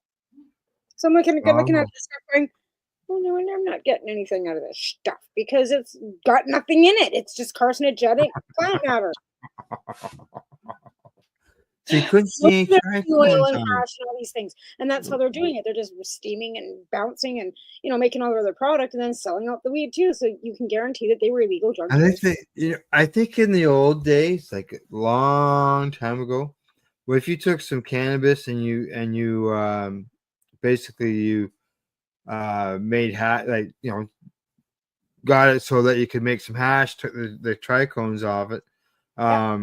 And then sold the bud afterwards. Those were beaver bucks or something like that. Those were you're going to get your hand cut off bucks, is what that would have happened. Well, that's probably why, because a beaver would do that to you. No, seriously, Yeah. that would be like that's a crap move. But that's what some Oh, of I these know. cash croppers did back in the day. They was like, oh, legal. You know, the good thing about legalization is, I mean, they might be steaming and trimming and doing whatever the same shady shit they were doing back then, but at least you know it's not laced with anything, right? And you're not getting fucking 90 fucking pound, like 90 grams of seeds in a pound like I've done in the past, or it's moldy, or you know what I mean. Like I've had so many bags of garbage come through my Compassion Club when I first started. Yeah, you told me about that. Yeah. Just ridiculous. And like I said, even once legalization happened too, like you just can't. A single person can't keep up with how many strains are out there and actually keep a variety enough to keep people coming just to your house, right? But there are, like I said, there's a lot of sovereign nations that are out there doing things a little differently than the legal market, and they should be. Honestly, Yeah, I like the fact that they are having the higher milligrammage. As long I still like a product that's tested for its THC and a trusted testing source. Right. And yeah. Because like I've had 500 milligram bag of a product that didn't do anything, and I've had 400 milligrams knock me on my ass. So right. Yeah. Both of them were from the legacy market. So and the thing of it is too, you have to remember what the product is going into that, right? So what the plant was, what that plant turned into, whether it was RSO, whether it was live rosin, whether it was put into a honey oil, like you know what I mean, like depending on how it was processed, and then how you use it. It can be made butter, coconut oil, olive oil. There's so many ways of infusing, right? But again, like if the product's not good that you're using, well, yeah, garbage in, garbage out, right? Like it does, like, and again, people think that you can use shake and fan leaves and stock. No, you can't. All you're doing is pulling out green and making it taste like weed and green. There's no, like, it's just nothing. I've made some shatter out of some good sugar trimmings, but sugar trimming is different. I'm talking stem and the fan leaf. Yeah, right? yeah. That stuff. Just Yeah, garbage. not for this purpose. It's got other uses. Well, I've had people say to me like buckets of stems and said, "Here, you got." I'm like, "What the fuck am I going to do?" Oh yeah, no. I don't want your stems. I used to sometimes. Yeah. I like to keep sometimes the if it's all still together, you see the shaping of the plant without all the leaves on it and everything. Yeah. But that I have in the kitchen, like this, they still have buds hanging off them. They've been in my kitchen for a year, right? And I was like, yeah. Like I took one off the other day and brought it in my bedroom to smoke it. It was fine. Like it didn't taste bad. It was like, I mean, it wasn't. Yeah, I've got a little bit left to trim, but I just haven't had any desire to trim it over the last couple weeks. So. Well, you've been busy. You got lots on. The just so you know, I got some stuff for us to discuss tonight as well. Oh, good. About some medical cannabis patients getting involved in something. We'll get into that. Some political stuff at the head of our federal government when it comes to cannabis going on in the House of Commons. Oh, this is news. Cannabis sales in the U.S. We got. I must have had my head in a rock somewhere if I'm not seeing anything political about cannabis. Well, there's been so much lately of I've been able to talk about and being in the news on the U.S. side of things when it comes to cannabis, and because of the election and everything going on, and just so you know, a pro-cannabis person backed out today down there. But they withdrew their name. But as far as that thing that I mentioned about the patients here in Canada, they said that this is a Canadian company is looking for 1,000 Canadian medical cannabis patients to do a study. Oh. Why don't you just have I'm sure they wouldn't mind giving us, giving out our names. They don't mind, mailing us stuff and confidentiality whenever they feel like it. So Yeah. Now this is a company. It's not Health Canada giving out our names. no, but I'm just, I'm being sarcastic. Yeah. The observational study looking at the potential therapeutic use of medicinal cannabis for issues like pain, sleep, anxiety, depression, and epilepsy. So, we're always saying we need some, they always saying we need studies. So at least we're seeing a Canadian company that is doing a study. That's terrific. But I don't fall under any of those categories. No, yeah, neither do I.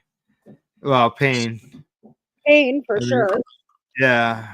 But I also, they'd have to, like, if they were supplying the cannabis, and maybe the cannabis they would give me, but like I said, like I find it diverts, but it doesn't, like, I had to take morphine to go to work today. I had not a lick of sleep last night. I was awake all night with I've this. seen your posts. Like I'm a misery. Like I said, I've had no sleep. Anyway, but yeah, there wasn't enough weed last night, and I held out until 3:00 in the morning before I took that fucking morphine, and I was smoking my vape, and I was just like I went and put some butter that I've got in the fridge in a cup of tea. I don't ever do shit like that. I take some Daryl's CBCs too, because he says take some CBCs, try this out. The icy pot, okay, but I had I've got pressure points on my shoulder here that if I touch them, it's like even if you touch it. I seen your post with the picture of the icy pot. Yeah, that's that, and like I said, between that and the morphine, because like I said, I can't sit at work all day and smoke cannabis. If I could have stayed home all day in bed and smoked weed, I probably wouldn't have had to take that morphine. But I have to get up and go to work. And I actually tried getting out of work, but nobody would answer their phones. At 6:00 in the morning. I don't blame them. They're expecting you to be there. You're opening, right? I was opening for 8, but at 6:00 I tried calling because I was still awake. I hadn't slept. It was 6 a.m., right? And I'm like, fuck, I can't work today. I tried phoning and nobody answered, so I had to get up and go. So you still haven't slept, unless you slept at work. No, I still have not slept. Oh, well. All righty. Well, and I haven't if all of a sudden you go quiet, I'll know. But if I'm not looking at this screen right here. Yeah. And all of a sudden you go I'll quiet. be okay. I told Taman that I would stay awake long enough to do my show. And then I was going. Yeah. Before we get into these things that I was talked about there, I got into the one, but before we get into it anymore, the CSP, how's things going? Like, I know the mail is still screwing you around. No, I got gummies today though. They did, eh? We got gummies. Oh wow, look at them all. Later, and I got 6 bags this big. But this is what our money pays for. Right? Right. Like that kind donation from that nice friend of mine, Yeah. That's where that money went. Wow, that's a lot of gummies. Well, I had to add some bucks to it. Sure. Okay. But it was all encompassed with that, right? But I got 6 bags like that. And then that's a lot of gummies. It'll last a while. Yeah. Good. Get and some then, supply. Right? I got to get supply. This was if you can get bulk like that. Right. Well, here's the thing. Those were sent out before I made that trip out to Dirty Darts. And they don't have a baker. But they do now. And all the proceeds are going to the substitution program. And they are going to supply me with the cannabis product to make the candy. I package them here, take them out there. They sell them. They got a donation jug out there. And then any money too, I can trade for flowers so I can keep it local too. So we get some variety. Right. It's a washing each other's hands, and it's going to be a terrific collaboration. Yeah. And then Daryl from Zero High too has got his out there as well. And he's got some new labeling and some new packaging. So Hang on a second. Let me just switch you over there. Okay. Oh yeah. So yeah, he's upped his little packaging, which looks great. But he's also, like I said, he's got these out there too at Dirty Darts, And I'm also taking icy pot out there. I rabbled Sita. And Oh yeah. Can I pull you out of retirement? So I'm gonna fill a bunch of small because I've got that Sorry, you're no longer retired. I got some work for you. Oh, well, that's what I said. So what's it going to take? Like, she goes, how much do you need? Because it's not so much her, but she's got a son and a daughter-in-law. And congratulations, because she's also expecting another grandbaby. But Sita's decided that, yes, if it'll help me, she will pull herself out of retirement. So I'm going to take that out there too. And we're going to, so that gives people variety too, because Daryl's got a salve as well, but Daryl's is a salve. It's not the same as Icy Pot. Icy Pot's an aloe vera base, right? And Daryl uses different infusion, right, for his tinctures, where Sita uses MC and coconut oil. So there's room for more there's room for more products. Sure. Yeah. This is variety. It helps, not And when we took our stuff out to the other place on the res way back, all they did was steal our recipes and make them themselves. Oh, that's not good. So with these two people, they don't have the knowledge that we have. They don't they don't, like, they're just and, like, maybe they don't have the time. That too, because they have enough going on. Do all that stuff. Well, they've got like the trading post isn't just cannabis; it's a little store too, right? Okay. So they were running that already. They just kind of added to their variety. They sell cigarettes and legal cigarettes too, and they've got everything going on out there, right? So, and the cannabis has now been added to it, and with the blessing of the band, as far as I know, because they're right close to the band office. Like, they're not hidden off in the back lower part of the res like the other one was. They're right there. So okay, so they're right out there. They're not hidden in any way. Right. And the nice thing about it too is they just had an election out there, and somebody else is now the chief. Oh, no disrespect. Anti. Well, the last one, it was tied, and the Tanaha's tradition is to flip a coin to see who wins. Not kidding you. Wow. So the inherited chief's son, Joseph Pierre, who is the inherited chief as well, won the last election by the flip of a coin. Wow, that's right. That's close. It was dead tied. Like, they were tied.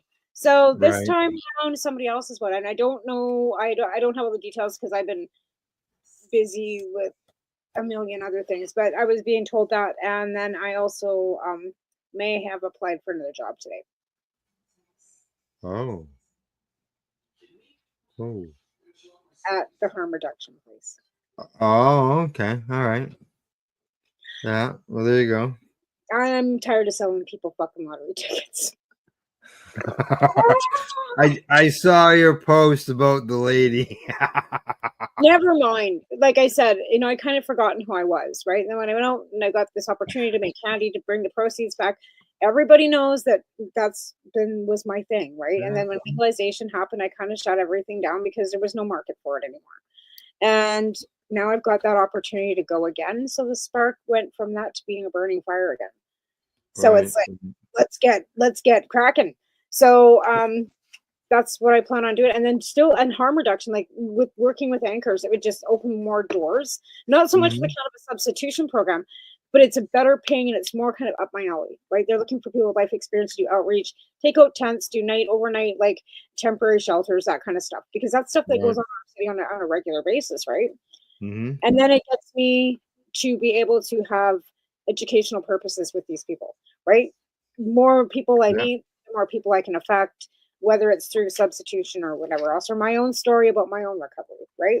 And the fact that cannabis is me. Yeah. So there's just an opportunity that I figured was kind of there, and I took it.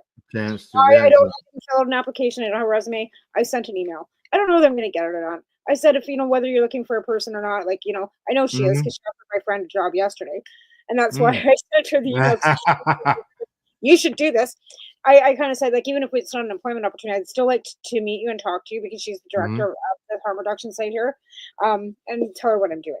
So either way, I'm looking for other opportunities. There's also interior health and other places that I could go work that are better paying and more in line to what I want. Working working at that little grocery store is wonderful. It's no drama. It's great. But then there is drama. And it's not the people I work with. It's the people I have to serve. And I have a friend that worked in retail with the public, and she just hated it. I've been doing this now. Well, the catering was still public serving, right? Yeah, So yeah, I but, started this about but 3 you're years ago. not getting a different person coming up to you, every 10 minutes or No, but whatever, right? Catering, you're going in and you're yeah. dealing with specific Well, no, I was still things. dealing with customers because when I was working at the bakery, like that was the same thing. Catering, we still had people coming in. I had to Yeah. serve their soup and take their money and be nice to them, and so like, Yeah, but you had like X amount of items to sell. You weren't selling Well, laundry. no, it was counter service, right? So I know. yeah, they could come in and get a bowl of soup and a sandwich, and then they have to sit down. Like we didn't serve them like waitresses, but we still had counter service, so we still had to go. Hi, how are you? Like, what can I get you? Fuck. Yeah. I'm like, and I started the Um, service when I was 16, being a hairdresser. So I'm just Yeah. done. Right. Your snow has arrived. To your house. Yeah, it finally made Yeah, it. I'm seeing some pictures, and you know what we're getting? Yeah, Right? We're and getting every once in a while you freeze, and I'm thinking, okay, yeah, we're in the middle of our first winter storm out there right now. So, well, it's raining here, so we got all that snow. well, it's coming. Now it's warmed up, and now it's raining. So then it Yeah. freezes. Yeah. It's supposed to arrive Sunday night here. Oh, man. It rained right through till Tuesday, so we get all this snow over a day and a half, and now we're gonna get a bunch of rain after it. I love it when people say It'll some fill the caution, pond, anyways. right?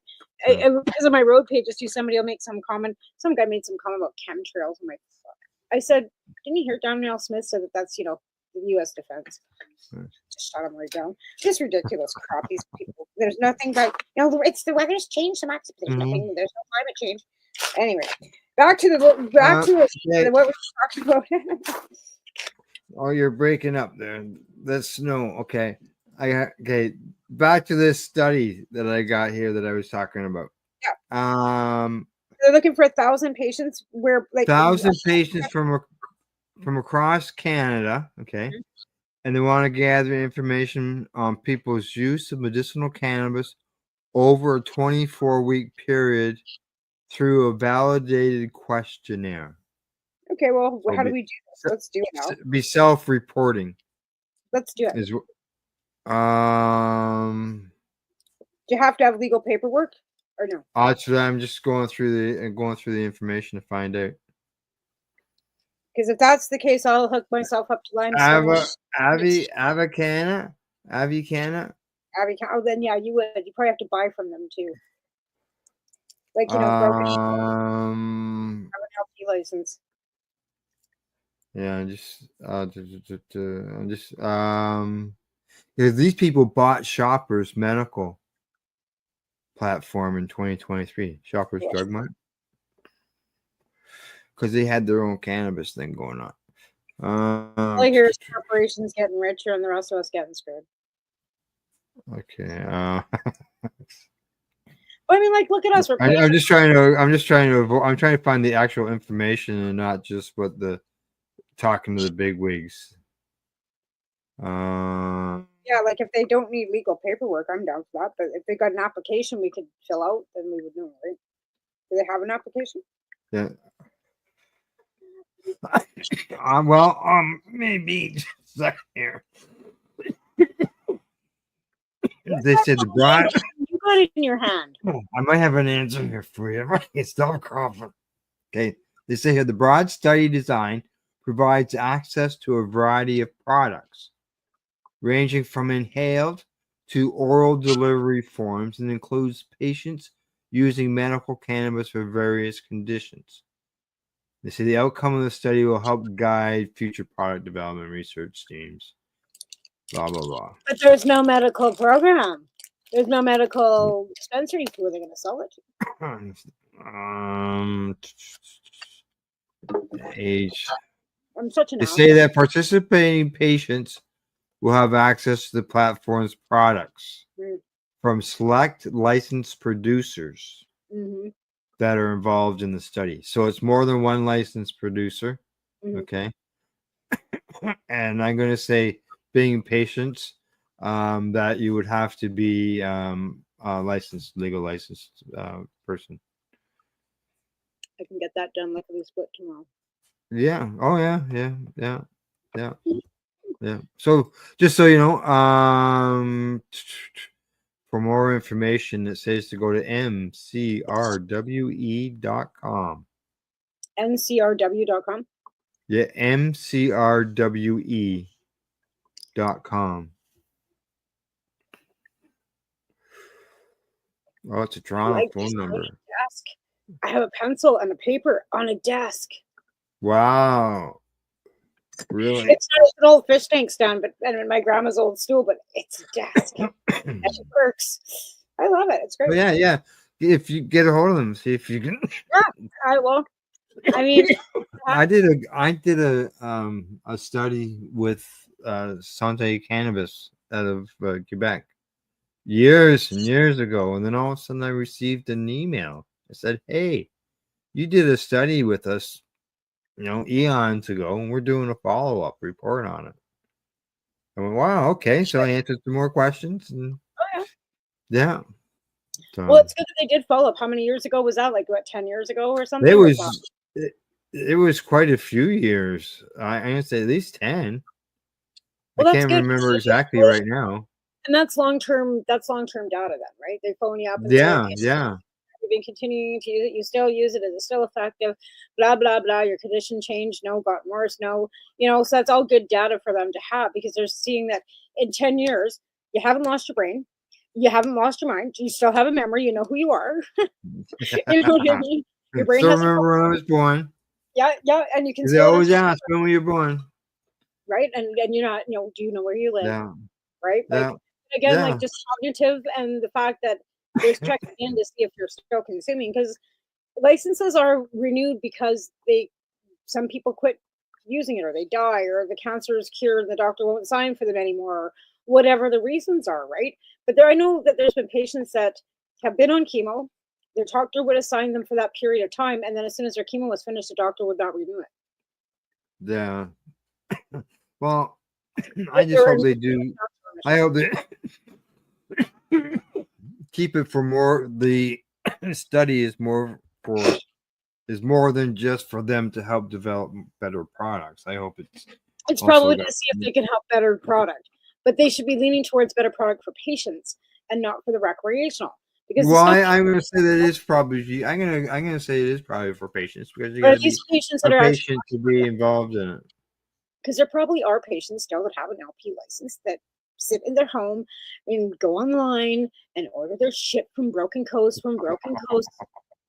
Instead of going down to the store and buying it from them, because it's not medical then if you're buying it from the rec. Yeah, I'm buying it from them.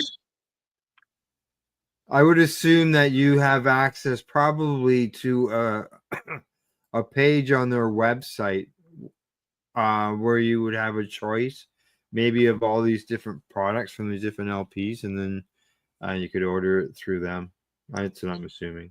Well, Broken Coast is in my local store that I go to, and it's the most expensive crap on the market, and it's no better than the $65.99 ounce. It's not, because I paid $245 for an ounce of Broken Coast, right? How much? $245.99. Wow, $250 in the legal world for cannabis? For Broken Coast. Only fuck! I was lucky if I ever paid that once when it was illegal. I didn't pay that in the legal market. You were paying fucking $200 was a stretch. It's like fucking wrapped in gold. Yeah. The hell's what it was. But that's because I'm a snob and I've been smoking it for 30 years and growing my own. And I'm like, I know what it's costing to grow it. Like, fuck you, I ain't paying that for it, right? But again, like even now in the legal market or in the illegal market, a pound of pot's like dirt cheap. Yeah, the actually I was on Blue Sky. There was a guy from Australia who's involved in as an advocate for them trying to get their cannabis legal there.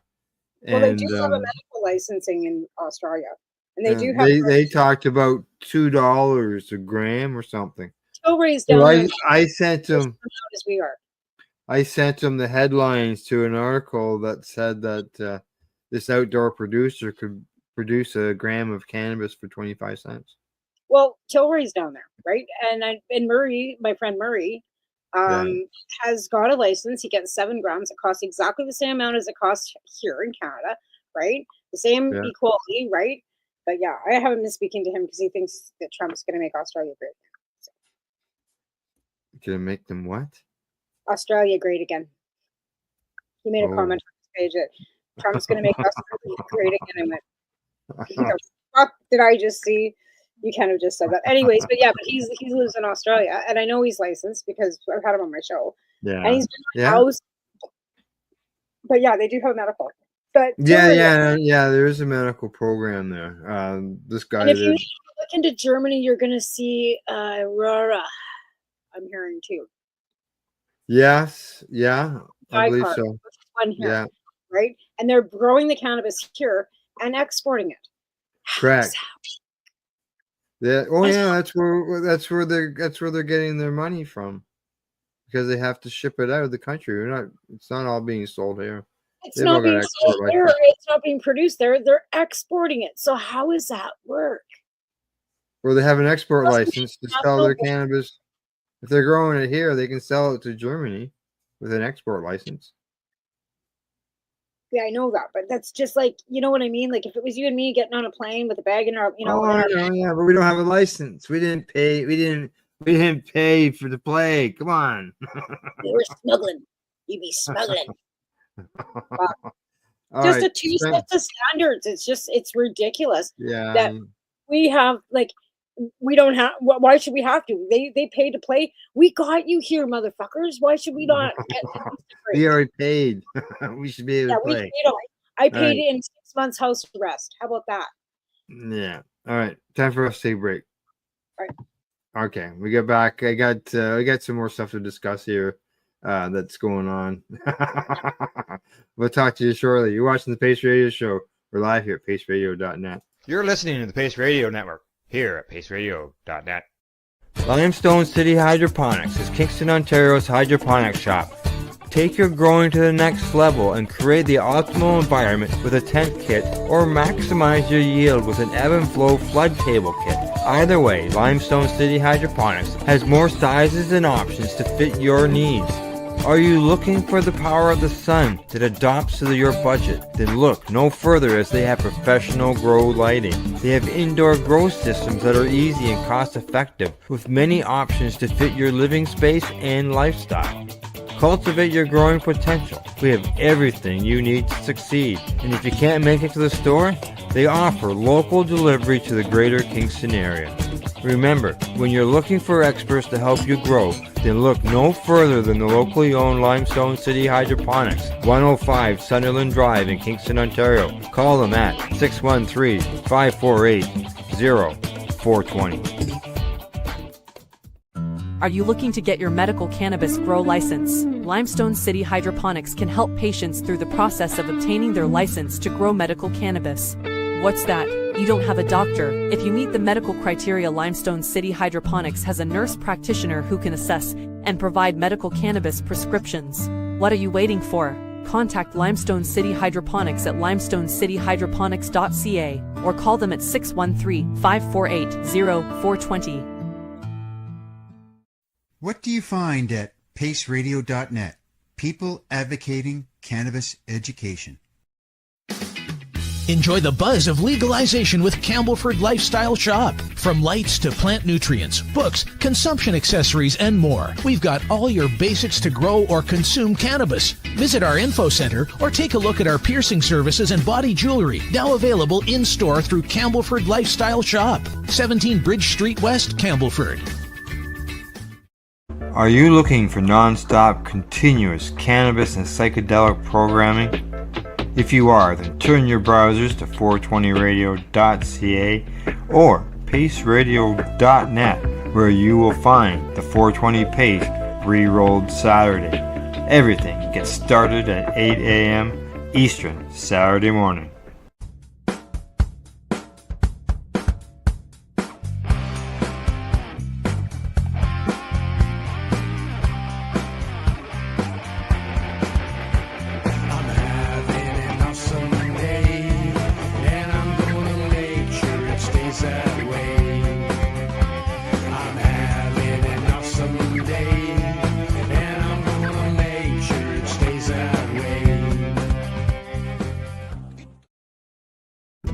Cannabis edibles are an effective way to manage pain and other ailments, especially when you deal with your trusted partner, Legacy 420, in Tyendinaga Mohawk territory.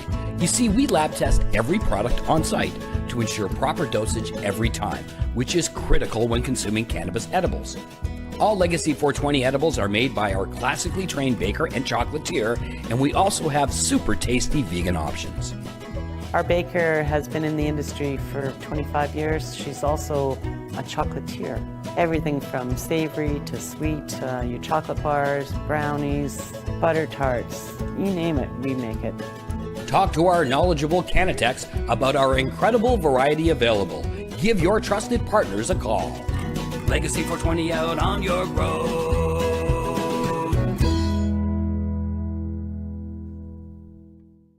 You're listening to the Pace Radio Network here at paceradio.net.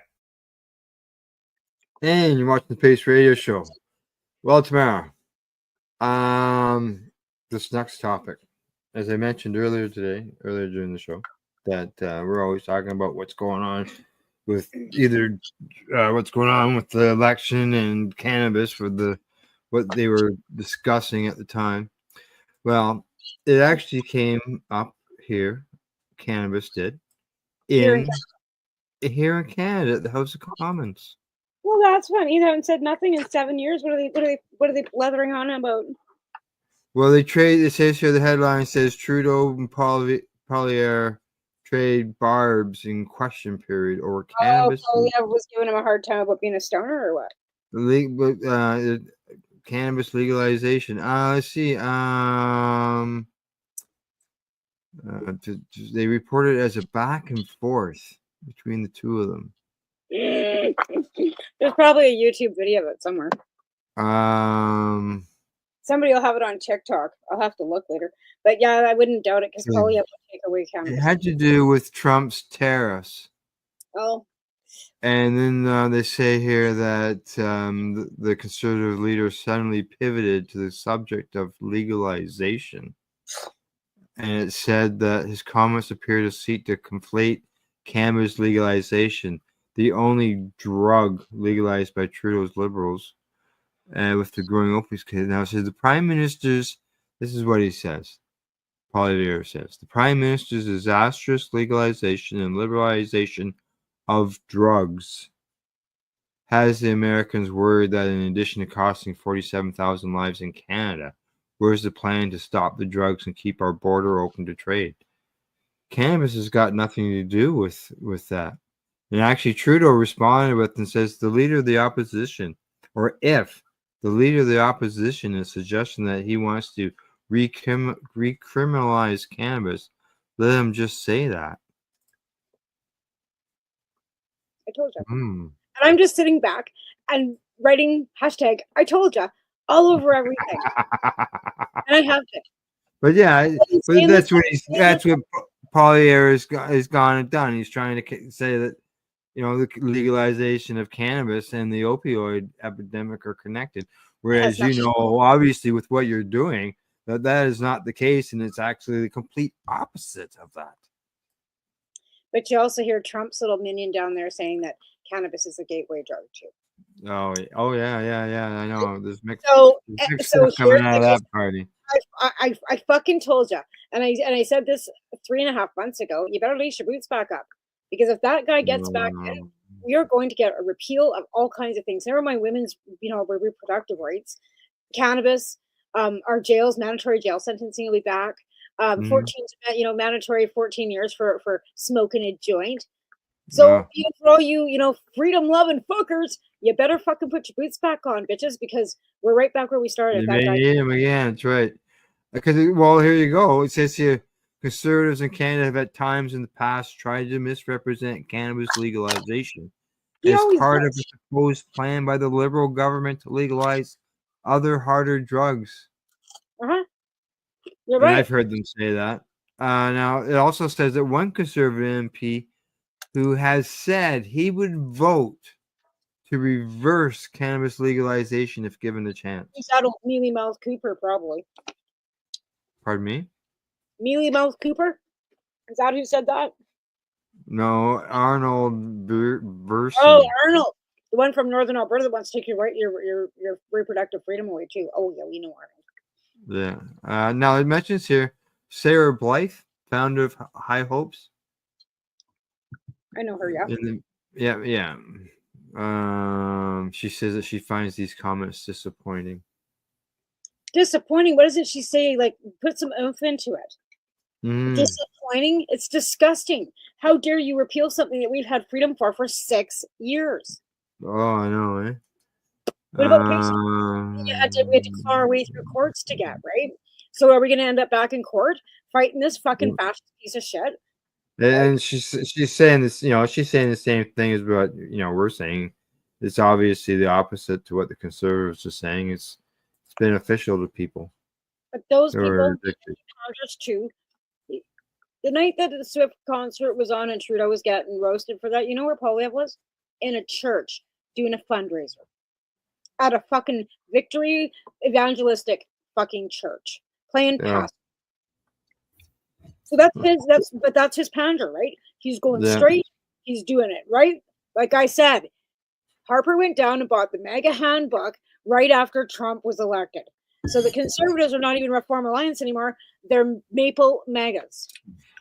I see he's looking after money now in Alberta. Well, Alberta. Okay, I better change the subject. But Alberta has the highest stores, cannabis stores, right? The highest consumptions in Nova Scotia for cannabis. And again, we want to know, where's the money? Because the feds aren't getting it. The provinces are. The provinces they're getting 75% of the money.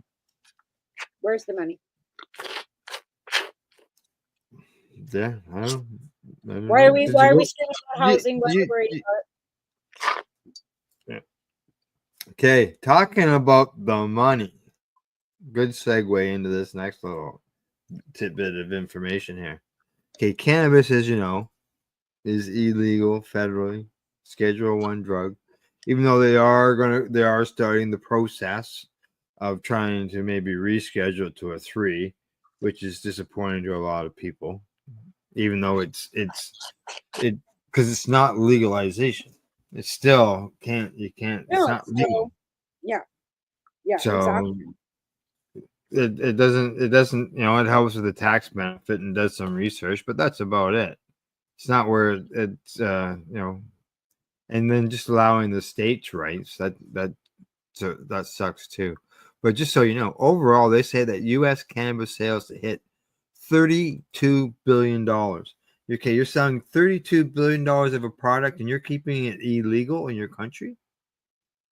Oh, like I said, old Donnie there will see the money. Yeah. It is. It's $32 billion, they say. Maybe we should ask him if for a meeting now. He's a felon. He can't come here where Trudeau had to go there. Maybe they'll let me because I've got a criminal record, so it should be okay with the Americans, not for me to come down there. And we'll go down and have a little meeting. Maybe we'll go kiss the ring. Yeah. They say it's created 500,000 jobs and over 25,000 businesses across. Well, their activists better get on that. They shouldn't be up to Canadian activists to be pointing this out. But the American I know, eh? Like, it just doesn't make sense. Come on. And they're talking about 55 billion by 2030. Now, I know those are only projected numbers, right? Still, like, holy fuck. But like I said, Google Canadian numbers. It's probably more than $2.8 billion by now. Because, the big producers are citing they're losing money. They're writing it off so they can say they're losing money because then it's a tax break. Come on. 32 billion with the B, like balloon. Like I said, Canada was doing 2.8 billion, and we don't have the population they do. Oh yeah. Our population's it's like 10 times the size of ours. We're at 345 million out there, or something like that. We're at like 38 million. That's like they're on that 10%. Yep, exactly. And we've got larger lands. And then everybody's like, we got too many immigrants. Okay, and they stop, it's just, I don't even get it. I don't get it. There you go. Here you go. Flower prices stabilized at around $300. $1,065 per pound in October. Where? I'm going to say this is in the U.S. Yeah, not up here. Licensed producers. Reflecting, they say that's what it was in October, and they say it reflects the seasonal pressures from the outdoor harvest. States like Alaska and Michigan lead in per capita sales. Yeah. Yeah. Now let's say, yeah, there's Perfected this indoor growing, reclass. and that's why we perfected indoor growing, because we're cold, and people don't want to go without weed. Yeah. Because really, and you go up north, like you're into snow, by the time your plants are ready to come off. Well, it's funny because usually by Halloween we have snow. This year it was like the 18th of November before we got snow, and then we got snow like for 5 days straight, right? Yeah. And it's just around, but now it's supposed to be 5 degrees and everything's gonna melt. And everything's wet, so you're little scattered there with the snowstorm It's supposed to be going on. 5 degrees, and all the snow is supposed to melt.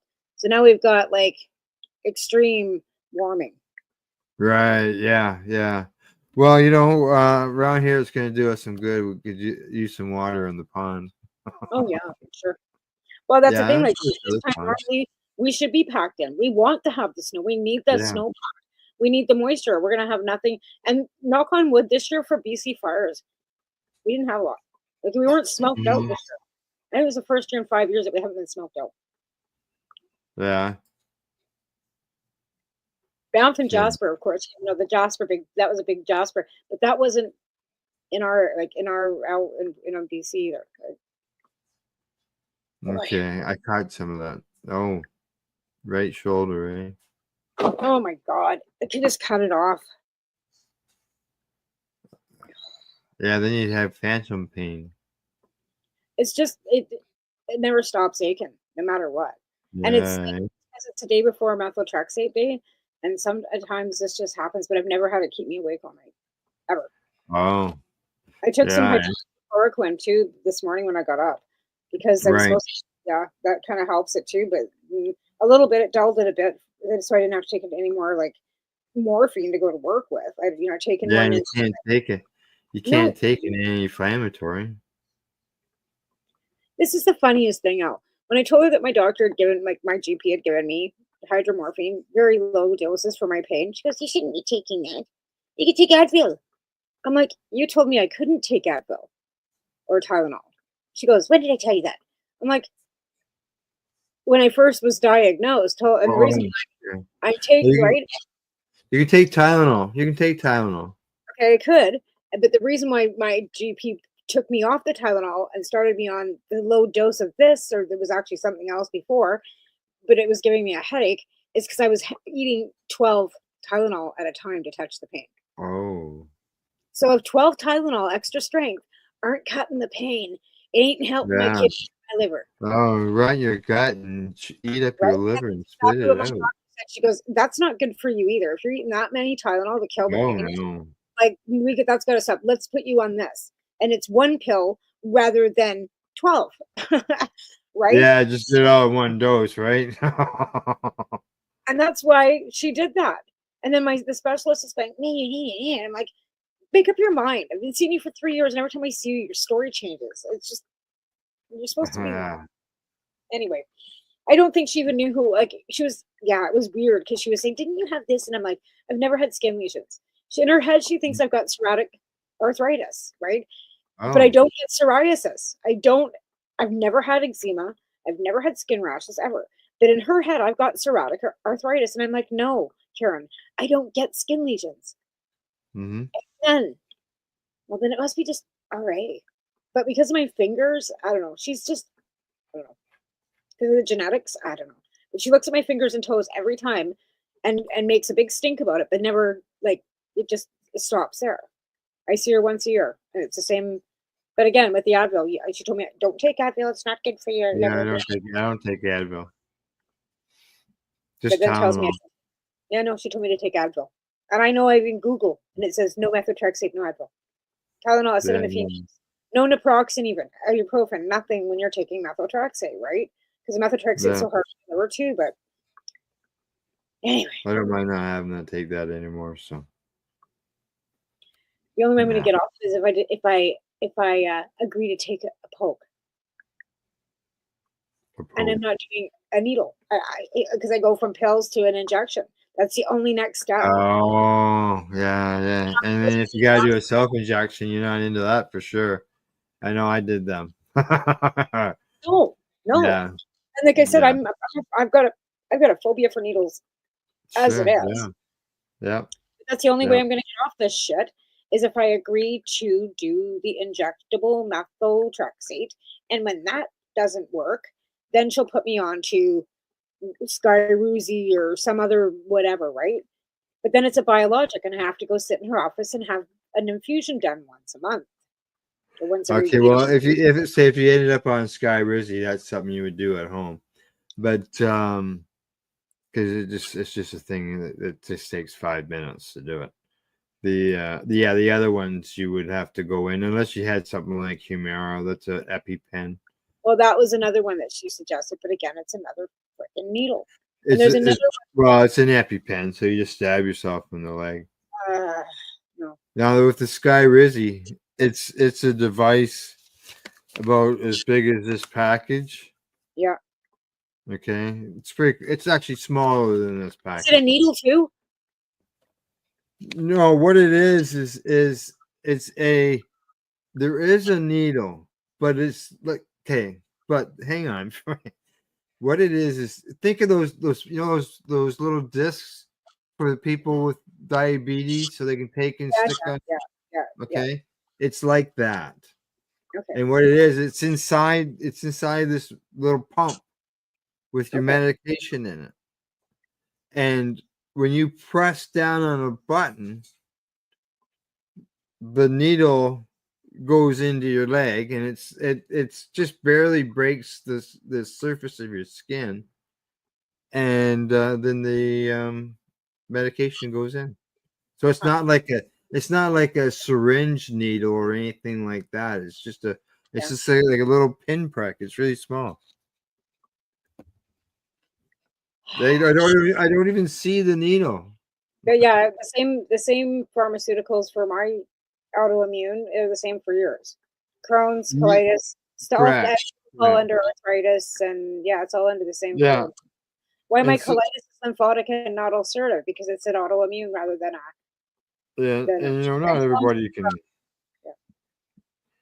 Yeah, it's not like it's just a little wee. I was gonna look for the picture there of it, but yeah, it's just a little wee device. I'm involved in a Crohn's group on Facebook, and we get talking with a lot of people and see a lot of the what they're going through, and experiences that I've been through. Right. Yeah. My mom has a friend with a grandson that's got Crohn's so bad that it runs from the back of his throat all the way through. Yeah, I've had it from the tip of my lips to the tip of my ass. Yeah, and it's just like, and it's like it's for me too. Like it's not the same, but I don't eat anything. You eat anything, and I can't eat anything. It doesn't matter what it is. There was a mother who wrote one post for her 11-year-old daughter. Her mouth is just full of cankers. Yeah. The kid can't eat, drink, just a mess. And I can't remember all exactly I ate. I just know that at that time it was a lot of water, but yeah. That's a lack of folics. All the mouth sores. A lack of what? Of folic acid. That's why I gotta take folic acid, right? Because when you're taking any immune suppressing, it kills your body's ability to. Yeah, I took folic acid as well. Yeah. And if you don't take folic acid, you'll get mouth sores and cankers. So if that little she's obviously lacking a lot of folic acid, so she should be taking. Well, I'll go look for that thread. And make. Ask her, like, is she taking folic acids? And if she's not, why? Or, I was on 5 milligrams a day. Yeah, me too. Yeah, they kept running out of supply in the system. Yeah, So and you then had you to have to take buy 5 of the 1 grammers. Yep. It was like that just recently again too. It's the same. I have a prescription for folic acids and I can't get it. And it's like, what do you mean I can't get it? Oh, it's back ordered. I'm like, it's a fucking acid, like it's folic acid. But apparently it's because it's produced somewhere over in Indonesia and Myanmar or somewhere where there's war, and it's just like, oh, okay. Yeah. Kind of like he's bitching about the chocolate prices. I said, do you know that there's a drought in Colombia? Pretty hard for them to get, any cocoa or leaves being grown when there's a drought, right? Yeah. In Brazil and all through South America, it's drought. They don't even have fucking power, so they're not growing any fucking any chocolate. Cocoa. Chocolate. Okay, here's a report, and well, you are a mother of a teenager. And this study says that the study finds that the perceptions of parents' cannabis use shapes the teens' attitudes. I don't know. And like it says here that teens who think their parents use cannabis are more likely to hold a favorable attitude towards it and to consider trying it themselves. Oh, for sure. Because why hide it? Yeah. It's no different than them all sitting around outside a campfire with a fucking beer in their hand, and that's appealing to kids too. So if you got a bunch of smoking weed, they're gonna be appealing to that, right? You don't even have to sit around the fire here. Like a minor can't walk into our cannabis stores, but they can sit beside mom and dad when they order a beer at the local restaurant during dinner. Well, here in BC, they can actually go into a pub till 9 o'clock. Yeah. You can take kids to the pubs till 9 o'clock. So yeah, they can sit in a licensed facility and watch your parents get shit-faced drunk, and then take you home at 9 o'clock and beat you up and put you to bed, right? And then yeah. I guess I don't. It's just double standard. Like it's just so. It says here that if teens perceive their parents use cannabis, whether they actually do or not, it can send the message that behavior is also acceptable for them. Oh, that's why you talk to your kids. That's why you talk to them. Your kids, so you can't put that on the kid. Well, this is what they go on to say. Yeah. To have a conversation, to set boundaries for your teen. Yeah. It's not even so much even that. Just give them the facts.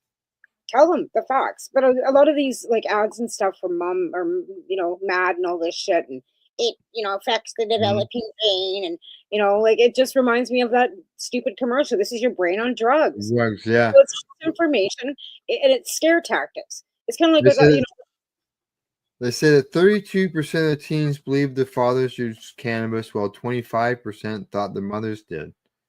They said these perceptions were strongly associated with decreased negativity attitudes towards it. Well, that's because they're seeing what they're believing and not what they're being told.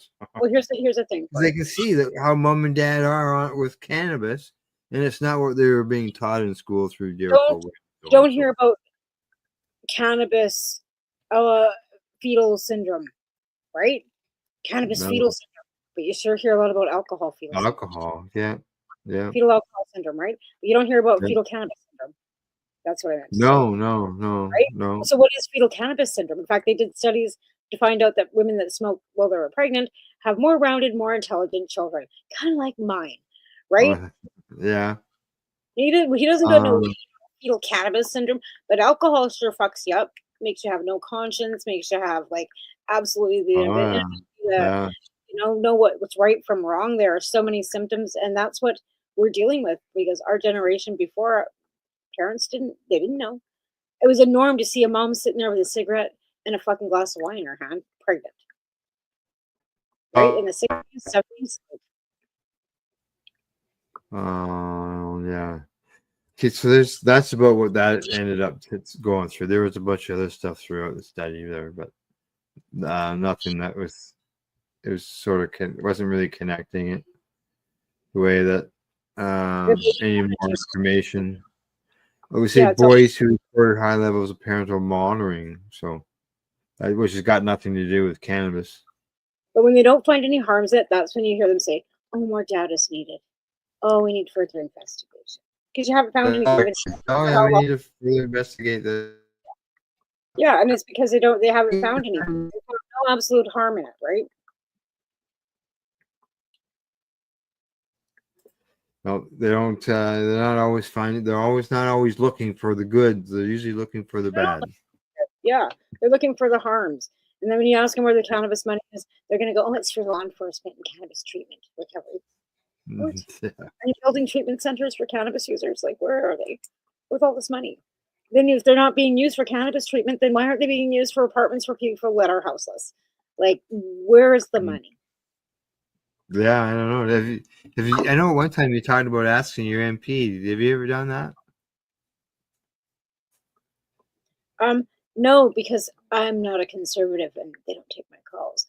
And my MLA said, "I'm your MLA whether you like it or not." But he can still answer your question. Where's all the money going? No, I roasted him. He doesn't know. And it's, like I said, and he wouldn't know because they just swore these idiots in, and he won't even know. Yeah, like it's actually the NDP government that we've got running the shit show right now to be asking where's the money. But my whatever you want to call him, the used car salesman from down the block, no, I'm serious. That's what he is. These idiots out here used car salesmen. They they all had a job prior to being. Well, most of them. There's one guy who didn't have a job before becoming an MP. And I see. I couldn't say everybody. Because I knew about him. But all right, time for us to. You know what we should do? We should go and smoke a joint in front of his office. In fact, I could probably walk up to him and say, "Hey, remember me? You want to smoke a joint?" All right. Well, we're gonna go for a break, and when we come back, we're gonna talk about dogs.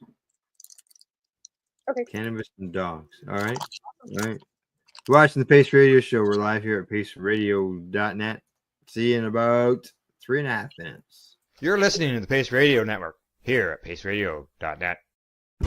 Legacy 420 have an awesome array of cannabis-infused beverages, from pop to Nature's Nectar's teas, all in amazing flavors. What a selection! We even have a delicious mango-infused juice, and let me tell you, it's delicious. Everything is infused in-house, so we buy our syrup from, the same place where everybody else buys their syrup for their pop, and the infusion is done in the lab. It's all canned here, labeled here, produced 100% on Tyndonega. We have 2 lines of drinks. One's called our Nature's Nectar. That was our original line that we came out with. And then we also have a line under the Red E brand.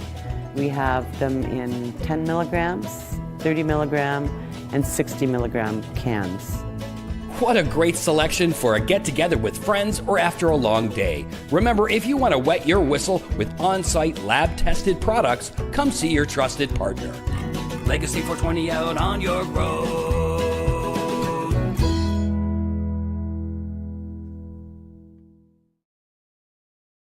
Camelford Lifestyle Shop. Open Monday to Friday from 10 till 7 p.m. or by chance. Check out our flags, our t-shirts, plus our hats, and look of that supply of rolling papers, plus much more.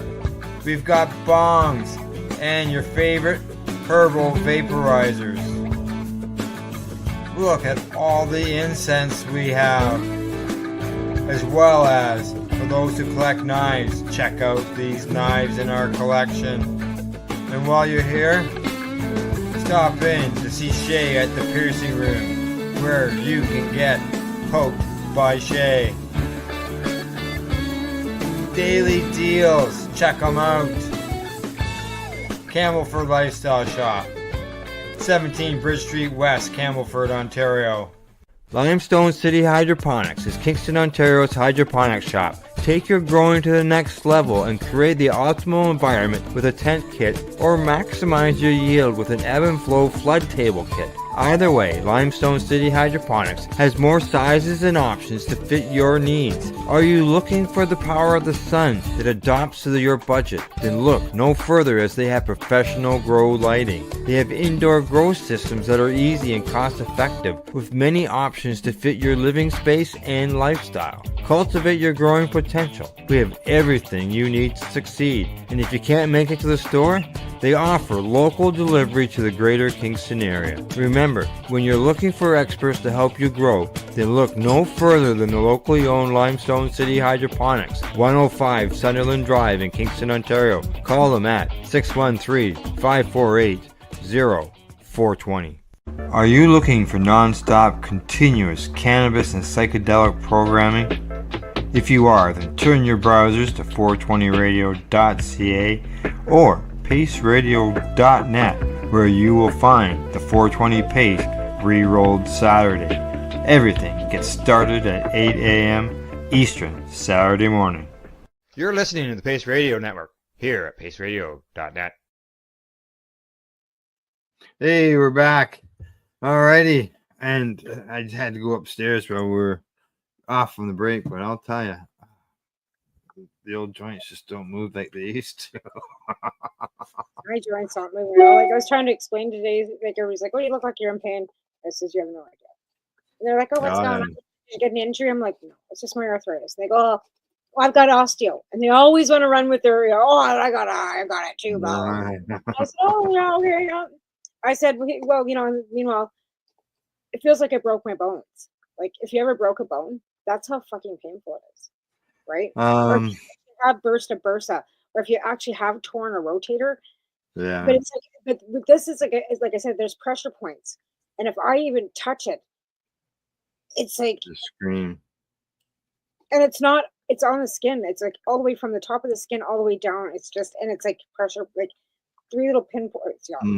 I had a broken ankle. No, I've broken bones before. I broke my arm, and I couldn't sit up the next day. It hurt so bad. So I got ran over by a forklift. Jesus Christ, that would crush your foot. Those ones that are inside that don't have any suspension on them. Oh yeah, with the round roller. Hard tires. Yeah, one of those.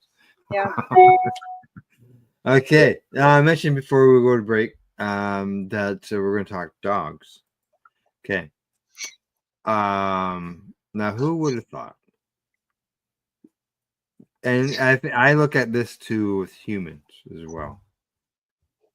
But there's always, people's dogs are getting into finding roaches or getting into people's cannabis and they're getting stoned, right? Oh, yeah. So what they say, this new study shows, this headline says that CBD can help counteract accidental cannabis exposure in dogs. So they're suggesting to use cannabis to help combat an overdose of dogs getting into cannabis. It's the same with a human. If you're green enough, exactly. That's what CBD and it's funny. Orange juice does the same thing too, because I don't know why, but orange juice will sober you right up too. Like if you're greening out as well, if you're having a panic attack or something with your heart racing, like that's something that kind of goes along with greening out sometimes. And that would be an option. But CBD. In fact, it's funny that you mentioned pet CBD because my little cougher over there is taking these too, right? Because it seems to help, and he's not losing weight or anything. Like he's been coughing like that for like years. It's not a new thing, right? Yeah. They say here, they used 5 of did this on some dogs, and 5 of them there was 6 cases. Okay, so 5 of these dogs were treated with a mucosal CBD, and these are sheets that dissolve on the dog's inner lips or gums. Oh yeah. Yeah, and those are coming out for you and I and humans as well. I reported on that on Monday's news, where it's just like a little package and you put it in between your gum and your teeth, and it just dissolves, and within 15 minutes you're feeling it's in your system. Oh, that'd be cool. Yeah, I wouldn't mind that. Well, you could use those in situations where you can't smoke. Well, I think they're trying to get people away from smoking because they're doing the same thing with cigarettes. Yeah, correct. I wouldn't doubt it too. So. Oh no, they got these pouches now too. Yeah, the pouch. You stick the pouch in there, and it's got THC Flavored. instead of nicotine. And yeah, I looked at it. It could be an advantage in some sports. I don't know, what's it created and how is it Depends on made. how you consume it, though, right? Like, if I'm a smoker, same with cigarettes. I'm not gonna want to like take away that inhalation, right? Same with cannabis. Like, I smoke cannabis because I Yeah. like the taste of it. I want to get that flavor, right? I like the terpenes. I like the smell, right? Yeah, yeah. But the whole experience of smoking it, it's not the high. I mean, the high, is a bonus if you get one.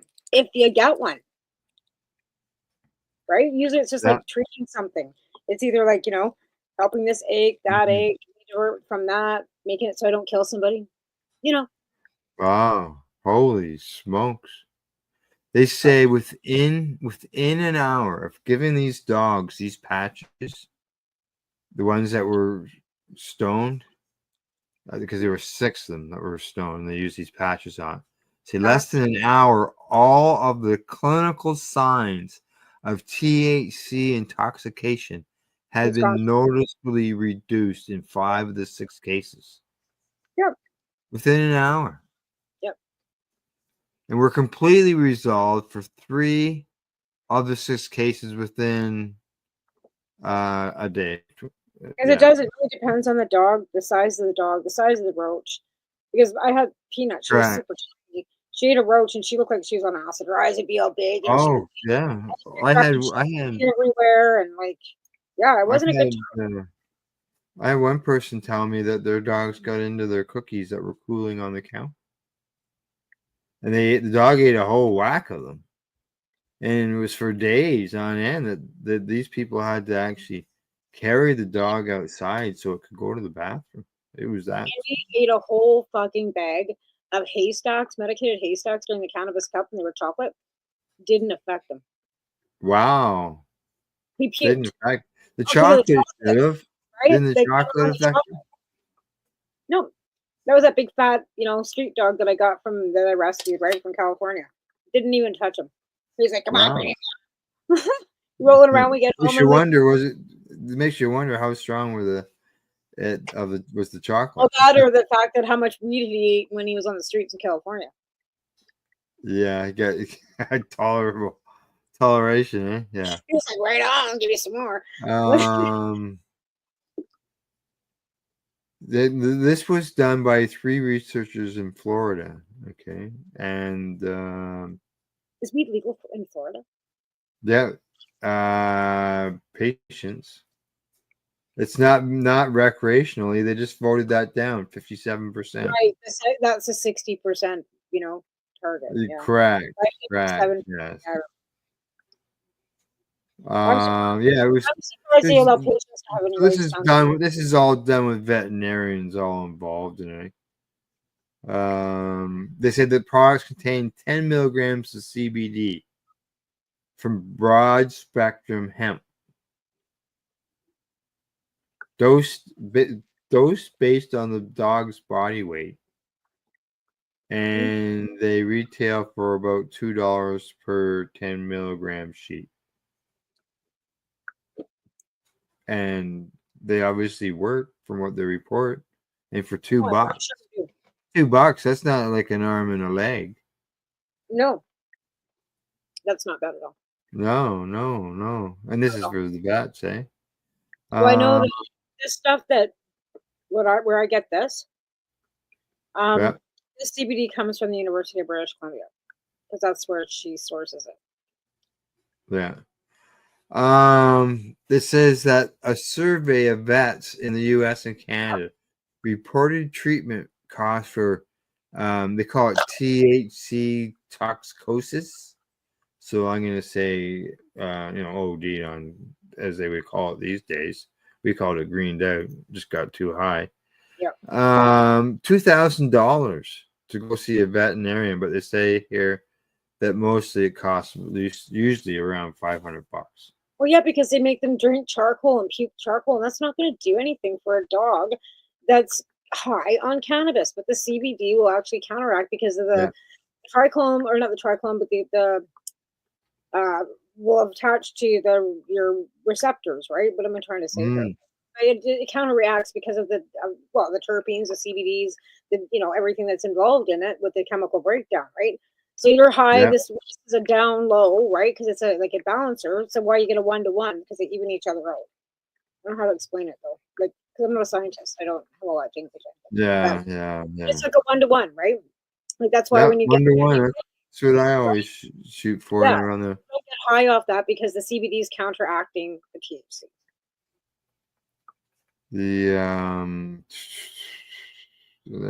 This goes on a little bit more into other stuff, but they say here that the National Animal Supplement Council promoted a new study that it says show that CBD is safe for long-term use in dogs. So whether even like this is more along the line of helping your dog get better from being too stoned, but they sell it's also, CBD at the pet stores. It points out the fact that long-term study showing it doesn't affect the dogs in a negative way. Also means you can give it to them medicinally for whatever reason, and knowing that it's not going to affect them. I got some stuff for Tessa sitting in the fridge right now from Legacy 420 for dogs. Well, that's what I mean. Stitch. Mm-hmm. Because it was coughing, and he's 15 years old, right?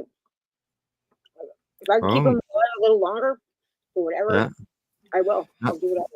This study also found out that not only CBD, but CBDA and CBG were well tolerated in healthy dogs at a dose of 5 milligrams per kilogram. See, and Daryl uses a lot of CBC. Oh, yeah. And CBC and THC. Those are the main three that he.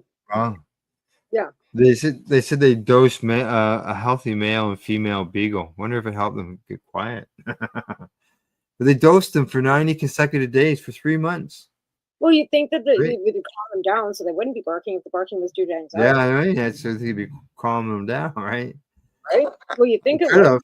They're not mentioning anything about that. Well, that's something.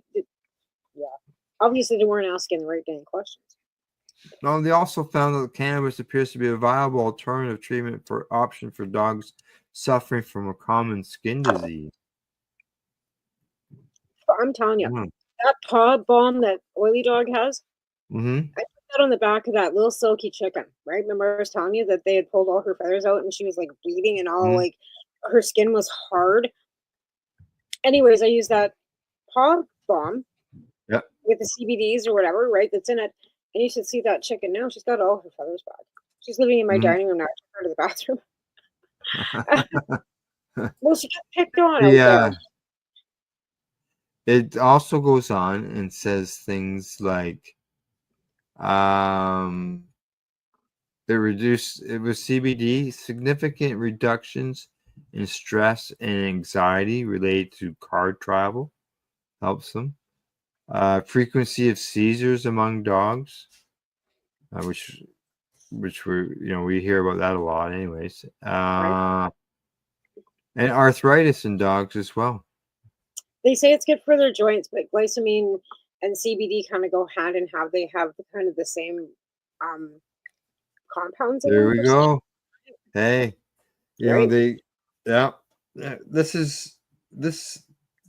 some people might look at this as being funny or odd, but why would they study this or whatever?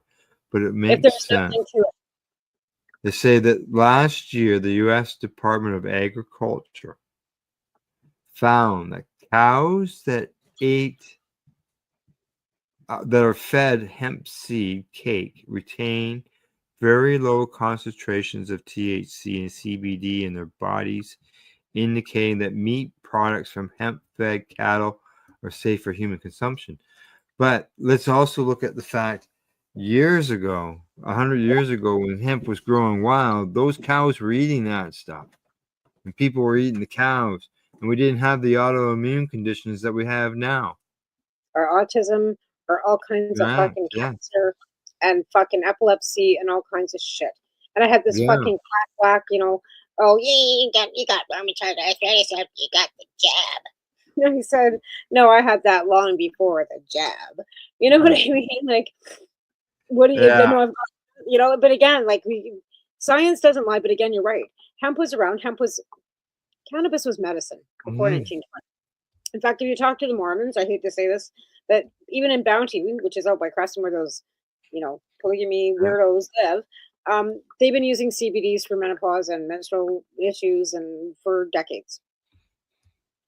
Decades and decades. Well, since 1849, when they were actually created, the religion, right? But but it's been something that they never ever took out of their sanctimonial, whatever they call it. Right. Now feeding the cows also reduces their stress, and it also helps the horses with stress and pain. That's true. That's absolutely true. Yeah. Oh, here's one. It's funny because the Veterinary Association, when we were doing the roundtables in Vancouver, like way back, like when they were doing consultation before legalization, the Veterinary Association was there in Vancouver, right? Yeah. And the Ministry of Agriculture from British Columbia was there, right? There were people that were, because they wanted input, but they also wanted to have something to say, whether it was good, bad, or ugly, right? That was what these roundtables were about, the negative and the positive, and putting people together so we could, hash out what the policies should look like, kind of thing, right? Yeah. But they were more interested in the medicinal side, and that's not what they were there for. Why anybody ever brought up anything medicinal to the policy builders or the policy panel and all the people that were there taking their notes, medicinal was something that was not part of the conversation. And every time it was brought up, they didn't want to have anything to do with it. Well, no, but I made like that comment. I says, until you recognize it as medicine, we're going to keep going round and round with regulations for recreational till the end of fucking time. I didn't swear, but it was true. And we are still going on and on about regulations for recreational cannabis because there's nothing left for patients. There's nothing there for patients. Well, and they won't come up with just patients higher doses because they'll say, oh, well, then it's going to get into the other markets and people are going to get access to the high dose. We're adults. How about we can decide for ourselves whether we're medically licensed or not? You're treating us like we're in kindergarten, for fuck's sakes. Like, are you our government or are you my mom and dad? Like, it's just like you can go in and buy a near beer. You can buy a beer that's like 4% or a beer that's 5%. You can buy a beer that's 7%. Yeah, you can buy Everclear in Alberta for 99, but you can't in British Columbia. It's 97 because of the regulations, province to province. You argue with this idiot lotto zombie about that. Oh, I got an Alberta ticket. You can. No, I can't. It's Alberta. Well, it's 649. It's Alberta jurisdiction. It's like healthcare. Yeah. Provincial cannabis too. They threw it back to the provinces, so that every province is different, right? Just like in Quebec, you can't do this and you can't do that, and now they want to stop you doing fucking a lot more. Like Legault is pulling fucking bullshit out there right now. Language police and anti-abortion, all kinds of shit going on in Quebec. Never mind, overinflation of numbers on the riot. But I see that they're starting to allow them to have vape pens. And they figure it's going to take a year from now, and they're going to start allowing vape pens and cartridges. And Manitoba's still sitting stagnant. What's going on there, Webb? But again, last I heard it'll be the spring of 2025 before it's legal for them to grow plants there. I guess in hindsight, I'm glad they did it. I have two sides of this, and part of me wants to say, why did the feds give back the province? Blah blah blah. But then the federal government, if it changed. They could change it whenever they wanted to. At least with the provinces involved, they can't take that jurisdiction because now it's provincial jurisdiction. So I don't know if Polyev could really fucking change much, to be fair. He might try, but this is provincial jurisdiction. It'd be like fucking with their healthcare or their driver's licenses. I think there's federal healthcare legislation. I believe in the legislation for us to have legal cannabis. There's something in there about the provinces being able to reduce the number from 4. Reduce the number to what? From 4. I think there is something in there. reduce it, but they can't up it. Yeah, it's absolutely. Yeah, you can't go above 4, but they could turn around and say, a province could turn Right. around and say, yeah, you can only grow 2 plants. You can't grow any. Yeah, they could absolutely do that.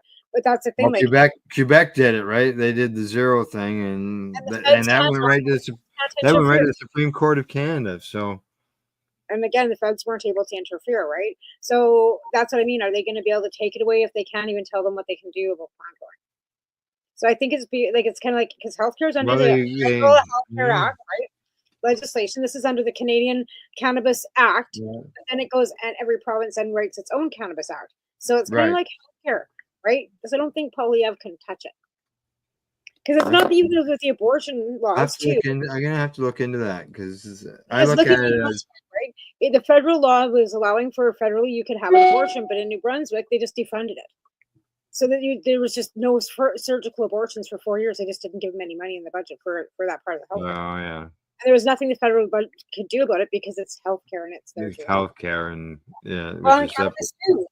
Like I said, now that they've done that with cannabis, it's like liquor and tobacco. They can't make any regulations on that anymore at a federal level. It's all now provincial jurisdiction. Yeah, I have to look at the exact wording.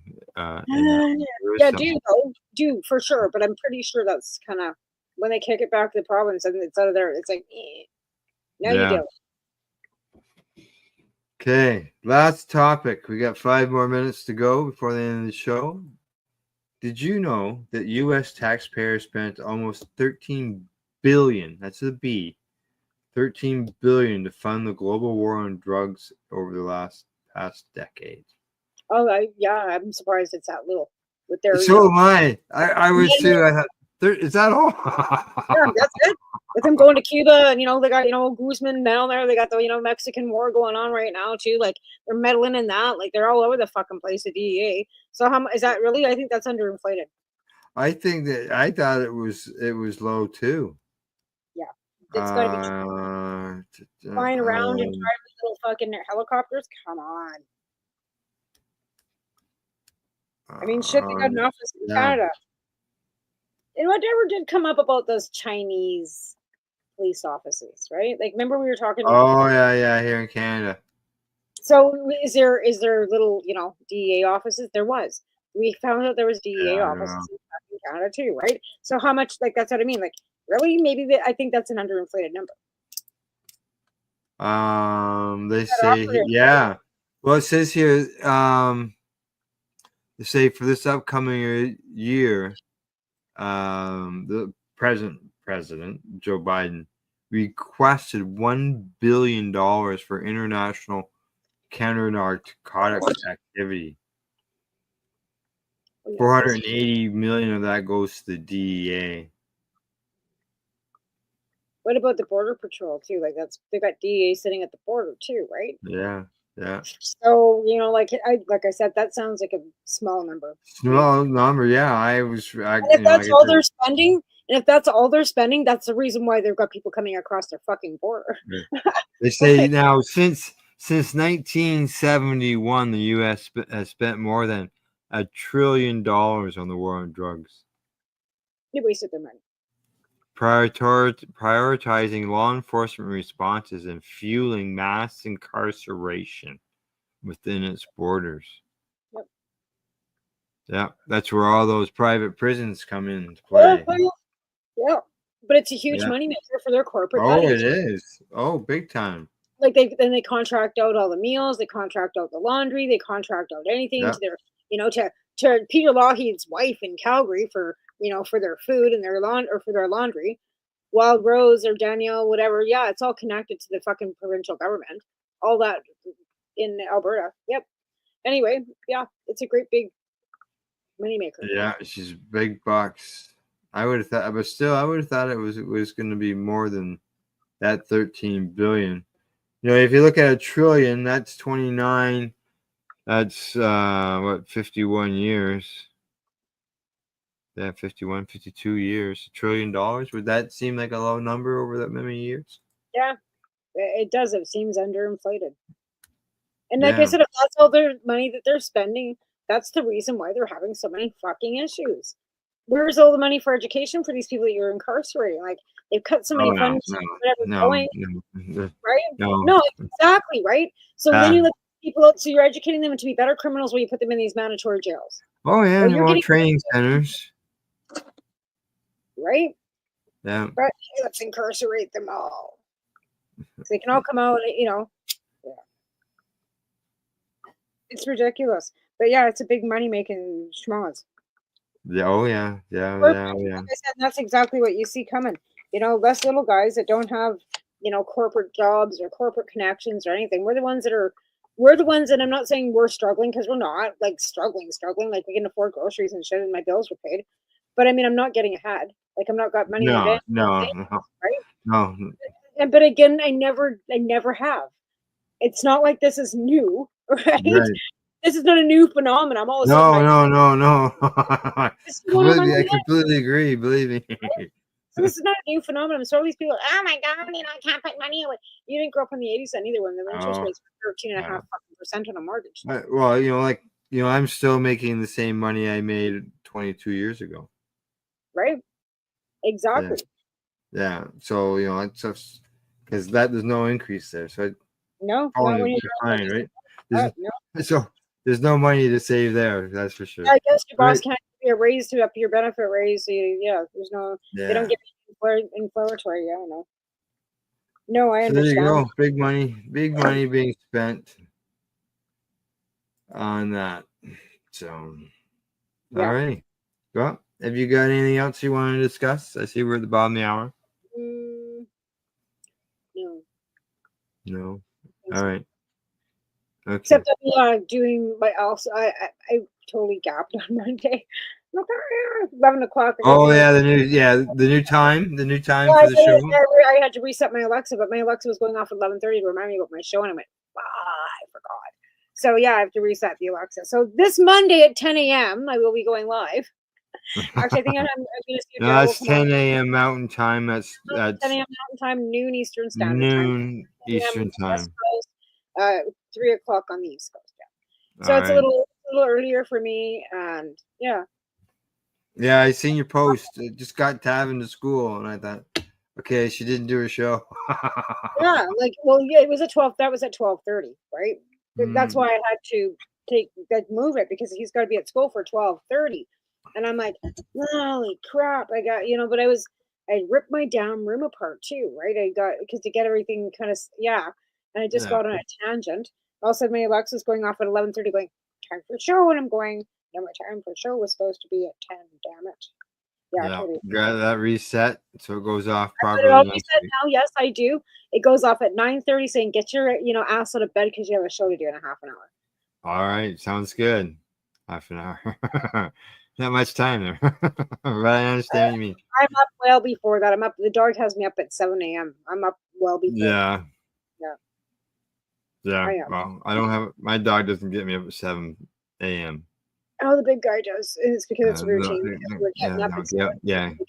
Gail gets me up at 6, 10 to 6 when her alarm goes off. So. Oh yeah, I guess right. Yeah. Yeah. All righty. Other than that, we're done. Other than that, like I said, we're done. You can find us on Twitter. No, we're not on Twitter anymore. No, we're not. Blue Sky, did you check it? We have Blue Sky, but we're not.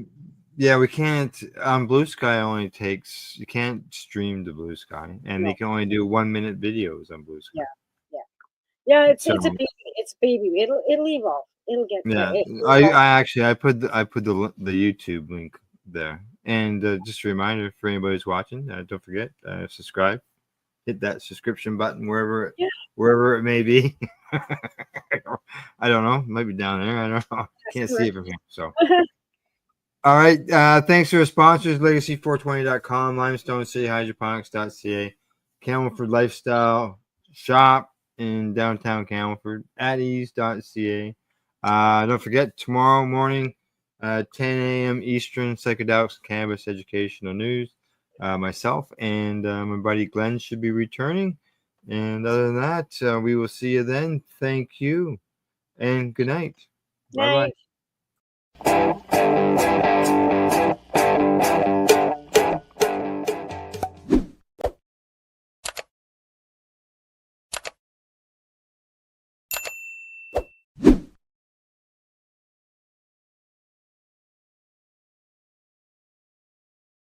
Let's share PACE everywhere. That way it can help create peace. People everywhere advocating cannabis education. You're listening to the Pace Radio Network here at paceradio.net.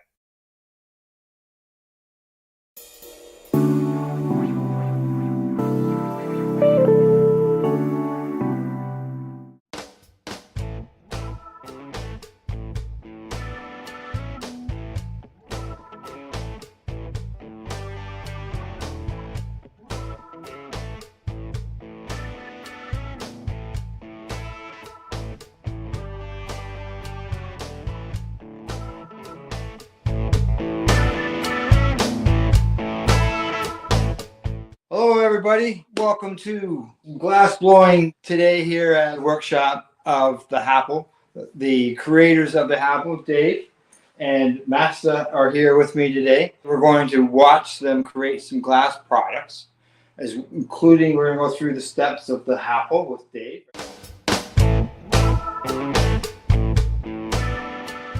You know, for example, like, you know, not quite roundish looking balls. That can't be called oranges because oranges are circular, so you're reduced to looking at it going, you know what? It's kind of a pear. No, you know what? It's an apple. It's an apple, right? Right? Because guess what? Nobody actually has a definition of what an apple shape is. That's right. Right? Yeah. And there's thousands of different breeds of apples, right? Correct. And so a little bit interesting. The only reason why they're apples is because of the fact that I got away with making oblong shaped circles. That's like literally the why I do it that way. And one day he said, "Hey, that looks like an apple." Yeah, and you don't have to worry about a consistent shape if you're calling That's an right. apple, right? That's right. And I can tell you, there is no consistency in the last 10,000. Everyone is its own. I bet you can find two that are the same in 10,000. Not if you pull out the calipers. No. No. To this day, every single one is hand blown and eyeballed. I'll show and demonstrate that to you. I actually don't use a mold or a template or anything like that. Yeah. I had to start doing it just to make sure that it fits in the box. Mm-hmm. Like I can't get too big, right? But that's about it. But yeah, and that's the only reason why I've been able to make so many of them, or else I go numb.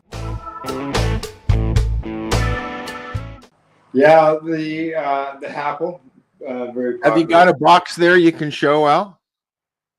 Of the Happle? Yeah. There you go. There's a Happle. Yeah, this is the Happle here. Right? Yes, that is the Happle there. Okay. And there's a stem, just like on a Happle. Yeah. Right? That stem essentially. Okay, so this, guys, is a BT bottle with a little straw on the end of it. Okay. Back in the day, we used to have glass bottles, soda pop in glass bottles. Okay. Soft drinks, glass bottles. We used to take a little pebble or a dime. We used to stick into the glass bottle. We used to use a lighter, heat up one corner of it, which is got to do it again.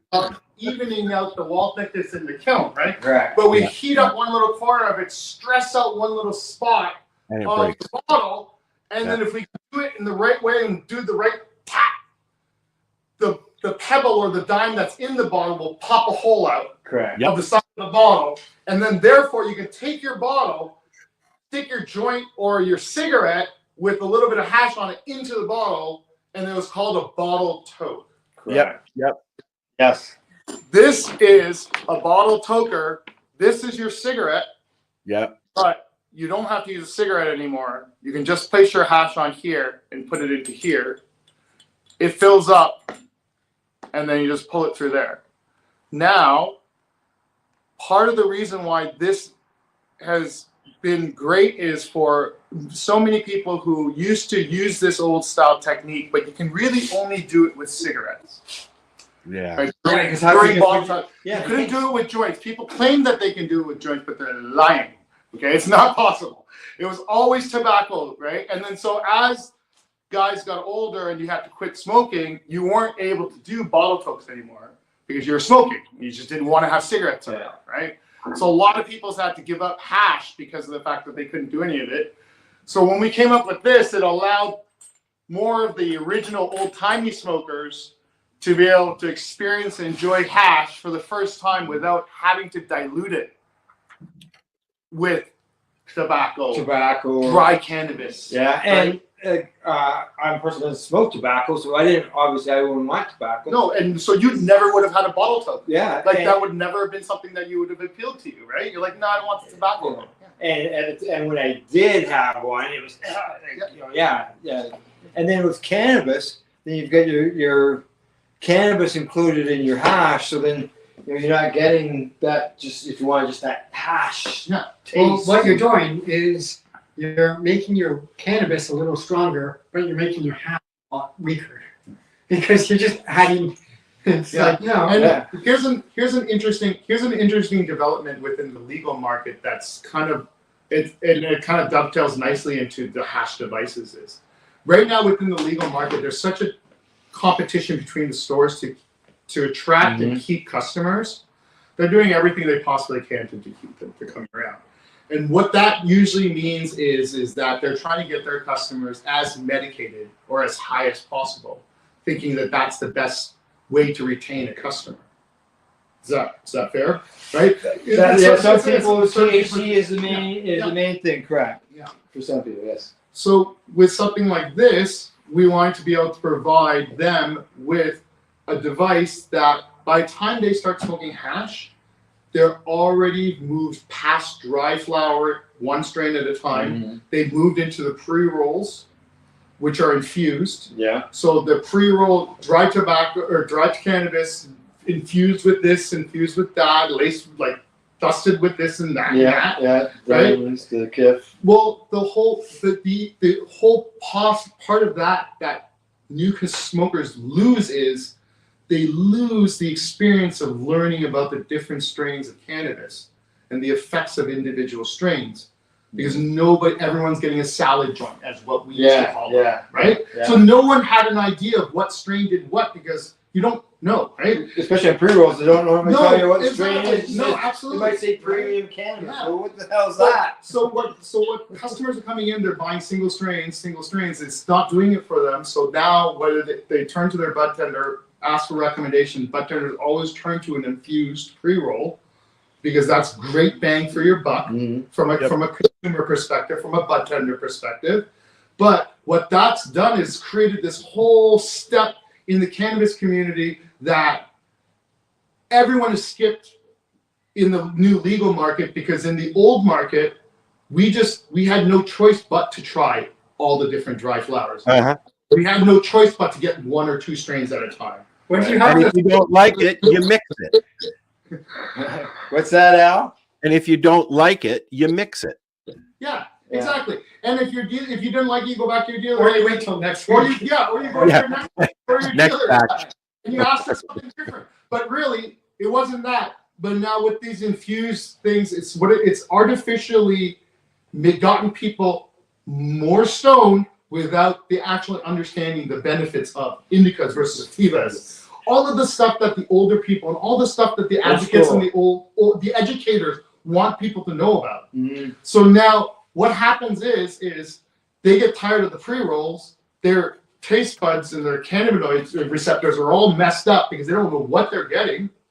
They can come back to a single strain of hash using one of the hash devices, right? And please, like this is the Happle's the affordable version of it. There's lots of hash devices out there, right? But just an opportunity to be able to smoke a pure hash just on its own without diluting it anyway, right? Yeah, this would be the first time in decades where I was able to consume just straight hash. All right, so who has the hash?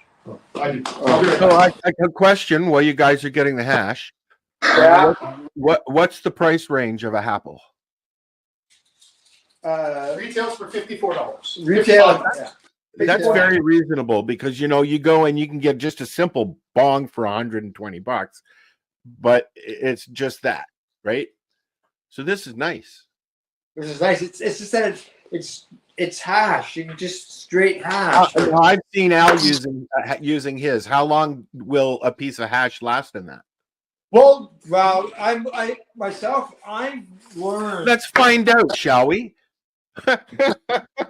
I have learned with mine that I don't want to use one of the new single ones. person Come or on, multiple persons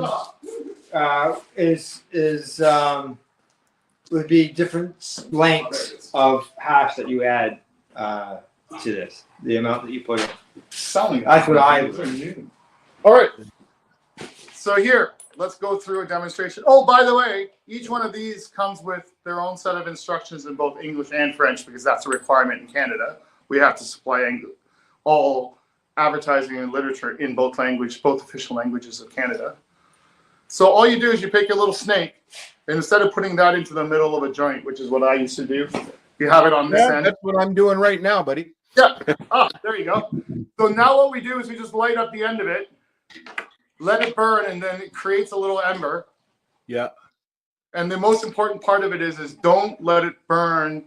Blow it out before putting it in, or else you could create this black mess in there. Now, some hash. So this was built for the old school hash.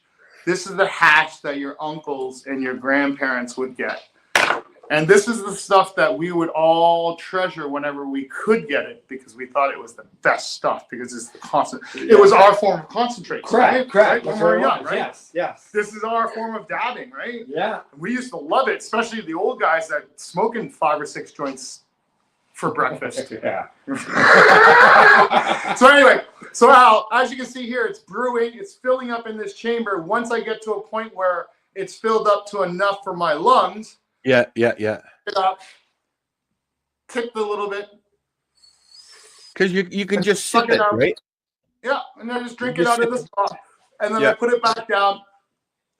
Pulling it in, draws fresh air through it, so that way it's reloaded, reset, refills itself. If I forget about this, usually happens about the 4th or 5th one of them. I get that. After I've forgotten about it, it'll put itself out and it'll snuff itself out. I've anecdotally heard that this is a very efficient way to smoke your hash and consume your hash because very, very little wastage. And it's personal. It's personal, really but you can share it. There you go. It's like a drink. It's personal size, but you can share it around the room. I have a Student glass, and you can share that for hours on end. Right. Yeah. And then and that's it. So when it comes to the amount of hash that you put in there, being that it'll go out eventually, yeah. And then you relight it. Yep. Yeah. No, I just put a big long snake into it and just forget about it. Like and then I'll pull on it, and then, like I said, 2 or 3 of those, and then you forget that what you were doing or what you were smoking. Oh yeah, you don't smoke. Not really. No. That's right. Yeah. He doesn't share with his underlings. I think a joint smoker would like that. What's that, Al? I think a joint smoker would like that. Oh well, yeah. I smoke joints all the time. There you go, Master. I'm gonna drop that into there for him because he's the special one. He needs the fresh one. Of course he does. He's master. Well, look how beautiful that waterfall is. Yeah. It's yeah, that's one that didn't cross quality insurance, by the way.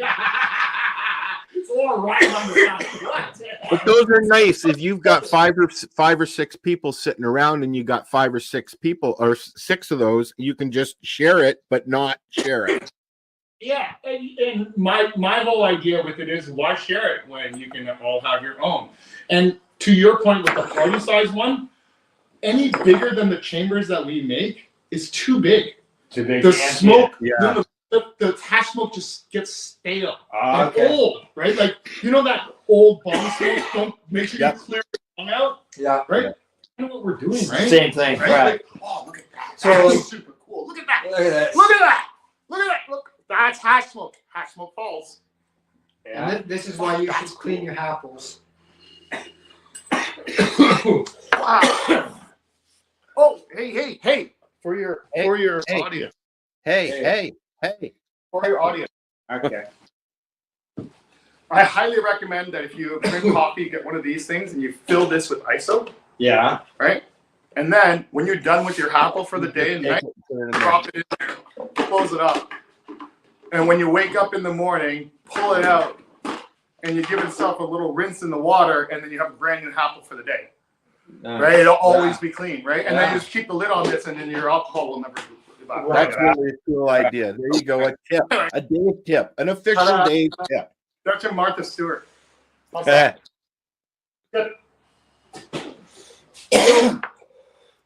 You were talking about snail smoke and stuff. With this, when it goes out, obviously there's going to be smoke in that chamber. That's the fastest way to make the apple dirty, is to let smoke sit in there. Because it clings to the side immediately. Yeah. And otherwise it just dissipates. Because as you can see, once it fills up, I don't know if you can see it on the camera or not, once it fills up, it starts to overflow. Yeah. Right? And it's like, yeah, I got somebody. It's starving for oxygen. Yeah. Yeah. It needs That's what I was wondering. Like, at the end, obviously, you're going to have, That's why there's no oxygen enough. Yeah. And then here's another reason. One of the things is I get a lot of criticism or questions about why this here is so loose and it rattles so much.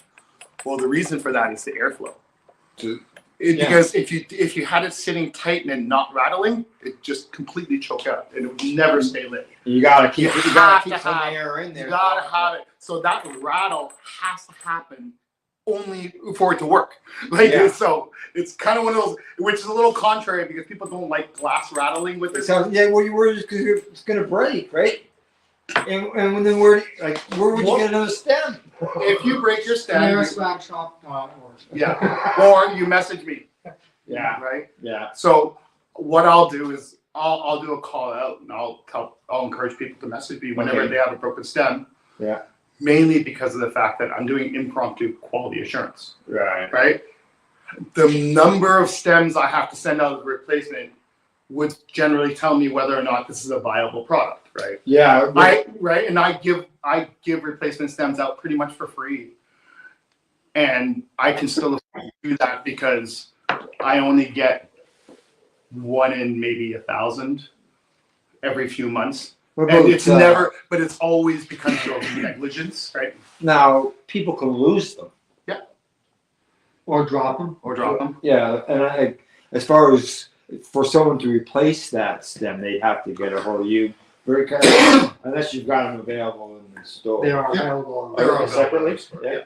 Okay. Yeah, they're available individually, but realistically, it's so hard to put a price on that little stem. Oh, I'm sure. Because that little stem, in my mind, that's the secret to it. You can take that stem and use it wherever you want to. Mm-hmm. So the value of that stem is actually quite high towards the whole value of the whole piece. But I'm hard pressed to charge $25 for a replacement stem, right? It just doesn't make sense. Right. And then at the same time, I have no idea. It hasn't, 1 in 1,000 every few months is probably that means I'm sending out 10 or 15, right? It's not a big deal at all, right? So anyway. Crap.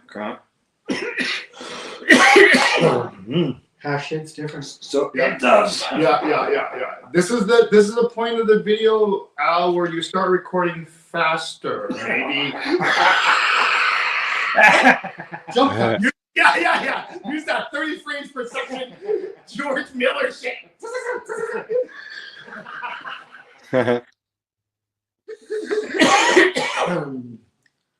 Now, let's see where else we can go with this. As far as so these are available. Take a moment, Al. So, as far as the retail stores, they could be available are they just available in Ontario retail stores? Everywhere. Everywhere, so right across the country? Yep. So for people to go into the stores, see if they're there, ask if they're not there, and maybe they'll bring them in. I have a question. Can you bang a nail in with a apple like you did with the other thing? Sure. Let's. I'll get you that apple right now. Yeah, we'll send you that video. Yeah, definitely. Yeah, we certainly can. Yes, 32.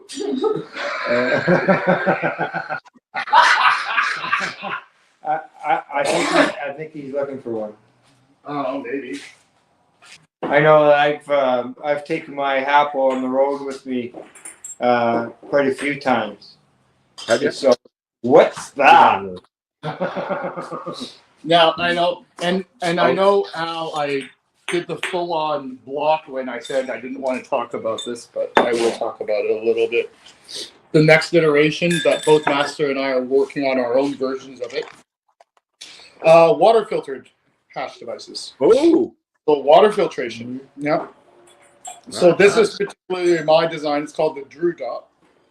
And it looks a little bit, it's supposed to look like an egg in honor of the egg farming that happens here, but nobody sees the egg. I know, I'm silly. And then I like that with the egg. With the good black drop. Yeah. You know? Did you think you would be modeling today, Dave? It's got the percolator in the bottom. It's got the percolator in the model. And the whole the secret with this one is that this chamber here acts as the internal HAPL. Right. So that chamber is where the smoke fills up, and then you put water in the bottom so that it filters through. And bubbles. Yeah, I found it very smooth. Yeah. Yeah, we were trying it. Yeah. Well, when I received it, I waited 5 days before I used it. So Okay. my first toke, everybody got to see the first time I used it in the video when we did the broadcast. Oh, good. And it was very smooth. Oh, And don't hurt yourself, please. here. Let's try this. Okay. To answer your question now. Oh, here we go. Lower. No. Okay, hang Get on. the I'm gonna turn this. Okay. No, you're gonna cut this out if it doesn't work, right? Yeah.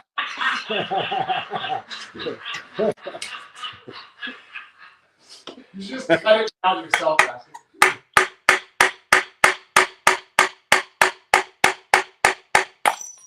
Oh, no. Okay, all right. It broke. But how many times? How many times did you hit that for something that wasn't designed to do that with? Oh, those weren't test taps before? Then he just would tap, tap, tap. Well, tap, any tap. Yeah! Any tap. You know who's really good at those stuff? I'm going to try it again. Here we go. All right, I'll do it once more, and this time I'm only gonna hit it 5 times. Five. Okay, we're gonna hit an apple on the nail. Yeah, that's great. Okay, all right, that's great. Holy Jesus Christ. How do you know what? You need to learn to count, mister. There you go. Yeah. Okay.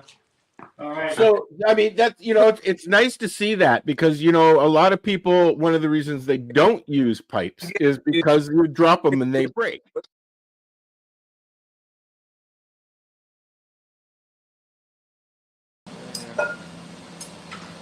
So this tube is for the HAPL body. That tube is for the mouthpiece. And this glass rod here is what I make the stem from. Cool. They come in 5-foot lengths. And we get them from Nortel Manufacturing in Markham, Ontario, Scarborough, Ontario. What I've got is set up a section of the tube. I take one of the long tubes and I break it in half. So I use half a section at a time. I plug up one hole on it and I put a mouthpiece on that. And a mouthpiece on the other side. They're hooked up to these blow hoses connected to this valve, which allows me to control which side I blow into. I've got a glass, the tube on this end, which is what I use as a blow tube or a handle, which I'll show you when I take it off.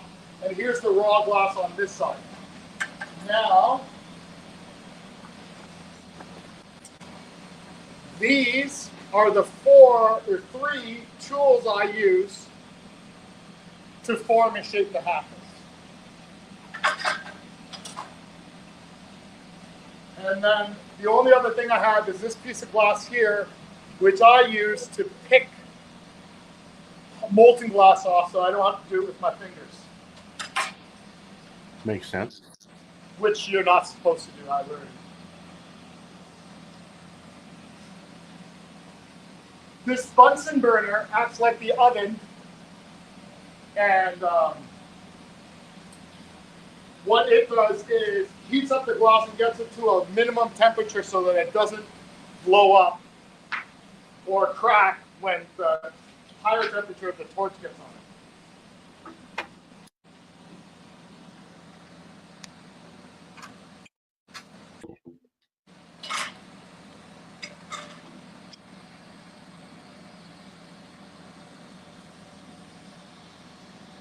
First thing I've done is open up a hole on this main tube so I can connect it to this smaller tube.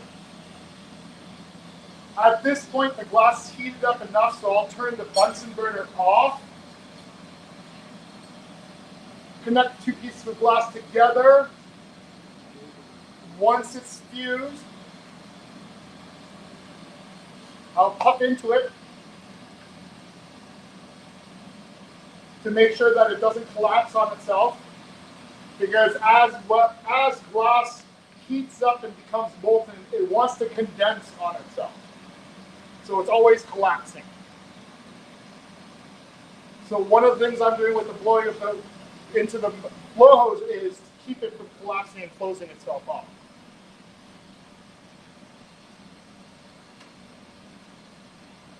Now what I have set up right now is I have a tube with hoses hooked up on both ends, a valve to be able to control which side I blow into so that I can control which way the pressure goes in. Not as big a deal on these pieces.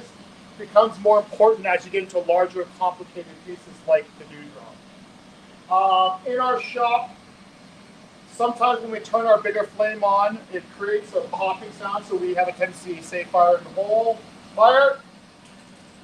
And I didn't create a pop, which is great. You can edit in the sound effect later. I say Roger Rabbit. Wow.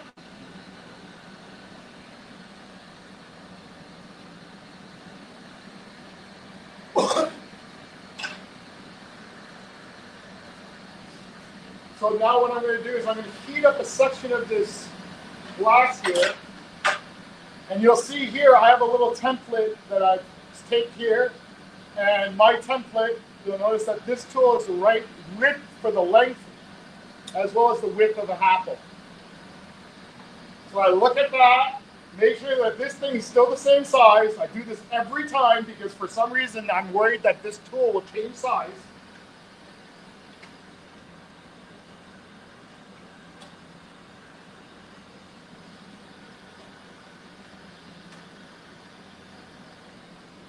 Once I've gotten it hot and molten enough, I'll start pumping it out to shape and form the bottom of the apple, of the first apple.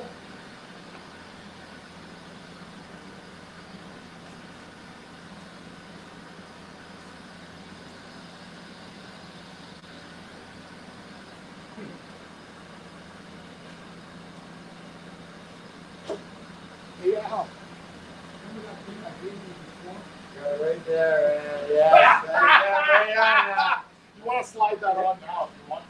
Yeah. It'll help to cut that glare out a little bit. There you go. Yeah, what Dave was mentioning was this device right here. I got in my hand, and what it allows me to do is to watch the flame. Because that can, filters out the yellow. Filters out the sodium. yeah, which can be end up where you get, well, I guess it's not like a welding flash or anything. Yeah. So you'll notice here I formed the bottom half of the apple. I made it about 2/3 of the size I want it to be using my template. Use my template this way. Now I know how long it's supposed to be. I've got that section there earmarked out for this particular apple. And then now what I'm going to do is heat up the whole piece.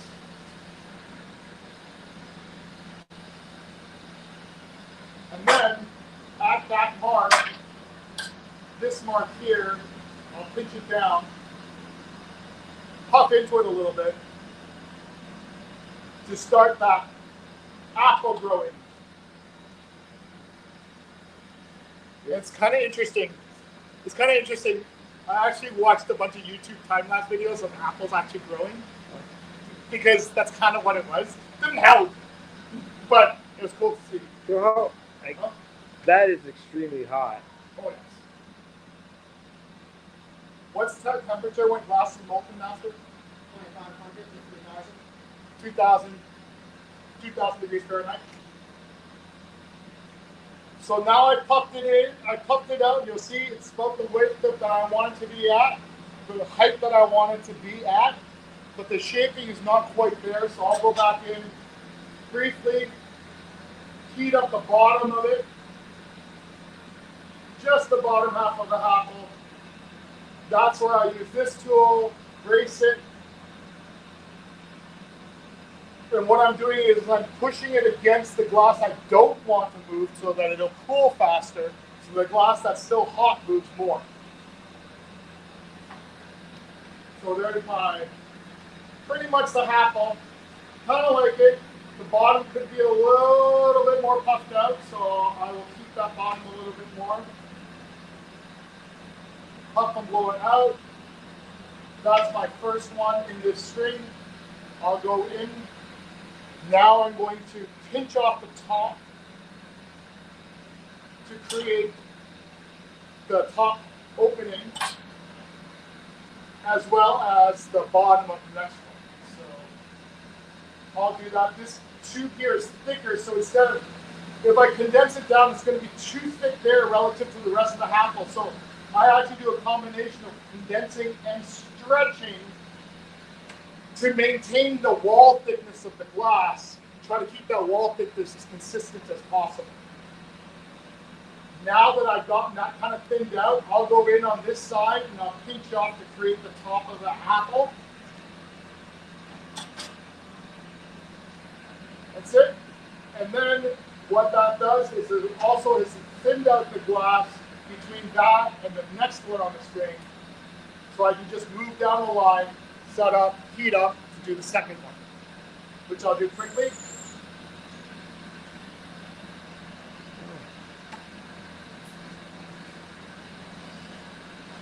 See it swelling as I watch it through this lens.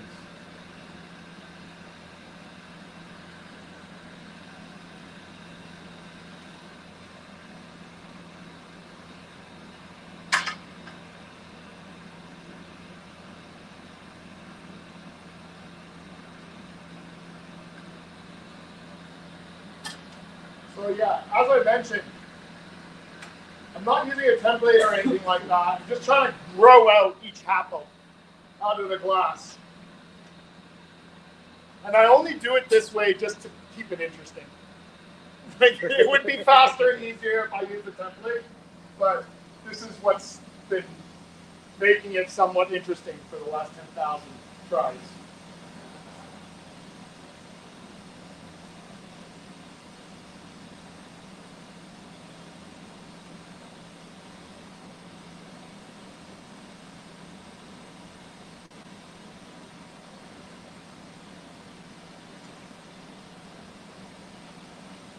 I turn down the heat and the flame size to a smaller flame because I don't want to heat up too much of this glass, because right now I'm getting ready to pull this section off. So I'm going in, forming up that top apple there. Now I have two there. I'm more concerned about making sure they fit into the packaging, so I worry about that in terms of my diameters and parameters. Not so worried about the actual shape of each of them. Mainly because most people only buy them one at a time.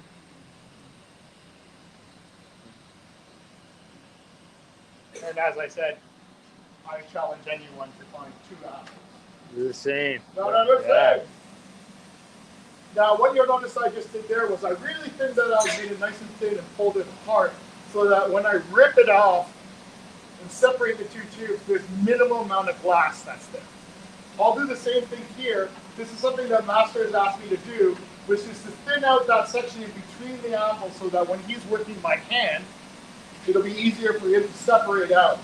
Whereas I'm working on a machine, and essentially it allows me to take coffee breaks.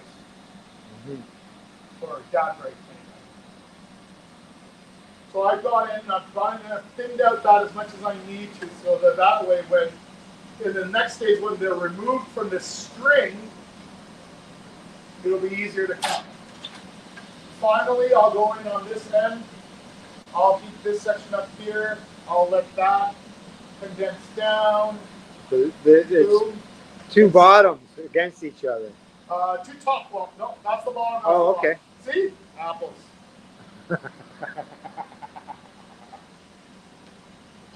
Thanks, Al. Thanks for measuring my point. All right. So I'll turn that off, and then I will take these 2, and I'll pull them off of here, and then I'll place them over to this station here at Master. Okay, so now they're full. So we're coming over here, and we're going to come over here on this side. He's working off of, now what he's going to do now is he's going to finish off the apples. I'll talk it through one. You'll talk it through one of them. I'll talk it through one of them and then do the other one. Okay. Does that make sense? Yeah. Right? And then that way, kind of gives you both, right? Correct. So now once the prep work is done over on the lathe, it now has to come over to me to put the mouthpiece on and finish off the top part. So first up, I just need to clean up and close off the top that's left over from the lathe. This is to prevent condensation from building up on the inside. So it's just a quick little maneuver there to tear off a little excess glass.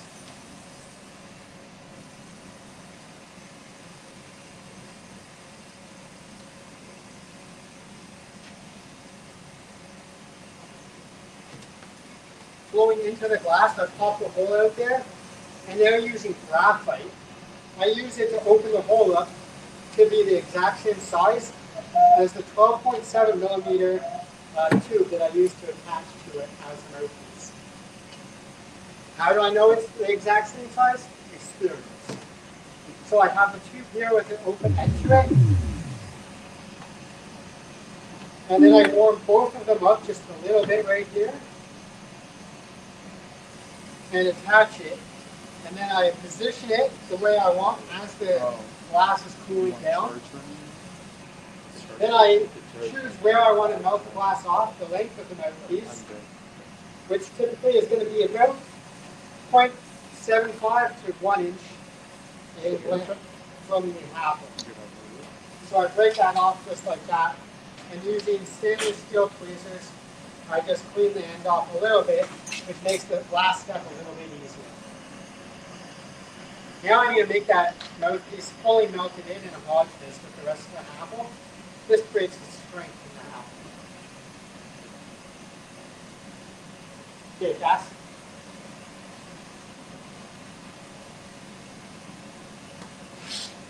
So I'm going to use a hand torch just to get the heat precisely where I want. Because I don't need to heat very much glass here, I just need a very small section at a time.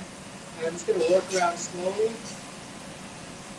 get it all melted in, getting tiny little puffs between heats to put the glass to the position I need it to be.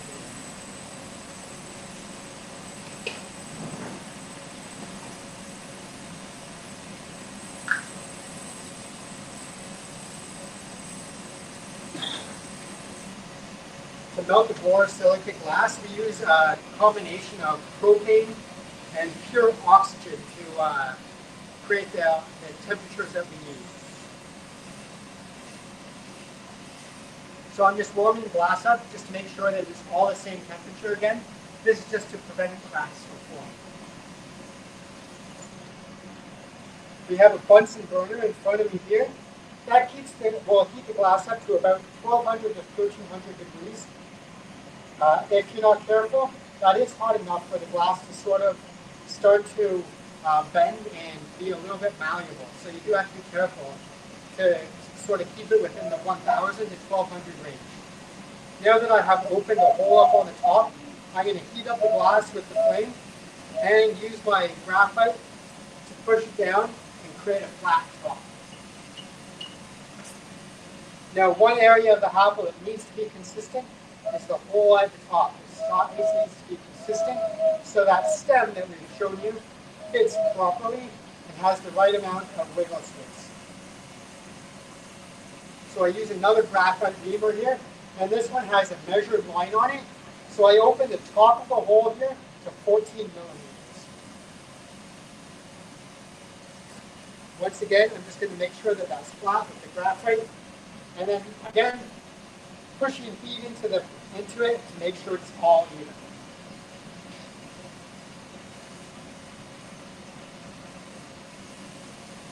Now, what I need to do is open up the mouthpiece and make it functional. So to do that, I'm going to heat up a different piece of glass that's in my right hand now. I'm going to get it to be molten hot, whereas the glass that's in my left hand is going to be technically cold, but really it's going to be like 1000 degrees. But compared to the 2,500 or 3,000 degrees that this side was cold, relatively speaking.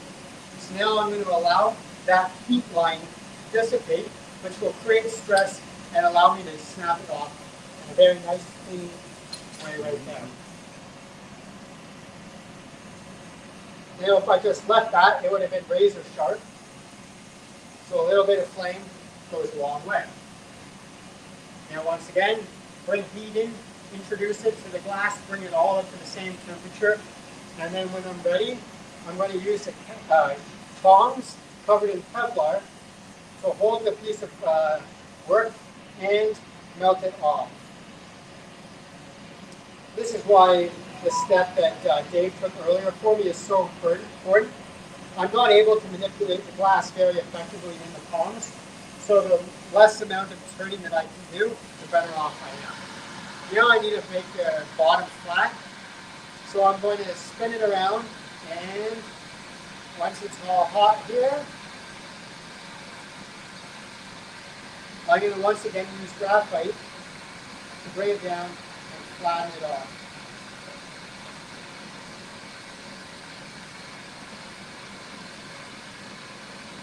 And there you have it, a finished apple.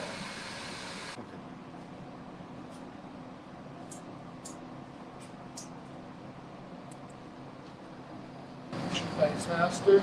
I'm going to go through making stems. Here's that long piece of rod. 8 millimeters in diameter is the one I like to use for the stems for the apple. Just going to break this down really quickly in half.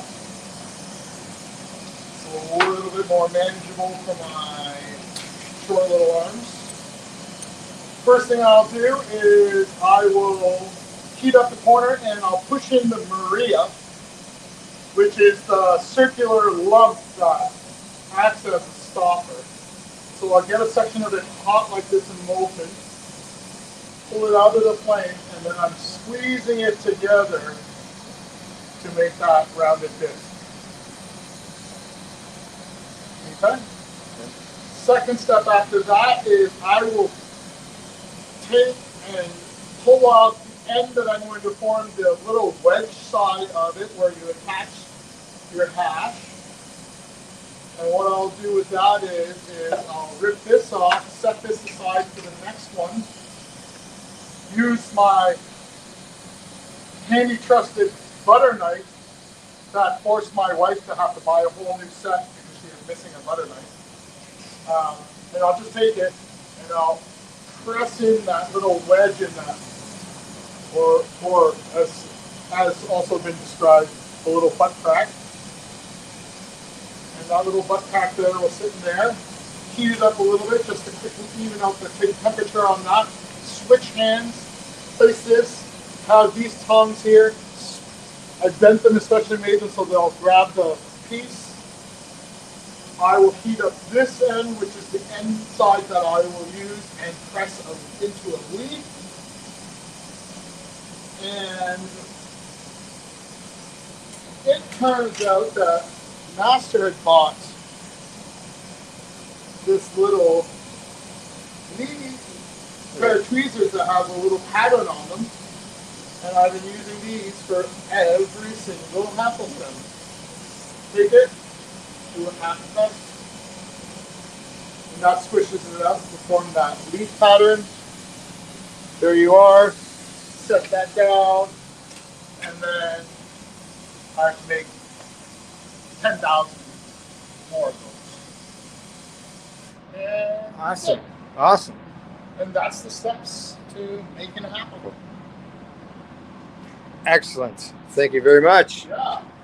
Do you make colored ones, Dave? Yeah, we do. Okay, But cool. the colored ones and the colored ones, we don't make very many of them because of the fact that the price point changes. Yeah. Right. And it's just you see the process.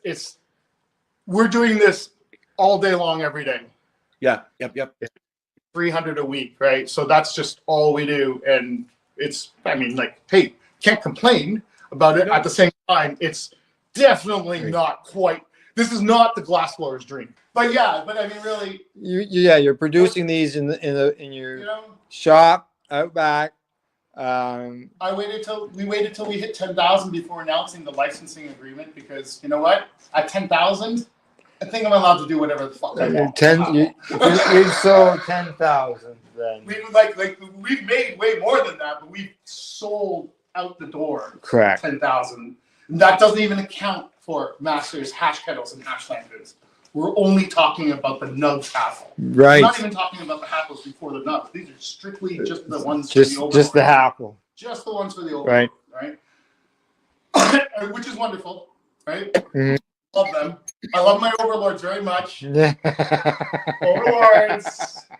Overlords. And as we haven't really mentioned, as you can see, you can use. Well, this is the dewdrop. You can use it as an E now. With an E now. A dab rig. Yeah. And the point of the dewdrop was to provide that option for the consumer who doesn't dab very often. Right? It's for those people who prefer hash, prefer joints, but they'll do the occasional dab and things like that. That's why we built this, and that's why we released this, is because we want to give that option to people without having to outlay a lot of money. Now, did I see a video as well that you can do hash in there? Yep. You can do dabs. Yep. Now, did I see you put a banger in there as well as a bowl? Yeah. For smoking herb? Yeah, but sure. Yeah. But I argue you're going backwards. Sure, you can smoke flour out of this thing. Oh, why? When you can smoke hash. But it's the multi-tool. It's the Swiss knife. We're trying to make it to be that way. Yeah. Right? It's just a daily driver. But most people have a preference. Right? They have their preference on how they like to consume. And the whole idea, as we talked about earlier, about the idea about class being one of the cleanest delivery devices for cannabis, or for really a lot of things, right? For anything, really, right? We're really hoping that this the Drew drop is going to be something that gives that person their regular option, in addition to all of the other things for once in a while, right? Because very rarely do people smoke flour, hash, and dabs out of the exact same piece. Well, the taste exactly. is really weird. It tastes really weird. If you're doing it in a vaporizer, especially some of those old style ones, that was a mess. Right, it's a mess, and so therefore, right, so that's why I'm like, no, you don't want to. This gives you the base. People have to have their own adapters. Is it the ideal dab rig? Possibly for the right person, right? But there's so many different designs out there This is really just meant to give, like, you know what? In a pinch, here you go. This is your daily drive. Yeah. That's It's your daily smoker. That's what I was going to say. Yeah. Right. It's going to retail for $100. It's a bigger investment than the Happel is, but with the water filtration and the fact that you can use it for any form of consumption, we're hoping that that'll justify the pricing for it. Yeah. Right. And really, like right now, the last thing people need is a fancy marble on the side of it that they don't need to get high. Okay, well, guys, I'd like to take this opportunity to thank Master and Dave for allowing us to come here today in order to film you guys doing your work, as well as learning all the history behind the Happel and how to see how the Happel is created. We really appreciate you allowing us to come in here today, film you doing your thing, what you love to do. That's blowing glass, answering some questions. And you've had a great success, and we wish you continued success. Thanks so much. Thanks, Els. Al, you got anything you'd like to say? Enjoy. Thanks. I enjoyed watching it. I watched the whole thing. I just sat here because I've always liked that stuff, but I've always avoided going near it. It's scary. So don't forget, go to your cannabis store in your area, whether you live in British Columbia or Newfoundland, and you can go in there, check to see if they've got the Happel. If they don't, request that they bring you one in and enjoy your hash. You got a website where people can go directly? www.canarisswag.shop. It's the Overlord's website. Okay. Instagram, Masterglass. And I'm Dave. Earl Electric Dave. Thanks, everybody. Okay. Thanks again. Bye-bye. Bye.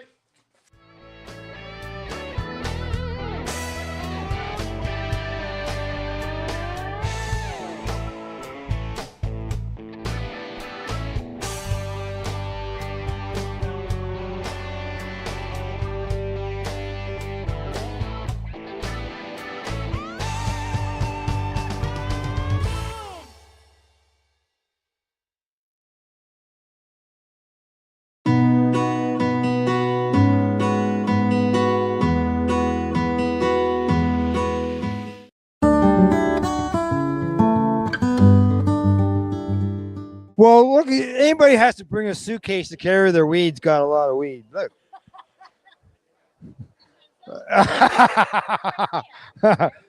Well, I guess you're doing the same thing. So what do you think? I love it. Yeah, I love this. Is my first time being back in a couple of years, so it's been awesome. It's been nice to see so many people. I believe it was you. I think the last time I talked to you, you have son that's a cook, chef. No, okay, all right. Maybe then obviously it wasn't you. No, I'm Mellow Moments. I know that. Yeah, I just couldn't remember who it was because I lived in that town and they had their son was working in a restaurant that I ordered pizza from. Nice. Oh, yes, it was in Marmara. Correct. Tom, what was it? Oh, thank you. Theo's. Theo's. Who was it? It was me. It was. Look at you. Ah. How good is that? I was like, I'm not a cook. He works. And you know what? At that time, and I don't know who was working, right? But I have to order pizza without cheese. Right? And the other one store in town wouldn't do it. But Theo's would. And I always get extra toppings. That's smart. That's smart. They should give you extra toppings. When they take stuff off, they should give you more. It should just be a go around, right? That's the way it should work. So you're running into a lot of people here. Here we go. I am. Yeah, it's cool. It's nice to see new faces. It's nice to see new people.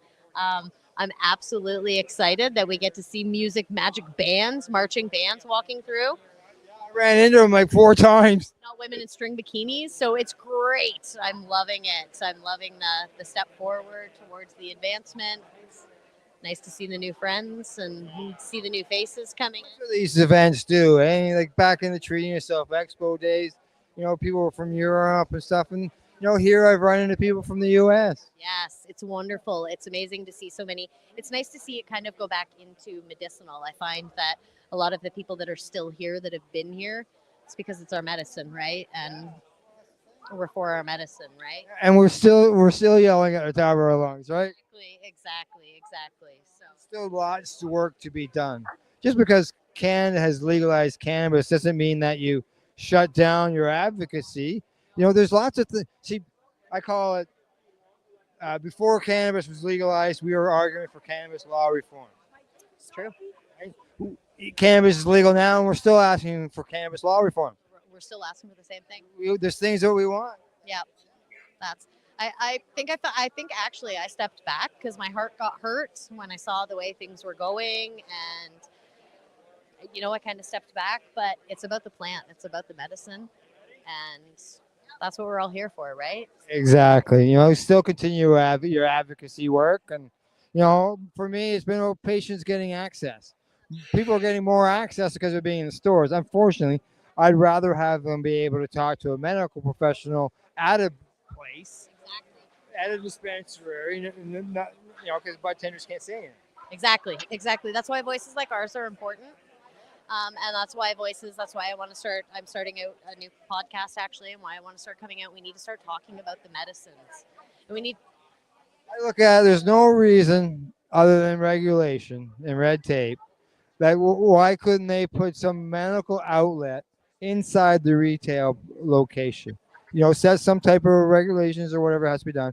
And that way, people who feel comfortable talking to somebody versus, Exactly. I find that we've all sold enough weed or weighed enough weed to know that those scales have to tip both ways before they balance out, right? And I think we're getting to more of the balancing part. Sometimes it's going to tip on the other side, but we're going to get that balance coming. There's Humber College here in Toronto is doing a survey online, and it's called the PACE survey, and it's got no connection to PACE Radio. Okay.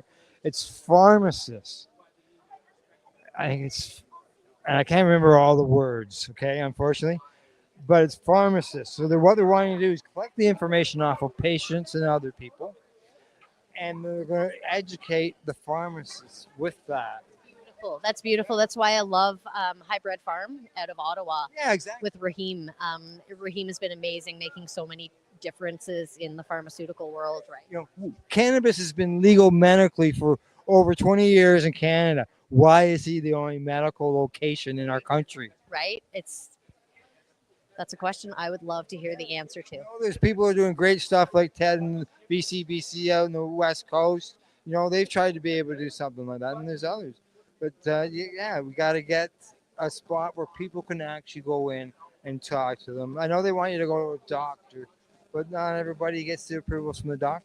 And not every doctor's for it, right? We still have a lot of doctors that live in that outdated belief system, right? So until we can get to the new belief systems and get it in there. But I talk to patients and I hear it's coming. I hear it's coming every day. I spoke to a client a couple of days ago that is actually went to his doctor, told his doctor that he followed all of his advice except the medication, except taking the medication. And he's much better for it, and that he's using cannabis. So he's actually now submitting data back to his doctor in regards to cannabis. So they had this program going all these years. They could have had patients to just volunteer. Not make it mandatory. Just volunteer if you want to be involved in helping educate doctors and the system. Connect with it. Absolutely, I think that's great. Yeah, I think we need to continue to do that. I look at it as a missed opportunity. Absolutely. I think we missed a few opportunities in the industry.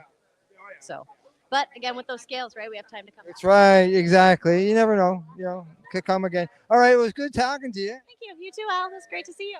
And we'll see you around to talk to you.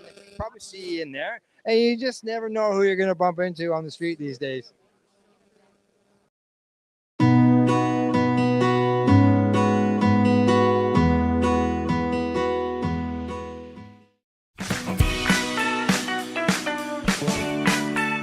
This podcast is for adults only, should not be used as a meal replacement, and may contain nuts.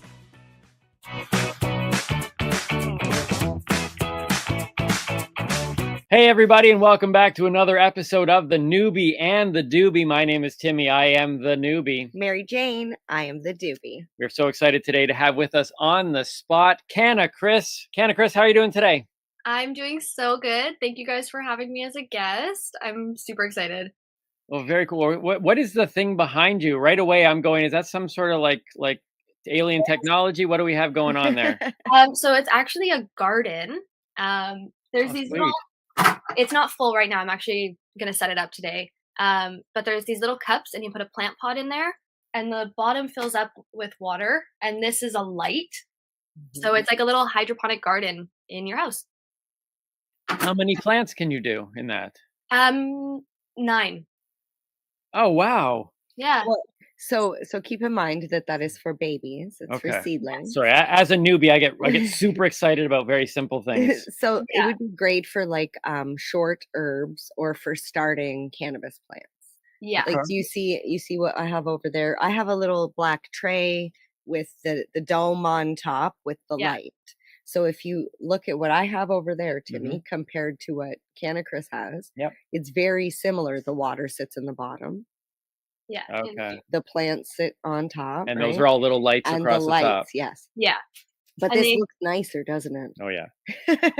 It's actually for like little herbs and vegetables and small flowers, but you can totally put weed in there. Yes, you can start them in there for sure. Exactly what I use my little dome for. Well, one of the biggest lessons I've learned since entering into the space is that cannabis consumers can turn anything into a use for cannabis. Yep. 100%. You guys are absolute geniuses, and I thought it killed brain cells, but apparently it doesn't. No. Makes you pretty smart. Like when you got to figure out how to smoke, you're going to figure it out. Yep. Exactly. I can't even tell you when it comes to pouches or boxes, like carrying things or trays. I think we've all used anything for a tray, a CD cover, a magazine, a plate, like anything that was, what was that? A phone. I've totally rolled on right on my phone screen. See?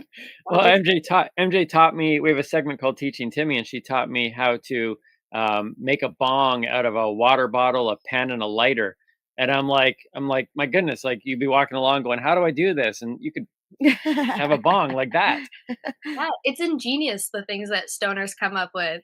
That, like, if you didn't start smoking out of a water bottle bong, you had a different cannabis journey than most people, let me tell you. Yeah. That's like the OGs.